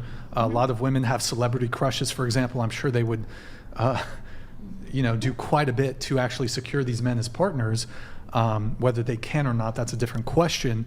Are they hypocritical for desiring to date an exceptionally attractive or high status man, despite their lack of status, doesn't make them hypocrites. The problem is none of these are moralistic reasons. So if a person was like, hey, I want to date but I'm not arguing at it on that level. I'm simply arguing, in order to desire a trait in a person, need you possess that trait? And I think the answer is no. No, but the problem is that most people, or most men who want a low body count, are not saying it simply on the basis of, oh, I just happen to be attracted. They always assign it with a moralistic reason. That girl's a hoe, promiscuous, and that's bad for society. But I'm not, that's to me, that's totally irrelevant. To me, that's totally irrelevant. But it's not totally irrelevant. No, because if we're looking at, if we're looking at the traits that people... Then why does it matter? What do you mean? Then why does body count matter? What? Because you're saying, like, I don't think it's moralistic, but why does it matter? Well, there's a whole bunch of reasons why it might matter. What's one? Pair bonding. Okay, well, I mean, there's studies that have come out that, for example, the more premarital sexual power... I don't think anyone is basing that preference off a study. Okay. Ryan, don't be delusional. Come on. Hold on. There's studies that show that there's a greater likelihood of infidelity. There's a greater likelihood of reporting relationship dissatisfaction. There's a greater likelihood of a breakup of a relationship or of a marriage the more premarital sexual partners you've had. There's also an evolutionary psychology biological reason when it comes to paternity uncertainty. A woman who's more, and this is almost something that's innate in men, a woman who's promiscuous, if she's sleeps with a lot of men, there's a chance, for example, that she might, the kid might not be yours, for example. Cuckoldry. True cuckoldry. Is when you might accidentally raise another man's child. Right. And so any woman who gives birth to someone, you know for a fact that is your biological child, but as a man, you can't 100% be certain. It's 2024, Brian. You can take that doesn't tests. undo. Yes, you can do DNA tests, which came out in the 80s. That doesn't undo hundreds of thousands of years of evolution that have made men more invested in ensuring paternity. Yeah, I think that there's an evo-psych reason for that. Yeah, and you could argue that there's which is why men care more about body count. They care more about promiscuity, and they care much more about virginity, for example. There are strong evo-psych reasons for women to also want men with low body counts. So there'd be less STDs, for less parental. What's it called? For parental resources. Maybe. For parental investment. Yeah. Yes. So yes, I agree, but I'm not in favor. Like of there's certain guys in the space that advocate that you should just try to run through a bunch of girls. I don't advocate for that. Yeah, but the problem is if somebody has this, what's that? You should space it out. No. The problem is if you have the mentality of like, oh, I value these things for like all these different reasons.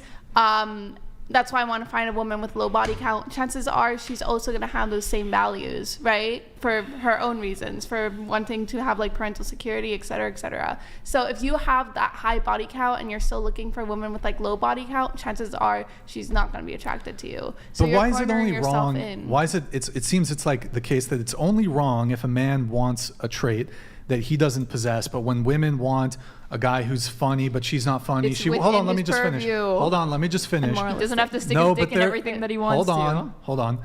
But a woman wants, a woman wants a guy who's funny, she's not funny. A woman wants a guy who's rich, but she's broke. A woman wants a guy who's a professional athlete, she's not a professional athlete. A woman wants a guy who's high status, she has no status. A woman wants a guy who's confident, she's not confident. A woman wants a guy who's charismatic, she's not charismatic. A woman wants a guy who's chivalrous. She's not chivalrous. Some of you're describing yin and yang. Others, you're describing examples of, to me, pure hypocrisy. Wait, no, but for me, the moralistic purview that's attached. You're trying to like snake your way out of like. You can possibly fathom that someone might disagree with you on this one. Actually, talk to the majority of women. Yeah, the majority of women are not going to put up being lectured by a guy with a high body count about their body count any day of the week. No, but here's the thing. Here's the thing. If a woman doesn't want to be with a guy with a high body count, I don't object to that at all. Mm-hmm. I'm not arguing that like women shouldn't care about that. If you care about that, that's 100% your prerogative. But my issue is when you say and you shame men, if you're a guy and you've had a high body count, and again, I'm not an advocate of men racking up high body counts, but if a guy does have more sexual experience, that should that should preclude him from having an interest in women with low body count. I object to that. No, it's a moralistic purview that's attached to women it. all the time desire traits in men that they do not possess themselves. It's a moralistic purview attached to it. If a woman was like, "Hey, So what? let me finish my argument." But so no, what? It does matter. Pixie. It matters. Pixie, so what if there is a moralistic I'll explain component why to it? So what? It's totally irrelevant. It's not. It's totally irrelevant. Let me explain I just why. outright dismiss your position. Because you're not letting me finish the argument. Hitchens razor. Okay. That's not Hitchens razor. That's not if Hitchens a razor. woman was saying, "Hey, I want a guy who is like, calm, and I think because like that's what a good person is. A good person is a calm person, Yeah. And then she's out there, throwing temper tantrums, freaking out. Well, then that would make her a giant hypocrite because she is not upholding herself to the moral standard that she wants her partner to have. So yes, it does matter when somebody is trying to uphold a moral standard that they cannot themselves concede to. What about a woman who's feminine and wants a masculine man? Is that a moral standard? No. Is being calm a moral standard? Well, if the woman is arguing, I want somebody calm, or is that a behavioral? If the person is attaching moral purview to being calm, then yeah, they should be calm themselves. If they're saying it is of upright moral importance that my partner is a calm person because a calm person is a good person. I do think it's. How do I? I don't think it necessarily makes her a hypocrite. Really? I think it would be more conducive perhaps to a better relationship if they're both calm individuals. I don't think in any scenario being like a chaotic, bitchy person or being a guy who's a toxic asshole, I don't think that's conducive to a healthy relationship. Yeah, the point I'm trying to get across is that if a person is saying, I want my partner to have X quality because X quality makes them a good person, and then they don't have that quality in themselves, they're being hypocritical morally. Yeah. Most of the things that you're describing tend to be proxies for other things. So you're like a woman who herself is not a professional athlete wants to be with a man who's a professional athlete. That makes her a hypocrite, according to your. No, because there's I'm trying to explain to you, Brian, why if we use your logic, it would make her a hypocrite. I literally started this off by saying I believe it's a proxy for something else. So what she doesn't really want is that if a professional athlete didn't make much money in the society, guess what? She wouldn't want that she wouldn't be invested in dating somebody who has that profession. So it's almost like they have no attachment to the profession, and what they really want is wealth. So she would probably date anybody who is wealthy. And at that point, if she's not wealthy herself or is not even trying to become wealthy, I'd say, yeah, you're a hypocrite. Also, it's a long shot if you think you're going to marry outside of your economic class. It's there's plenty very, of other very reasons unlikely. why a woman might want to date a professional athlete, for example. Yeah, the love of football. Yeah. No, basketball. That's what it is. Well, I would actually argue typically professional athletes are demonstrating some sort of physicality. They probably have. Not all of them. Some. So do models. NFL linemen, might models. Not. Well, I was going to say physique, for example. What do you mean? Well, that's what I'm saying. You're like, well, they demonstrate some sort of physicality, and I'm saying so do models and bodybuilders. And at that point, what you're not even talking about as a professional athlete, you just want somebody who's physically attractive. Yeah, right. Of course. But I don't think it makes my you a argument hypocrite. boils down to this: don't throw stones in glass houses. So what's a and I think somebody who obviously puts a lot of stake in a body count and judges other women for having high body counts, but they themselves have a high body count, is throwing a stone in a glass house. No, it doesn't. It does not make you hypocritical. Agree to disagree. It does not make you hypocritical. If that's not hypocritical, to desire, then what's hypocritical to you? Huh? I said if that's not hypocritical, then what is? What's the definition of hypocrisy? Yeah. How would you define hypocrisy? It's defined by Jesus Christ, who literally said that a hypocrite is somebody who examines the crime of another man but refuses to look at their own. No, we're talking about something different here. If you were to come out and say that, if you were to say it's bad to be promiscuous, but you yourself are promiscuous, that's hypocritical. However, just having accrued a high body count, let's say you've accrued a high body count, it doesn't make you hypocritical to desire and to want to date somebody who has a low body count. That doesn't make you hypocritical. If your standard is that you're for example, perhaps you're shaming women who have a high body count, yet you have a high body count. That might be That's what hypocritical. we were But talking wanting a about, was it not? partner, like making a dating related decision about who you want to partner up with, does not make you hypocritical. Yeah. Okay, if you said but we were So talking perhaps we've been about- arguing It's just the different thing here. I think the problem is that in most cases of men describing low body count, when you ask them why, it's usually not just saying, It's to I'm degrade just the woman. Yeah, It's not neutral. most of the time it's because she's a hoe and that's disgusting. It's not just like, oh, that's what I happen to be attracted to. So I think that's why we're speaking past each other. Good times. Because a preference is saying like I prefer blondes, but I would date anybody, versus what you're saying, which is I won't date blondes. I have to date this other dyed-haired person, like black. I only date people with black hair. There's a difference. Well, between those two so do you things. think, let's say a guy who's got a body count of 10, would you think it's hypocritical of him to want to date a woman who's a virgin who has a body count of 1, 2, or 3? Yep. A guy who has a body, you think so? No. If he again, it goes back to So hold on, no, hold on, wait. And I'm sorry to cut you off, Pixie.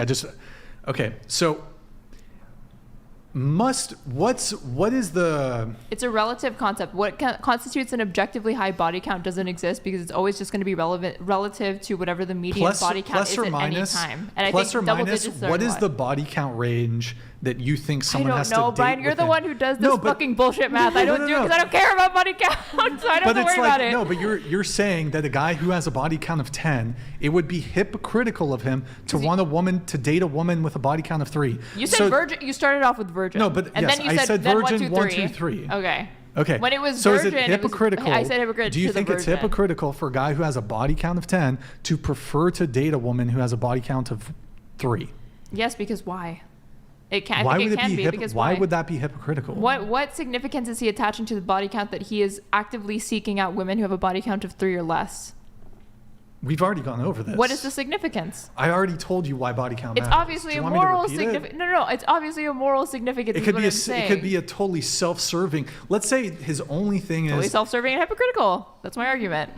What? Totally self-serving and hypocritical. I don't really reasons. follow the logic there, but so you're suggesting that I'm what not people suggesting, telling what you. your people what people ought to do, you can only pair up with somebody who has the exact same body count as you. Is that what you're? I think if you take it to the logical conclusion, Not the same. You have to pair up with somebody who has the exact same. Not the same. Not the exact same. Really? The same range.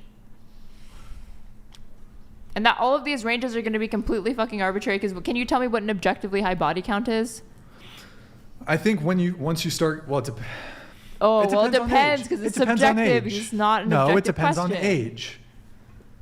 Okay. It depends on age because a woman who's like 18 is going to Okay, so an probably have a 18-year-old lower guy with a count. body count of 10 who wants an 18-year-old girl with a body count of 3, what's his reason? I don't object to that at all. Okay, what's his reason? What's his reason? Yeah. There's a whole bunch of reasons. Okay, There's name one of them. There's pair bonding. There's just the At ingrained. At 18, he's fucked 10 people, and he's expecting a woman who's the Yes. same age as him to have not slept Yes, with absolutely. An 18-year-old could be pursuing be desirous of a long-term relationship. Okay. There's the STD risk, for example. The more sexual partners you've had, the greater likelihood of having an STD. That goes for him too.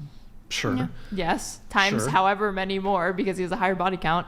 Right, but let's assume he doesn't have an STD and he wants to mitigate his risk by selecting a partner. Then who, why can't we who has- assume that a woman with a high body count doesn't have STIs? Wait, what? Because you're making it sound like you said it sounds like all of these only apply to women because you were like, we know that a woman with a higher body count has a higher likelihood of having an STI. But when you're talking Yes, about a that man applies- with that when would you're apply talking to about when you're men talking too. Yes, about that when would you're apply to talking men about a too. man with a high body And count, if a woman, yes, you're and saying if a woman, this guy also doesn't have that. If a woman doesn't want to date a guy because she's who has a high body count because she wants to mitigate her STD risk, that's totally fine. Would you say she's delusional? What? But would you say she's delusional? For what? For wanting that. For wanting that. No, Like, I've already stated. If Tina said, I want a guy who has a low body count, would you think that she was not hypocritical but delusional? Would I think she's delusional? Well, again, there are some gender differences here. So, for example, Yeah, I'm saying they're no, arbitrary but for bullshit. example, a guy, if you have a high body count, I do think it is, again, the case that women give men a little bit more leeway on that front than the reverse. Yeah, but it's totally socially constructed. Yeah. Okay. But also about your If she But do can- you think that if she's she- delusional? You didn't answer the question. Answer the question. Is she Would she be delusional? delusional for her saying? No, actually, yeah, I'm sure she could actually. No, because I actually think it's interesting. I think a man who actually might have a low body count, it could indicate that, for example, he struggles in the dating realm. So it may very well be the case that he's more willing. We're at the point where we're pontificating upon what the low body count in a man signifies and what it could be a proxy for or whatever. But when it comes to women, it's like, oh yeah, for sure, high body count definitely risks with promiscuity and higher STI risk. Like, for sure, like what it could be associated with. I don't object to women holding the exact same standards. Neither do I. What are we? About your You argument, started though, this. Can I just say something? Yeah. Okay. We should wrap soon. By the way. About your argument about like a high body count, more likely to have STIs, more likely to get pregnant by somebody else. Like I don't think that counts because it only takes one person. Yeah, you could literally be a virgin and get an And if STI. You anything, could- as far as I know, porn stars actually have lower instances of STIs because they have to get checked Yeah. so We get checked regularly. every fucking month. Fake news. Every 2 weeks. What? That's fake news. To get checked more often than the average person ever does. Here's the secret probably gonna sauce. say about herpes or Here's the something now. secret Watch. sauce. They don't check for HPV and herpes, and on a long enough timeline. Everybody has that. Everybody has No. herpes. Everybody has HPV. If you talk to any physician, do they will have tell you they do HPV. not even I got bother that. It's vaccinating human people for papilloma. HPV Do you over the age think of 25 most because they people- assume that you have it. This is like the biggest fucking herpes, cope but about. I don't have HPV now. In the adult entertainment industry, they don't test for herpes and HPV. Nope, because they're very common. Yeah, it is. Yeah. I think it is. Yeah, In humans the don't adult even entertainment No, industry. it's common in the general population. It That's why I is. just told you if you talk Herpes to a is general so physician, common. I think if you genital speak, I was herpes a biology is- major, Brian. If Not you speak to a genital, general but herpes. physician about getting vaccinated about for HPV over the age of 25, they won't do it because they assume you already have it over the age of but I'm 25. talking That's how about- common sure. it is. Yep. Herpes, I think, is well. I mean, It is we don't very have to have a common. debate Most over. common. I would argue herpes is There's probably herpes worse. simplex and there's genital herpes, Yes, but you're that's talking about right. just herpes simplex. HPV is That's No, no, very, no, no, very no, no. common. I'm talking about genital herpes. They don't test for that. Do they test for genital herpes No, if they you're an don't. adult star? No, they don't. And if There they you go. did, the adult Yeah, but entertainment correct- industry would absolutely crumble And that's if true. it precluded people who had genital herpes. But- Is there a reason why they don't test for it? We Is had it a girl. visually We obvious? had a girl on the show who said that she was, and it's crazy to me that they don't do this. That she got herpes. They don't test for it. She doesn't. If I recall, she does not disclose to her partners that she has herpes. But correct me if I'm wrong, you can only get herpes from someone if they're having a flare up. Yes, that is true. And I've actually worked with that girl multiple times. I've worked with male didn't porn you stars. come with her on the show? Yeah. I've worked with male porn stars who like have herpes but don't have an outbreak, and you can kiss them as long as you don't touch a herpes sore. Yeah. When So you if said, they're "Didn't you come with diagnosed her?" I thought you meant a herpes- different No. way. Me too. So I mean- if they're Here. diagnosed with herpes but they don't have an outbreak, it's kind of like a wart. You know, if someone has a Yeah. wart on their finger and you touch it, you're going to get You can be a wart. pre-symptomatic, or I don't know what the term is, but Asymptomatic. no, but like it could be like the tail end or like I don't know what the tail end or the front end of an outbreak, and it might not be perfectly No, that's very true. on And a it long is- enough yeah. timeline in the porn industry. My understanding is most women or most people in the industry are going to get herpes. I joined the porn industry knowing that. That was something that like I had made a major, took a major thought about, and it's up to me and it's up to my scene partner to make sure that I am healthy and that I am making sure that my scene partner is healthy before I, touch them and have sex with them. I mean, I don't know if this is too prying, but do you have herpes? No, I do not. Tina? Actually. I don't know. I don't know actually. Yeah, to be fair. Okay, should I mean, probably are get you just tested for arguing in favor of STDs? I'm a little confused here. No. Okay. You were trying to make the case that you said if they tested for herpes, that porn stars would have the highest rates of STIs that previously Well, you're unknown, trying- you're trying to argue- you're trying to use the absence of evidence to prove your point, and I'm using actual No, evidence. you were trying to argue that the STD rate amongst porn stars is actually very low, but that's actually not true. Is more likely to be lower because they are tested No, more that's often than not the true. general That herpes- population. No, that's Excluding herpes, it is true. Excluding herpes. okay. Well, how often do herpes you seems a get lot tested? worse than like gonorrhea. Sorry. When's the last time you That's got tested, treatable. Brian? I know. Yeah, Brian. That's When's the last time you got treatable. tested? When's the Hello? last time you got tested, Brian? You think I got herpes is worse worse I than get tested gonorrhea? after all the shows. Okay, you've never. After all my shows, I get tested. Oh my God. Okay. You know, it's. All right. Speaking of, are one we- time I sat on a chair and I had a little. No, All right. Okay. Good talk. All right, guys, let's wrap this up. We have one chat here from geez, we went long. Okay. Julian, Erin doesn't like hearing the truth, so she cuts off and talks over Brian to make his point invalid. Brian, I already told you the reasons why is it okay for women to have preferences but not men. Oh my God. This is literally the Mott and Bailey, where why is it okay for women to have preferences but not men? I've never said that it's not okay for men to have preferences. You literally or for women did. To have preferences. You said yes. You literally did. I didn't. I said You it makes you literally a did. hypocrite if you have standards that could apply to you, but you choose not to, and then expect them of other people. That's been my argument the entire time. Brian, we're not getting into this, please, on the show. It's like 7 hours in, please. My head is pounding. Can you at least affirm my identity that I am right on this position, please? No, absolutely not. I'm going to come on to the next show. We can keep fighting. I would like you to affirm my identity as the rightful person on this issue. He's going to keep us here if you don't. Charlie Kirk told me that endless affirmation is bad and leads to unaliving yourself. So I could not do that in good conscience. Good talk. All right, guys, we're gonna let me get some. Actually, let me do the outro and then I'll do the host and then we're gonna wrap. I know we went long, guys. I appreciate you guys sticking it to the end. Sorry, guys. Let me pull up the outro. One moment, por favor. Okay, sorry, guys. Let's see. I need to do. Okay, so those of you on Twitch. I'm gonna do a raid. Let me just raid. We're gonna raid Stay Safe on Twitch. Those of you who are on Twitch, I'm gonna send the raid over here in just a moment. So last call, guys. Hit the like button, please, on your way out. Go to twitch.tv/whatever. Drop us a follow. Drop us a Prime sub if you have one. Thank you for tuning in tonight. Oh, you can, Nick. Just go back. Thank you for tuning in tonight. You could have been anywhere in the world, but you're here with me. I appreciate that. Thank you to everyone who super chats, donates, and supports the show. Any girls who want to be on the show, DM out whatever on Instagram if you can make it to Santa Barbara. Thank you to our wonderful panel tonight. 07's in the chat. If you're on Twitch, I'm just going to send you guys over to Stay Safe. He's playing World of Warcraft right now. I'm going to send you guys there in about 5 seconds. And okay, raid now. Okay, that's on Twitch. Those of you who are still here with us, thanks again for tuning in. Thank you guys for making it through this long show. Appreciate it, guys.